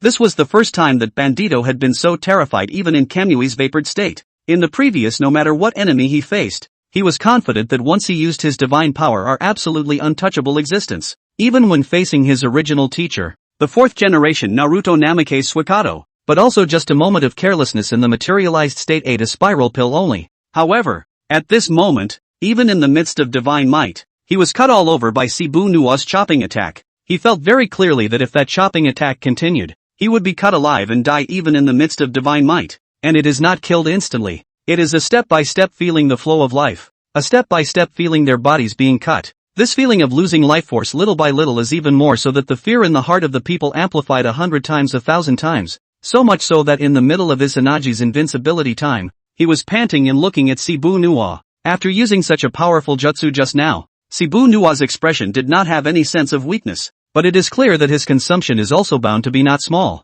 Otherwise it is not possible to stop when the Belt Earth are about to give up. But even knowing that, Bandito didn't want to stay here and tangle with Shibu Nuwa. He had to get away from Shibu Nuwa as soon as possible while Izanagi's invincibility time was still on. Just Shibu Nuwa now, since he wanted to grab the body of the Belt Earth and how will let him easily leave. Only to see him again launched chopping attack. This strike directly cut off the arm of the Belt Earth. However, it was still in the middle of Izanagi's invincible time. And everything that happened during that time would be rewritten by Bandito. So what had just happened seemed like an illusion, with Bandito appearing intact in the other direction. And while the invincible time was still available, he directly then chose to enter into the divine might space. There are two modes of his divine power. The first one is voiding, which is the divine might used most of the time, in which you can ignore the enemy's attacks, but the disadvantage is that it lasts for a maximum of 5 minutes. And the second is to go directly inside the Shin Megami Tensei space. Using this move will make Bandito disappear into the shinobi world, but there is no time limit. The downside is that you have to materialize when you enter God's mighty space, and the speed of entry is slow. That's why he didn't do so earlier when he was facing the decapitation of the Voodoo Imperial Chef, because once he showed his entity, then he would be sliced into bashfulness in a second. Until now, by virtue of the existence of Izanagi, he dared to enter the divine might space in front of Su Nuwa. Seeing that Bandu was about to leave, a hint of annoyance flashed through Shibu Nuwa's eyes. Hi! He unleashed another powerful chop, chopping into Bandito's body again as his body was sucked into Shin Megami Tensei space, and unleashed multiple more solutions in quick succession. In the blink of an eye, several more wounds appeared on Bandito's body, while Bandito finally disappeared into the shinobi world after stifling a grunt. Troublesome time-space jutsu. Looks like we'll have to find a way to deal with it. Shibu Nuwa scared as he watched Bandito completely disappear in front of him, but he wasn't dismayed. After all, he had only come to Bandito with the intention of giving it a try this time. Bandito is only the second alternative after all. Of the 9 masks, he was the first one to fall, so his subsequent growth was a far cry from the other masks. Of course, this growth is not in strength, but is learned later in wholeness. After all, the innate foundation of the 9 masks was laid for them by Moonlight Knight, and it wasn't like they couldn't become stronger subsequently, but it was very difficult to become stronger. Plus, their innate strength was high. It was known that the stronger they were, the harder it was to become stronger. So it was even harder for them to raise their strength a little. It's just that years of acquired learning always pays off. Each mask can go on to learn some jutsu to make up for their shortcomings or supplement their strengths with some means in addition to the abilities they specialize in. And Shibu Nuwa has been missing such a period of time. When faced with the divine power of Bandito, he could only respond with his strongest move, the Fudo Gokusenko. Forget it, since we didn't manage to kill him, let's just stick to the plan we set before. Thinking of this, Su Nuwa will no longer dwell on this matter. After sensing the situation on Tagusaru's side again and confirming that there was nothing wrong, he left, and in the midst of the divine mighty space, at this moment, Bandito was still covered in blood. He was lying on the ground, and the dense wounds on his body looked extremely horrifying. Although Bando used Izanagi could only nullify what happened during that time, but it couldn't change the damage that had been done to him before. Previously, he had stood hard against the Voodoo Imperial Chef's decapitation for close to 2 minutes in his vaporized state, coupled with the fact that when he entered the Shin Megami Tensei space, Izanagi's potency was also undone by a blow from Cebu Nuwa at the end of the situation, further adding to his injuries. White Jedi. As Bandito lay dying in Shin Megami Tensei space, he tried to get the White Jedi to heal him, but was shocked when he sensed the state of the White Jedi on him. The White Jedi is actually dead? It was at this time that he remembered that Izanagi could only put an invincibility buff on himself, but Baijia didn't have that status. That is to say that he later was real and took several more decapitations from Cebu Nuwa, even to the point of being directly decapitated. Bandito couldn't help but have his pupils dilate. This White Jedi wasn't quite the same as the other White Jedi, who had been by his side when he had been rehabbing in the cave. He was also the one who later incorporated himself to deal with the group of misty hidden shinobi. It could be said that he had been by his side for quite a long time, yet now he had been decapitated by Su Nuwa. No, not good. Bandito was breathing heavily. He was in bad shape and in desperate need of healing, and without the White Jedi's help, his own ability to heal himself would only get worse. There is no way to recover from such a serious injury with your own abilities. No, it would be better to say that it was no longer possible to recover, because he had overdrawn his self-healing ability in order to repair his body during the previous time in the voiding, and coupled with the use of Izanagi, which consumed a large amount of chakra, he now had very little chakra left. No, won't work. I can't die. I also want to save the world and complete the Eye of the Moon program. The strong desire for survival in Bandito's mind made him clench his fists and force himself to stay awake. Wait, there's someone else on Turtle Island who can save him. Chapter 61, The Sixth Dark Martial Arts Convention. Go back in time. On Turtle Island, Pain Rokudo has been defeated in battle, and Jiraiya has fallen to the ground. He was still in immortal mode, but Togusuru exceeded his load limit with one punch, and was no longer able to maintain immortal mode, returning to his normal form. Togasaro blandly walked up to Jiraiya, and it was at this point that the ninjas from the cloud-hidden village arrived. Reikage-sama? They had all come to look for Reikage, but they hadn't seen the 4th generation Reikage here and couldn't help but panic. Togasaro was now back to his initial form from his 50% liberated state, and that explosive muscle had retracted as he kicked out, sending Jiraiya flying. The already seriously injured Jiraiya was kicked again, directly spitting out a large mouthful of blood, and then crashing through several encircling cloud crawlers as if they had been kicked out of a rock. Damn it! What are you? Where's Reikage-sama? A Yunin was furious at this situation and was about to rush over immediately. They knew that it was Tsunade of Kiba who had taken the lay shadow, yet now only the unconscious Tsunade was visible but not the lay shadow, and as for who Yuyu was,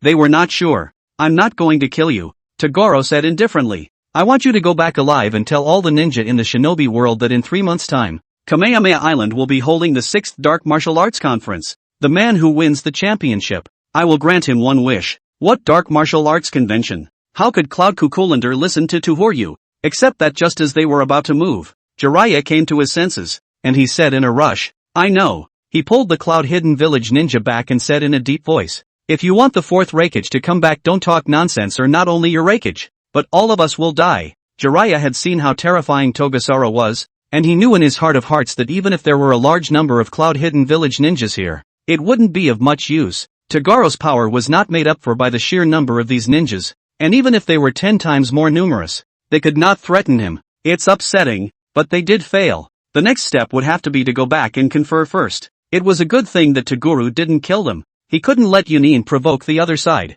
After saying this, Jiraiya spat out another mouthful of blood with a wow before finally reaching his limit and passing out all of a sudden. The cloud crawlers were silent. They didn't know what to do for a moment, until Darui said in a deep voice, listen to Jiraiya, get out of here first, and figure out a way to save Reikage-sama later. But, no buts, Jiraiya is right. If we stay here, all of us will die. Even though Togusuru had retreated to his normal form, Darui could feel the terrifying power in his opponent's body. Most importantly, the fallen Rokudo Pain by his side, the severely injured Jiraiya and the unconscious Tsunade. Rokudo Pain is what he is not clear, but the strength of Jiraiya and Tsunade he is very clear. Especially Tsunade was possessed by something before. However, one of them was now unconscious and the other was seriously injured. And the most crucial thing was that it would only take a few minutes from them to come after them. For such a small amount of time they were down. You could tell that this man was definitely not something they could handle. As for the other 6 who fell, that in their eyes is Reincarnation eyes, right? The legendary possessors of the Eye of Reincarnation have all collapsed here. Damn it, what the hell is going on? I'm afraid we'll have to wait until Jiraiya comes to his senses to figure out what's going on here. Inform the 5 great nations that I will be waiting for you on Turtle Island 3 months from now. I'm looking forward to the gathering of the strongest people of this era. After Togurashi finished speaking, he no longer cared about these people, and carried the unconscious Tsunade with one hand before walking straight forward. Damn, let's look down on people. A cloud crypt saw Togasaro strutting towards him, and he, who was already furious because of Reikich's disappearance, clenched his fists and immediately took out his bitungu, but before he could strike, his entire body was trembling. Toguro simply looked at him, and all of a sudden a powerful force acted on his body. He only felt chills all over his body, and endless killing intent wrapped him up, making it impossible for him to even move. Boom! Then there was even a substantial force that bombarded his body, and Yunin directly flew backwards. Ah, faraway mountain? The surrounding ninjas still didn't know what had happened. They hurriedly ran towards the ninja who had been knocked away. However, by the time they arrived, the heart of the ninja named Toyama had stopped beating. Ninjutsu, eye pressure technique. This was one of the jutsu that Togasaro learned later on, which didn't require a seal to be formed, and could inflict damage on a person simply by gazing at them with his or her eyes. An ordinary ninja like this one couldn't even carry a single look from him. It was only now that the Cloud Canes finally realized how terrifying Togusaro was, and watched as he continued to march forward, no longer daring to stand in his way. With that, Togasaro walked through the layers of cloud-hidden ninjas, no one daring to move or speak in the process. It was only after Togusaro disappeared that they finally gasped sharply with sweaty breaths. Good. So strong. Togasaro had killed a ninja with his gaze. But that wasn't the most important thing. What was truly terrifying was the murderous intent that leaked out of him in that instant. That killing intent was incomparably heavy, making it seem as if a huge mountain had been pressed down on each ninja's body to crush them into pieces. That power was too terrifying. They had also participated in the Third Shinobi World War. Not to say that they had been through 100 battles, but they were all elites who had been born and died many times. But they had never felt such a terrifying sense of oppression. It was as if his life would be taken away just by standing next to him. First, go back to the village and take Jiraiya with you. Also do as he says and announce to the shinobi world that the Dark Martial Arts Conference is being held. Waiting until Togurashi had completely disappeared, Darui gritted his teeth and said in a deep voice, they couldn't find Reikage, so the only way to ask him was to wait for Jiraiya to wake up. Secondly, they also had to publicize the existence of the Dark Martial Arts Convention for Togasegaru. According to him, the winner of this martial arts tournament will be granted a wish. If you really can't find Reikage, then maybe you can start with this wish. As for now, they were now afraid to stay on this Turtle Island anymore. Staying one more minute, they had the creeping feeling that their lives would be taken away from them by Toguro. Well, the Fire Country and Konoha have to be notified first. They are responsible for Reikage's disappearance. Who let their village ninja run here? Not to mention, their village's Tsunade had defected. Chapter 62, Orochimaru and Bandu, a hidden place in the land of thunder. Orochimaru couldn't help but curl a smile at the corner of his mouth as he looked at the Uchiha bandito in front of him. Much like he thought, this guy really wasn't an Uchiha. He doesn't bother to confront Togusa Ryu at the end. While his soft body modification would give him some advantage against a powerhouse like Togasaro, the difference in strength between the two sides was so great that this advantage was as good as nothing. But that's no reason why he didn't go along for the ride. The reason why he didn't go was because after he broke free of the Kabuto no Jutsu, Uchiha Bandito appeared in front of him. At that time, Uchiha Bandito was covered in wounds, as if he had been lynched, and the ghastly injuries were shocking to the eyes. To be honest, if he didn't have the primordial cells in his body, coupled with the fact that he had always had the White Jedi boosting him before, he definitely would have died long ago. Cebu Nua's decapitation was extremely harsh, even though it was separated by an alien space. The endless decapitations accumulated still formed a very exaggerated damage, and it was as if all of Bandu's cells had been shredded. I'm afraid that the only person in the shinobi world today who can bring it back to life by regular means is Tsunade. Only Tsunade was now being manipulated, and there was no way for him to get to Tsunade. Then, we'll have to use unconventional means. Under normal circumstances, he could have relied on fusing the White Jedi to repair his injuries, but the White Jedi was killed at the end by Cebu Nua's 3 decapitating shots, and the inactive White Jedi cells weren't as strong. So then he thought of Orochimaru. Perhaps there were others in the shinobi world who could bring him back to life by unconventional means, but Bandito was severely injured and couldn't move for long. Then there's only one candidate. That's right, it's Orochimaru, who was also on Kamehameha Island. With Orochimaru's methods, there must be a way to bring him back to life. I can help you, but what can I get? When Bandito found Orochimaru, he had already retreated from his Orochi no Jutsu state,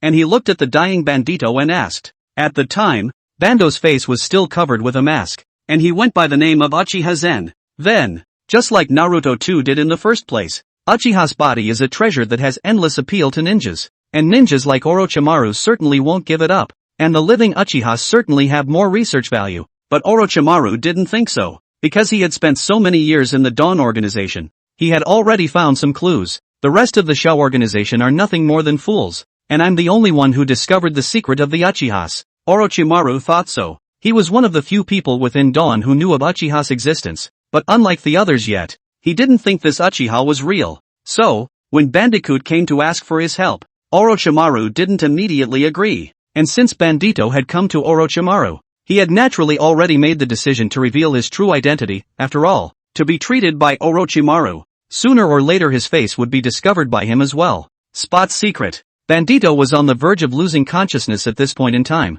but he held his spirits together, knowing that he had to impress Orochimaru with his last moments. Pain's chakra eyes originally belonged to me, and also I hold countless ancient histories and sealed forbidden arts. Save me and I can tell you all of this. That's interesting. Orochimaru licked his lips as he didn't hide the desire in his eyes. Then, good luck with the rest of our cooperation. Even if he knew that the man in front of him wasn't an Uchiha, he was still a great subject to study. And even if Bandito hadn't said any of this, Orochimaru wouldn't have given up on him. It's just hard to say what research will be done then. So Orochimaru left the matter of the giant general alone. He didn't go over there, but he still had a way to monitor the movements on Kamehameha Island. He had seen the defeat of Pain, Rokudo and Jiraiya, and he had learned of the news that General Megaforce had been resurrected and was going to host the next Dark Martial Arts convention. In that case, come back here in 3 months. He was also curious as to what the giant general was going to do when the time came. And, that mask. Orochimaru feels the need to make a trip to the Dragon Earth Cave,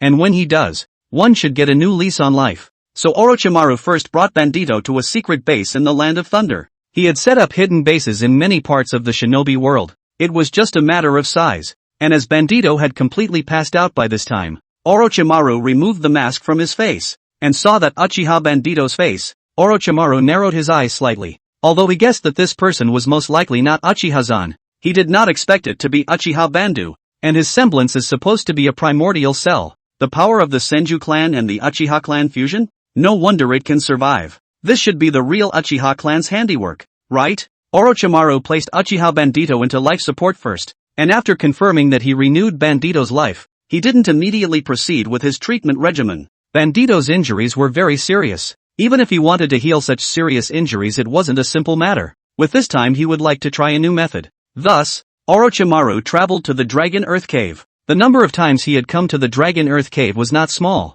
but he had rarely seen the White Snake Immortal. The White Snake Immortal was of a high status, and even he could not meet him just because he wanted to. I already know where you're coming from. And this time, he was well on his way to meeting the White Snake Immortal, in her human form and holding a mask in her hand. Yes, that's the mask. Orochimaru had noticed such a mask hanging in the temple of the White Snake Immortal when he arrived at the Dragon Earth Cave earlier. And after discovering that Tagusaru's medium of resurrection was none other than the mask, he realized that this mask in the hands of the White Snake Immortal most likely represented the power of one of the 9 shoguns as well. As the heir to the Dragon Earth Cave, Orochimaru knew that it was in the Dragon Earth Cave that Uchiha Tsukuyo had learned his senjutsu in the first place, so it seemed normal that a mask would be kept here. You're here for it, aren't you? The White Snake Immortal looked at the mask in his hand, a gray stone mask with a prismatic gap at the top, as if something was missing. That's right. Orochimaru had no problem with that as he nodded and said, this mask was left behind by Uchiha Tsukiyakari, right? Sort of, but it's not easy to get the power in it, even you may not be able to master it. Immortal White Snake said back, I want to try. Oh, then, you'll take it, and that's what he means. Thanks to my friend King of the Stars for rewarding me with 100 starting point coins. Chapter 63 News Spreads. So much for the Turtle Island incident. No one had said anything to the outside world about what had happened there. And 99% of the ninjas in this world didn't know that just a short time ago there had been a big battle on Turtle Island. But then the information related to the Dark Martial Arts Conference released by the Cloud Hidden Village caused a sensation in the shinobi world. Not many people in this world know the news of the Dark Martial Arts Convention. It's as the name suggests, the news of the Dark World. For the past 5 Dark Martial Arts tournaments, it had been circulated only among the strongest group of ninjas. and they were the only ones who knew about it. But now Toguro wants the Cloud Cloaks to spread the word about it. So the entire ninja of the shinobi world knew about it. After all, this was an official release from the Cloud Hidden Village and the Land of Thunder.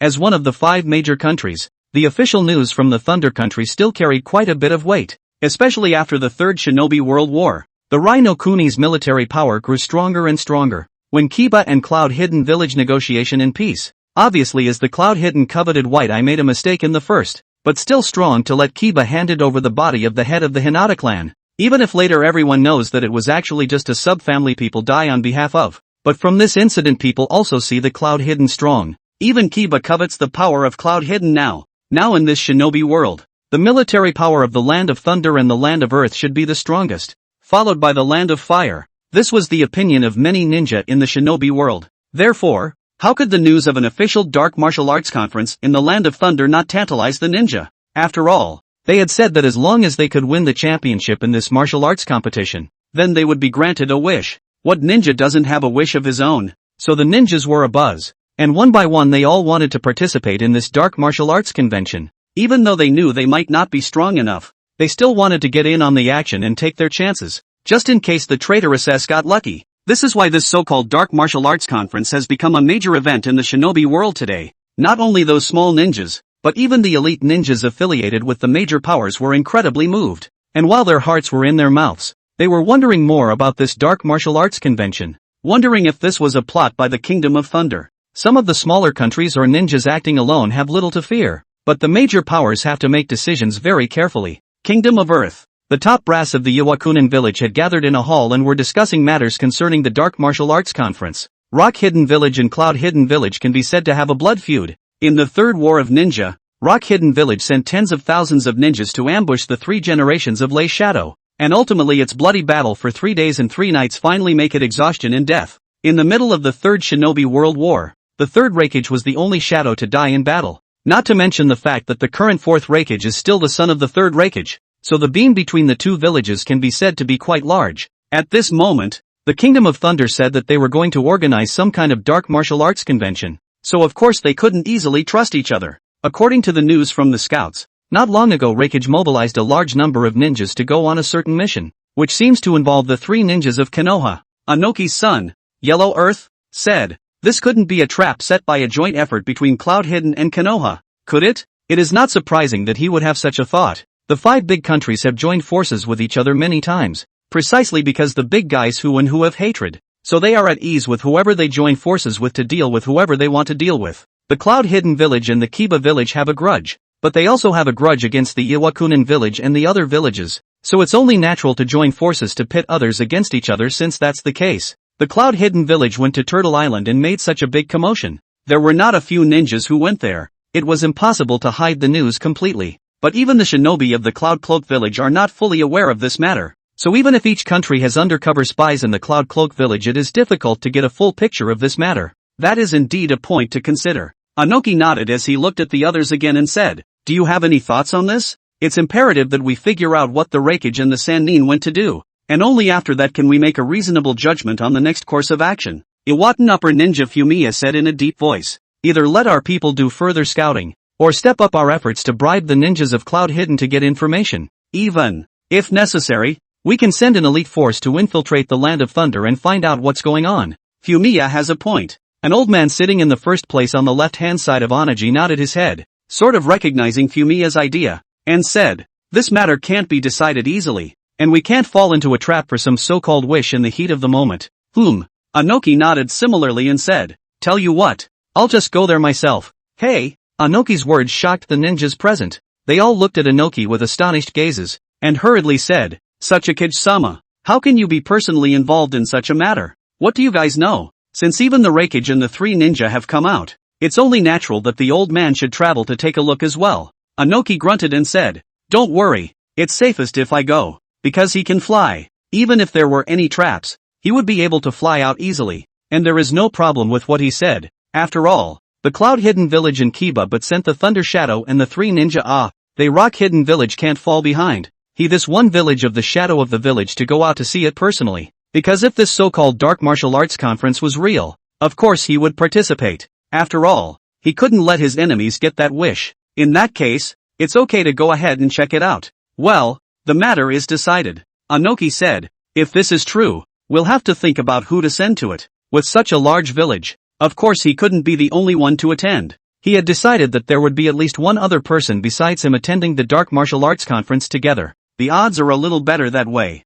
And pretty much every other village besides Iwakamura had a similar idea. If they wanted them to put their hearts down and participate in the Dark Martial Arts Conference, they had to at least explore this conference first. But those ninja outside the 5 big countries didn't think so much. They didn't have to think about the war between countries. So as long as they were confident in their own strength, ninja decided to go to this time to participate in the martial arts conference. Even if many of them also understand that they have no hope of competing for the title, it doesn't matter to them whether they can fulfill their wishes or not. It's also excellent to make a show in front of the entire shinobi world.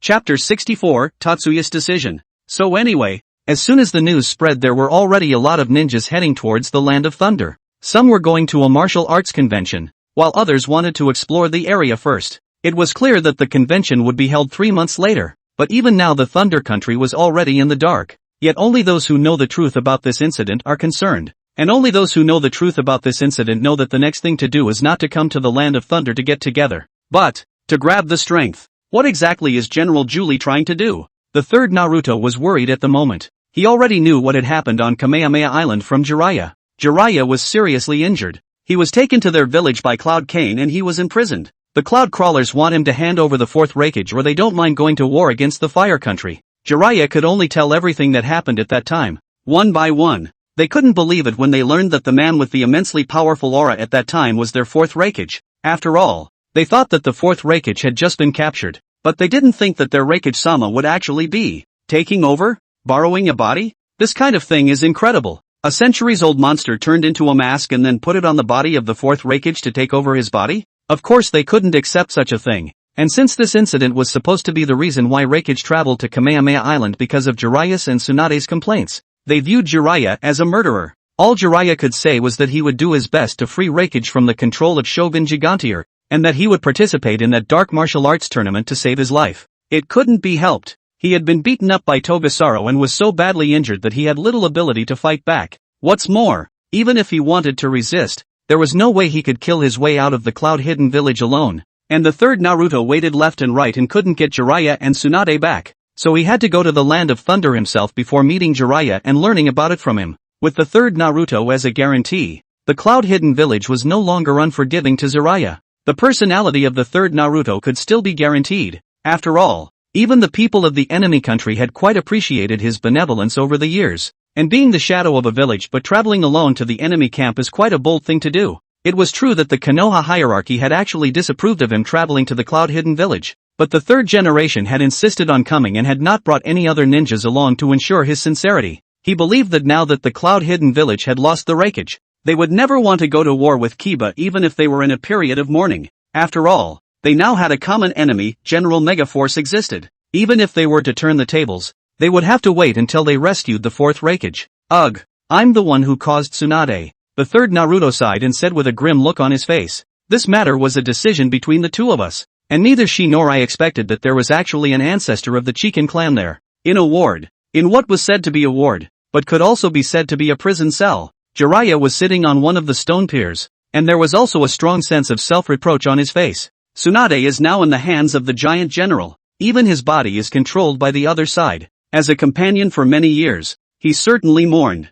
According to the information, the ancestor of the Chitos clan who participated in the Dark Martial Arts Conference at that time was named Chitos Ryosuke, but he should have already returned to the clan from Turtle Island and died inside the clan. Mayo was a little confused. After Tsunade and Jiraiya left, he went to the secret place of the Chikan clan and consulted a large number of books on the subject with the consent of the Chikan clan members, and combined with what Jiraiya had said about the situation at the time, it wasn't too difficult to associate the manipulation of Tsunade's body with none other than Chikan Ryusuke.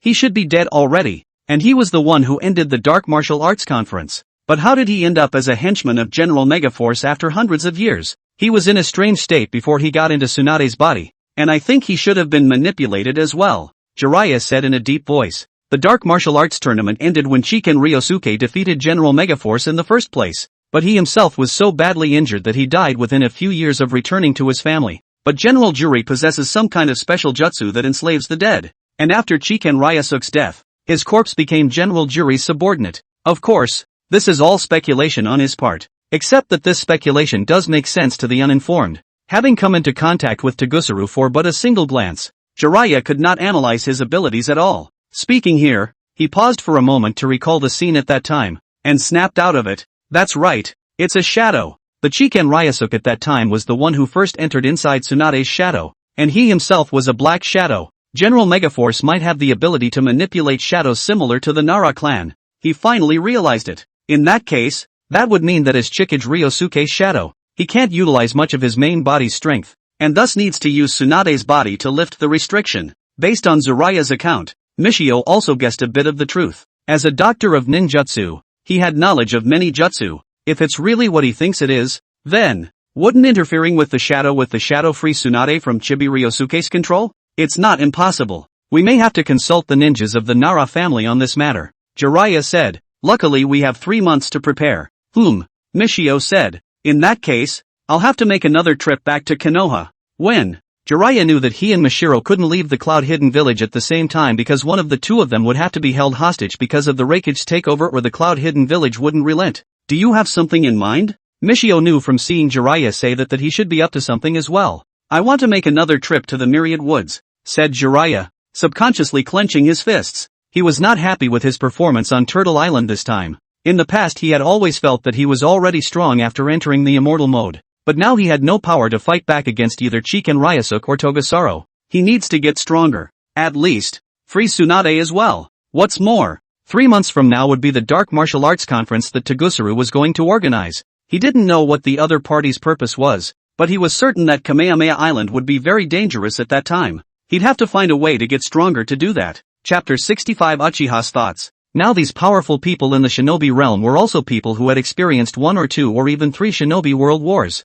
And after Chibiusa and Uchiha spot, no one as strong as Togasaro had ever appeared in the shinobi world. Jiraiya had thought that even in the future there would be no more existences like the god of ninja, Senjuga, but when he faced Togasega, he truly felt that oppression in the essence of life. At the sight of Togusuru, it was like an ordinary person seeing a boulder rolling down a mountain. It was an oppressive feeling that would creep you out just by seeing the other person. He thought he was powerful after he learned Senjutsu, but the power of Togusuru shattered his pride with ease. If each of the 9 shoguns were as strong as Togasaro, the shinobi world, it's over. If he was still this strong, then even if he faced Togasaro again 3 months later, the result would not change. That's why he wanted to get stronger. And perhaps the Dark Martial Arts Conference in 3 months was the last chance to deal with Togasaro. Only the objective world law does not transfer by human will. It does not mean that he can become stronger if he wants to. To become stronger requires not only putting in the effort, but also finding the direction. Ninjas at their level already have a hard time getting stronger under normal circumstances.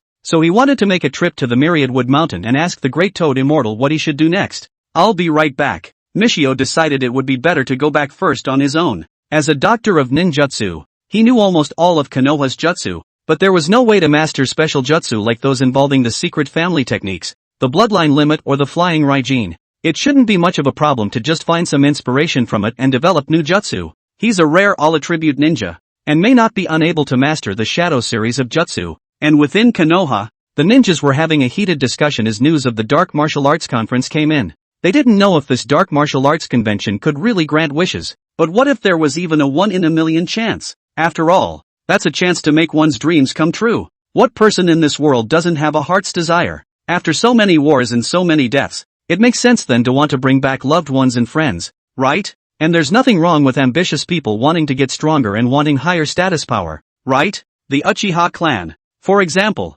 had several heated discussions in the past few days. A portion of the clan thought it was a fake needless to pay attention to, and that the most important thing was to break through and seek a coup from within the village, while the other part of the clan thought that whether it was true or not they could try it out, and in case it was true then they could just become Naruto or gain even more power than Naruto. And as an important member of the Uchiha clan, even without an eye, Uchiha Sesshomaru had a high status within the clan, so of course he had to participate in this discussion. Moreover, if they really wanted to participate in this Dark Martial Arts Conference, it seemed that the Uchiha clan could only allow Stopper to travel. So, what do you mean? Stopper? Another meeting? The top brass of the Uchiha clan gathered at the Nanga Shrine, and after yet another deliberation, Futsuki threw the question to Stopper. This kind of thing isn't up to us to say. Tsukuyomi yawned and said, We're shinobi of Kiba, and we still have to listen to Naruto's orders, so I think it's better to wait for Naruto's arrangement. To the side, Uchiha Weasel gave Moonlight Knight a cryptic glance.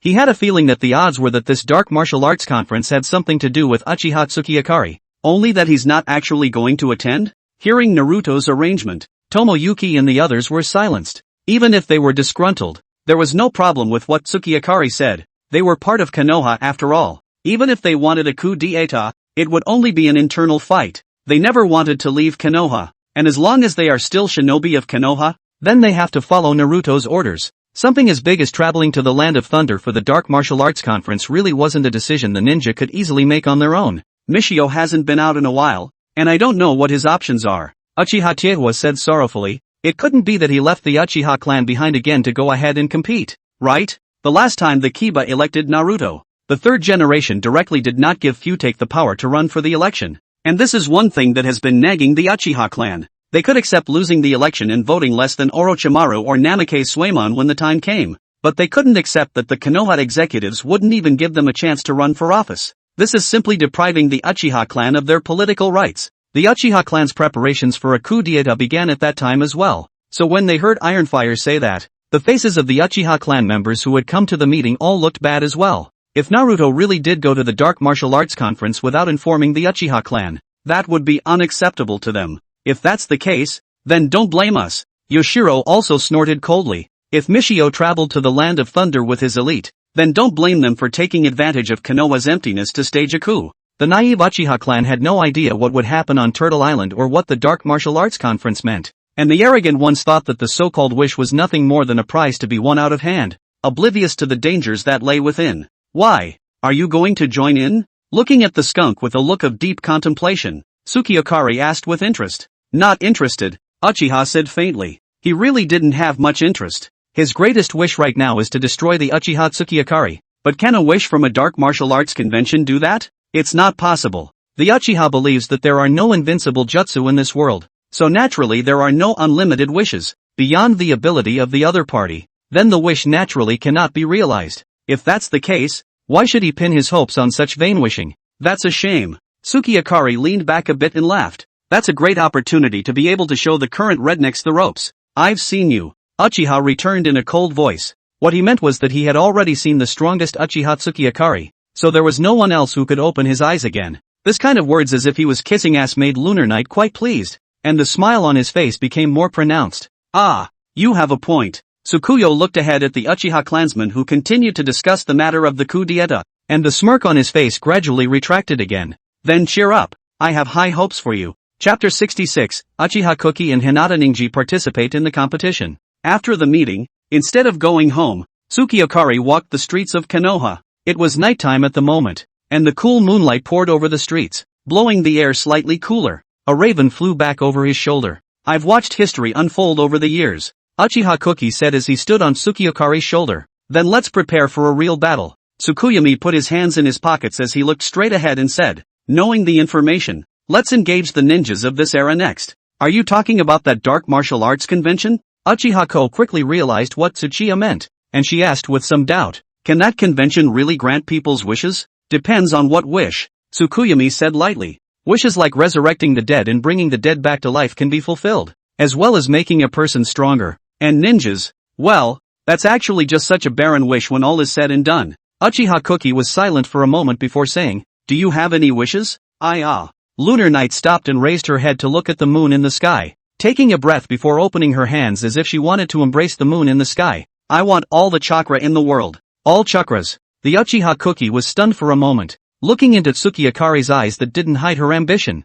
She said after a short silence, then I will help you. I don't need you to tell me. This was supposed to be your mission. Lunar Knight snorted before closing her hands and continuing forward. This dark martial arts conference doesn't require you to achieve victory. Just get used to the pace of the day. After saying that, Moonlight Knight quickly formed another seal before pressing one hand onto the crow's head. Ninjutsu, transformation of nothingness. As Tsukuyomi finished performing her jutsu, the crow changed, transforming from a small black creature back to the Uchiha Cookie's original form. Uchiha Cookie thus detached himself from Tsukuyo's shoulder and stood across from him. Then, I'll be departing now, Tsukuyo-sama. Uchiha Ko used an instantaneous jutsu after seeing Tsukiyakari's nod. and in the next moment disappeared in front of Tsukiyakari. Then the next is Ninji. After Light left, Tsukiyakari thought about it some more, and he thought it would be good for Hinata Ninji to get some exercise. After all, his fusion with the transmutation mask was rather special, and because he retained a distinct sense of self, he didn't instantly receive the full power of the transmutation mask. It's just like Fiden, but Fiden himself is very strong, while Ninji was just a kid before, and he hasn't even been able to master his own power yet, let alone the power of the transmutation mask. Although leaking out a portion of his power from the transmutation mask was enough to make Ninji much stronger, if he could experience the excitement of a high-intensity battle, then the power he gained should be much stronger. It's still young, but it doesn't matter. What do you care about age when you have your own transmogrification mask? So Tsukuyuki traveled to the Hyuga clan. Even in the middle of the night, Hinata Ninji was still training. 64 palms of the 8 trigrams. He swung his palm at the straw man in front of him with great speed, blocking the 64 acupoints on his opponent's body with great speed. If the opponent was a real person, then it would have already failed with the chakra points sealed. To be able to use the 8 trigrams and 64 palms at his age was unparalleled even in the history of the Hyuga clan. Of course, that's where the transmutation mask comes in. It's you. It was only after the fight was wrapped up that Hinata Ninji looked to the side at Tsukiyakari,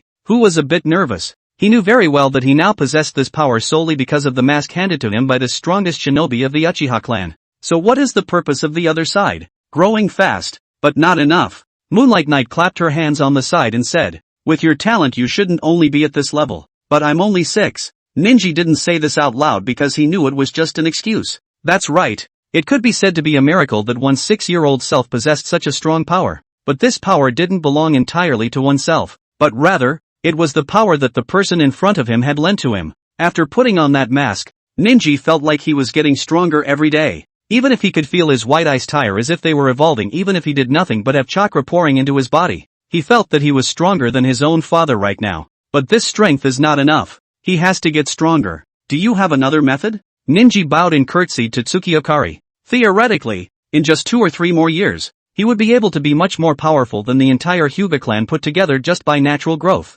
But then he had the feeling that as he grew stronger, his own emotions were becoming faded, and he had the feeling that he was becoming less and less like himself. Maybe it's called the devil. One draws on the power of the devil, then the devil has to draw on his own body to come back to life. He didn't regret it, because he'd known that since before he'd even put on the mask in the first place. It was a choice he had made himself, so how could he regret it? Just until then, he hoped he would be able to avenge his father, at least with his own consciousness, before he was fully consumed by the demon's will. He wanted to destroy the clan. He wanted to destroy all the evil people who trapped the fate of others in a cage. It's not enough to be above the Hyuga clan, because the Hyuga clan is a big clan in Konoha, and Konoha will never let up if they destroy the clan's family. So he had to be prepared for his enemies to include not only the Hyuga clan, but the entire Konoha ninja. You should have heard the news about the Dark Martial Arts Convention, Tsukuyo said to Ninji. Heard about it. Ninji nodded. This matter has been rumored lately, so how could he not have heard about it?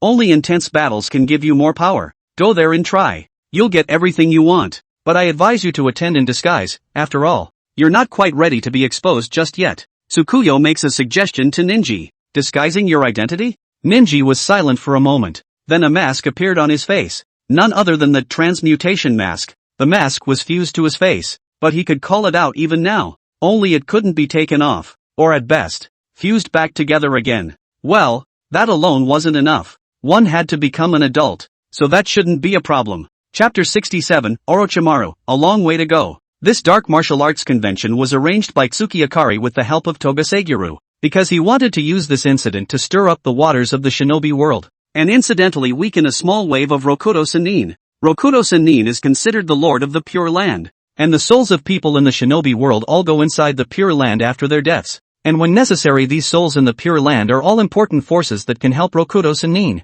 For example, inside the manga at the end Rokudo Sennin is the one who summoned the 5 shadows of the past generations in one go with the Pure Land summoning, and then summoned the 7th class out of the middle of Kagaya's beginning sphere space. These people could also certainly be transformed into Rokudo Immortal's helpers when necessary. Tsukuyomi was not hostile to Rokudo Sennin's personality, but the conflict between the two of them was absolutely irreconcilable. It's a matter of principle. Tsukiyakari wants to collect all the chakra, and Rokudo Sennin won't allow anyone to have all of it. Lunar Knight's ability is to collect souls, and Rokudo Sennin is a great god in the Pure Land. which means that Lunar Knight's very existence would make the souls of the Pure Land where Rokudo Sennin is located fewer. And the existence of the Pure Land would seriously interfere with Lunar Knight's soul-collecting efforts. The two of them are, by their very nature, in serious conflict. So it's not about any morality. Tsukuyo was Rokudo Sennin's enemy from the moment he awakened his kaleidoscope pupils. Of course, saying that backfired a bit. It was the Rokudo immortals who were their enemies that were right.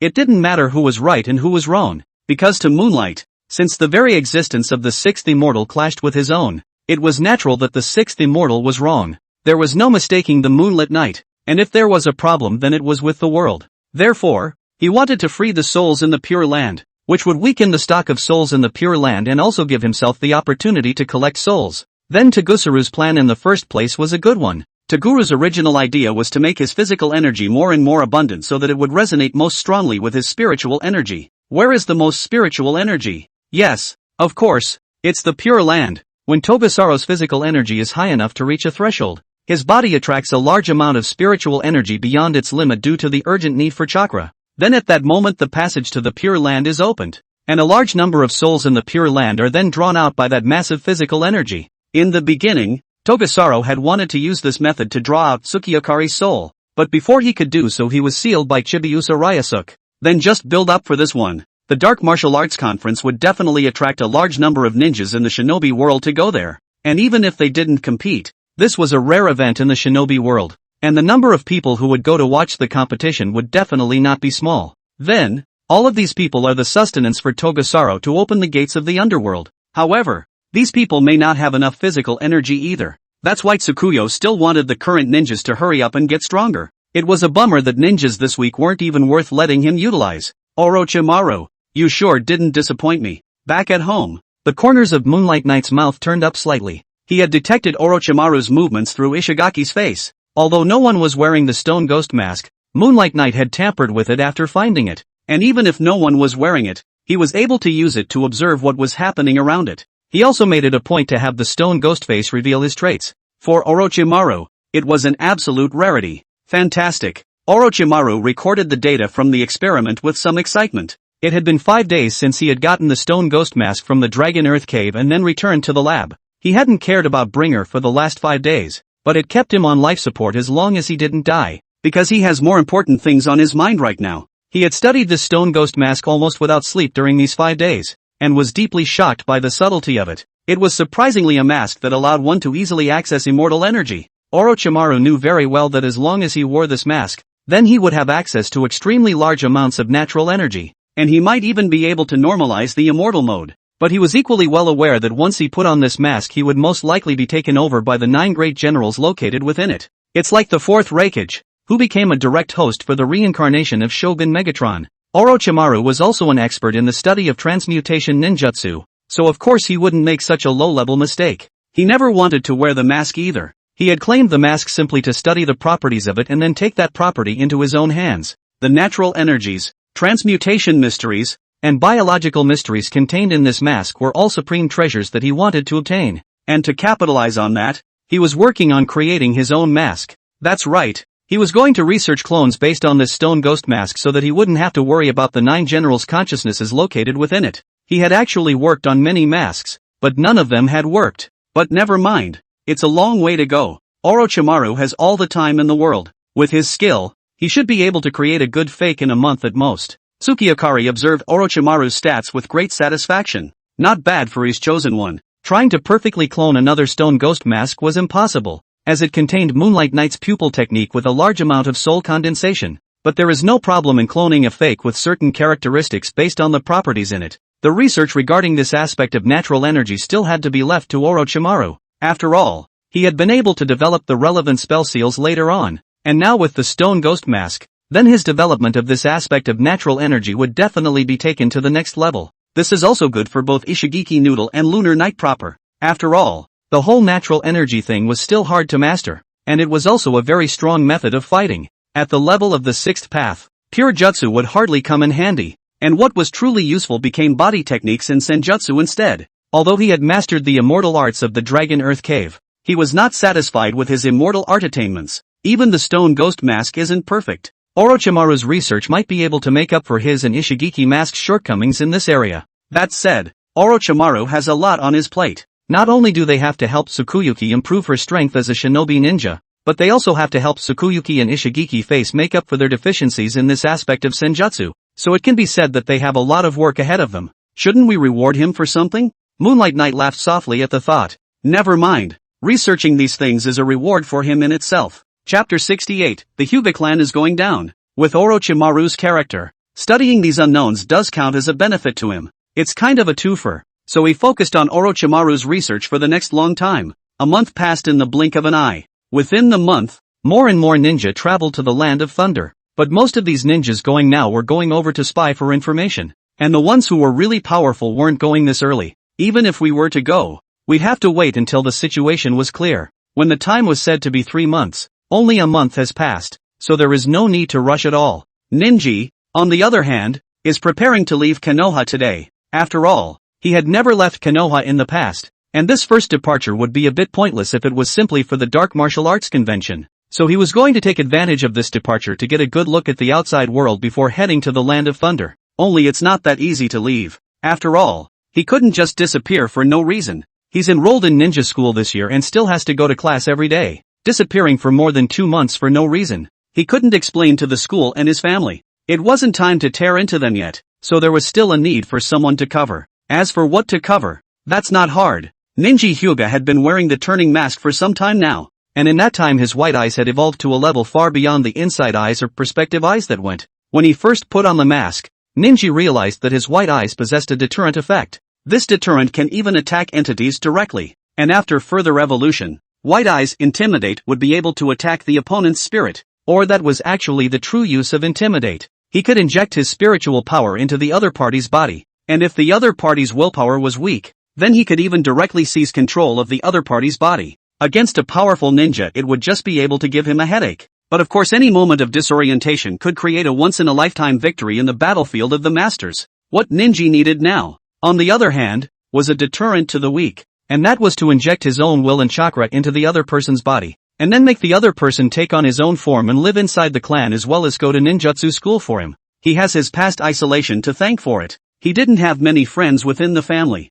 and the same was true within the school. After his father's death, Ninja closed himself off, and now he was even more bent on becoming stronger, not wanting to interact with the outside world at all, so he was perfectly fine with letting his opponent use transformation to muddle through. After all, no one would suspect that a student attending ninja school was someone else pretending to be a student, right? And because the infusion itself was his own spirit, he was also able to observe the situation here at all times. And if he did encounter any situation he would be able to divert his attention here to cope with it in the first place. I have to say that the white eye now serves a much richer purpose than it used to. Or maybe the white eyes themselves aren't the only ones known to the Hyuga clan for such a small number of applications. The Otanashi clan's white eyes are strong, and although Ninja's white eyes, stimulated by the transmutation mask, did not evolve into transmutation eyes, they also possessed some special abilities beyond observation. At the moment, Ninja had already found someone. Before completely destroying the Zone family, I'll just collect some interest first. A mask surfaced on Ninja's face before he left the house in the darkness of the night.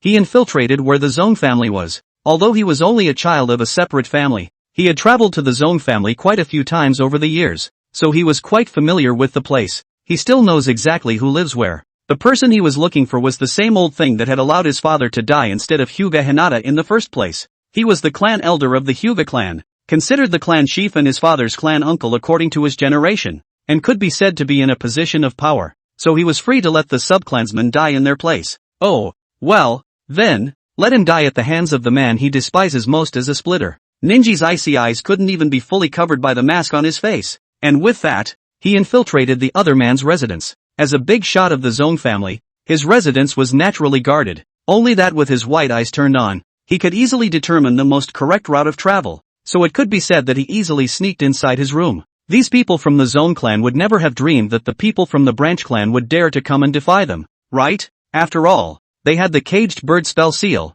and it couldn't be easier for the Zone family to kill them. Ninja walked to the bed and looked at the Hyuga clan elder who was in a sleepy state. The killing intent in his eyes couldn't stop overflowing even more. Who is it? Although the clan elder was old, he also had some strength, and when Ninja stared at him with these undisguised eyes of naked killing intent, even in his sleep he felt an incomparable coldness. He immediately came to his senses and was shocked to see a masked man appear in front of his bed. "Come to," he instantly tried to call out. Jokingly, he hadn't fought in I don't know how many years. Of course he was calling for help now. How could he possibly let himself fight this ninja who could sneak into his room unnoticed? However, he was about to cry out when he realized he couldn't move. No, it wasn't that he couldn't move at all as if he had been cast with a fixation spell. He could still move around in small increments, but he couldn't shout out loud, which rather added to his despair. The Zone family's people are really only at this level, Ninji said coldly. Once any problem arises, you'll just let the branch family take care of it for you. And what qualifications do rats like you have to inherit the name of Hyuga?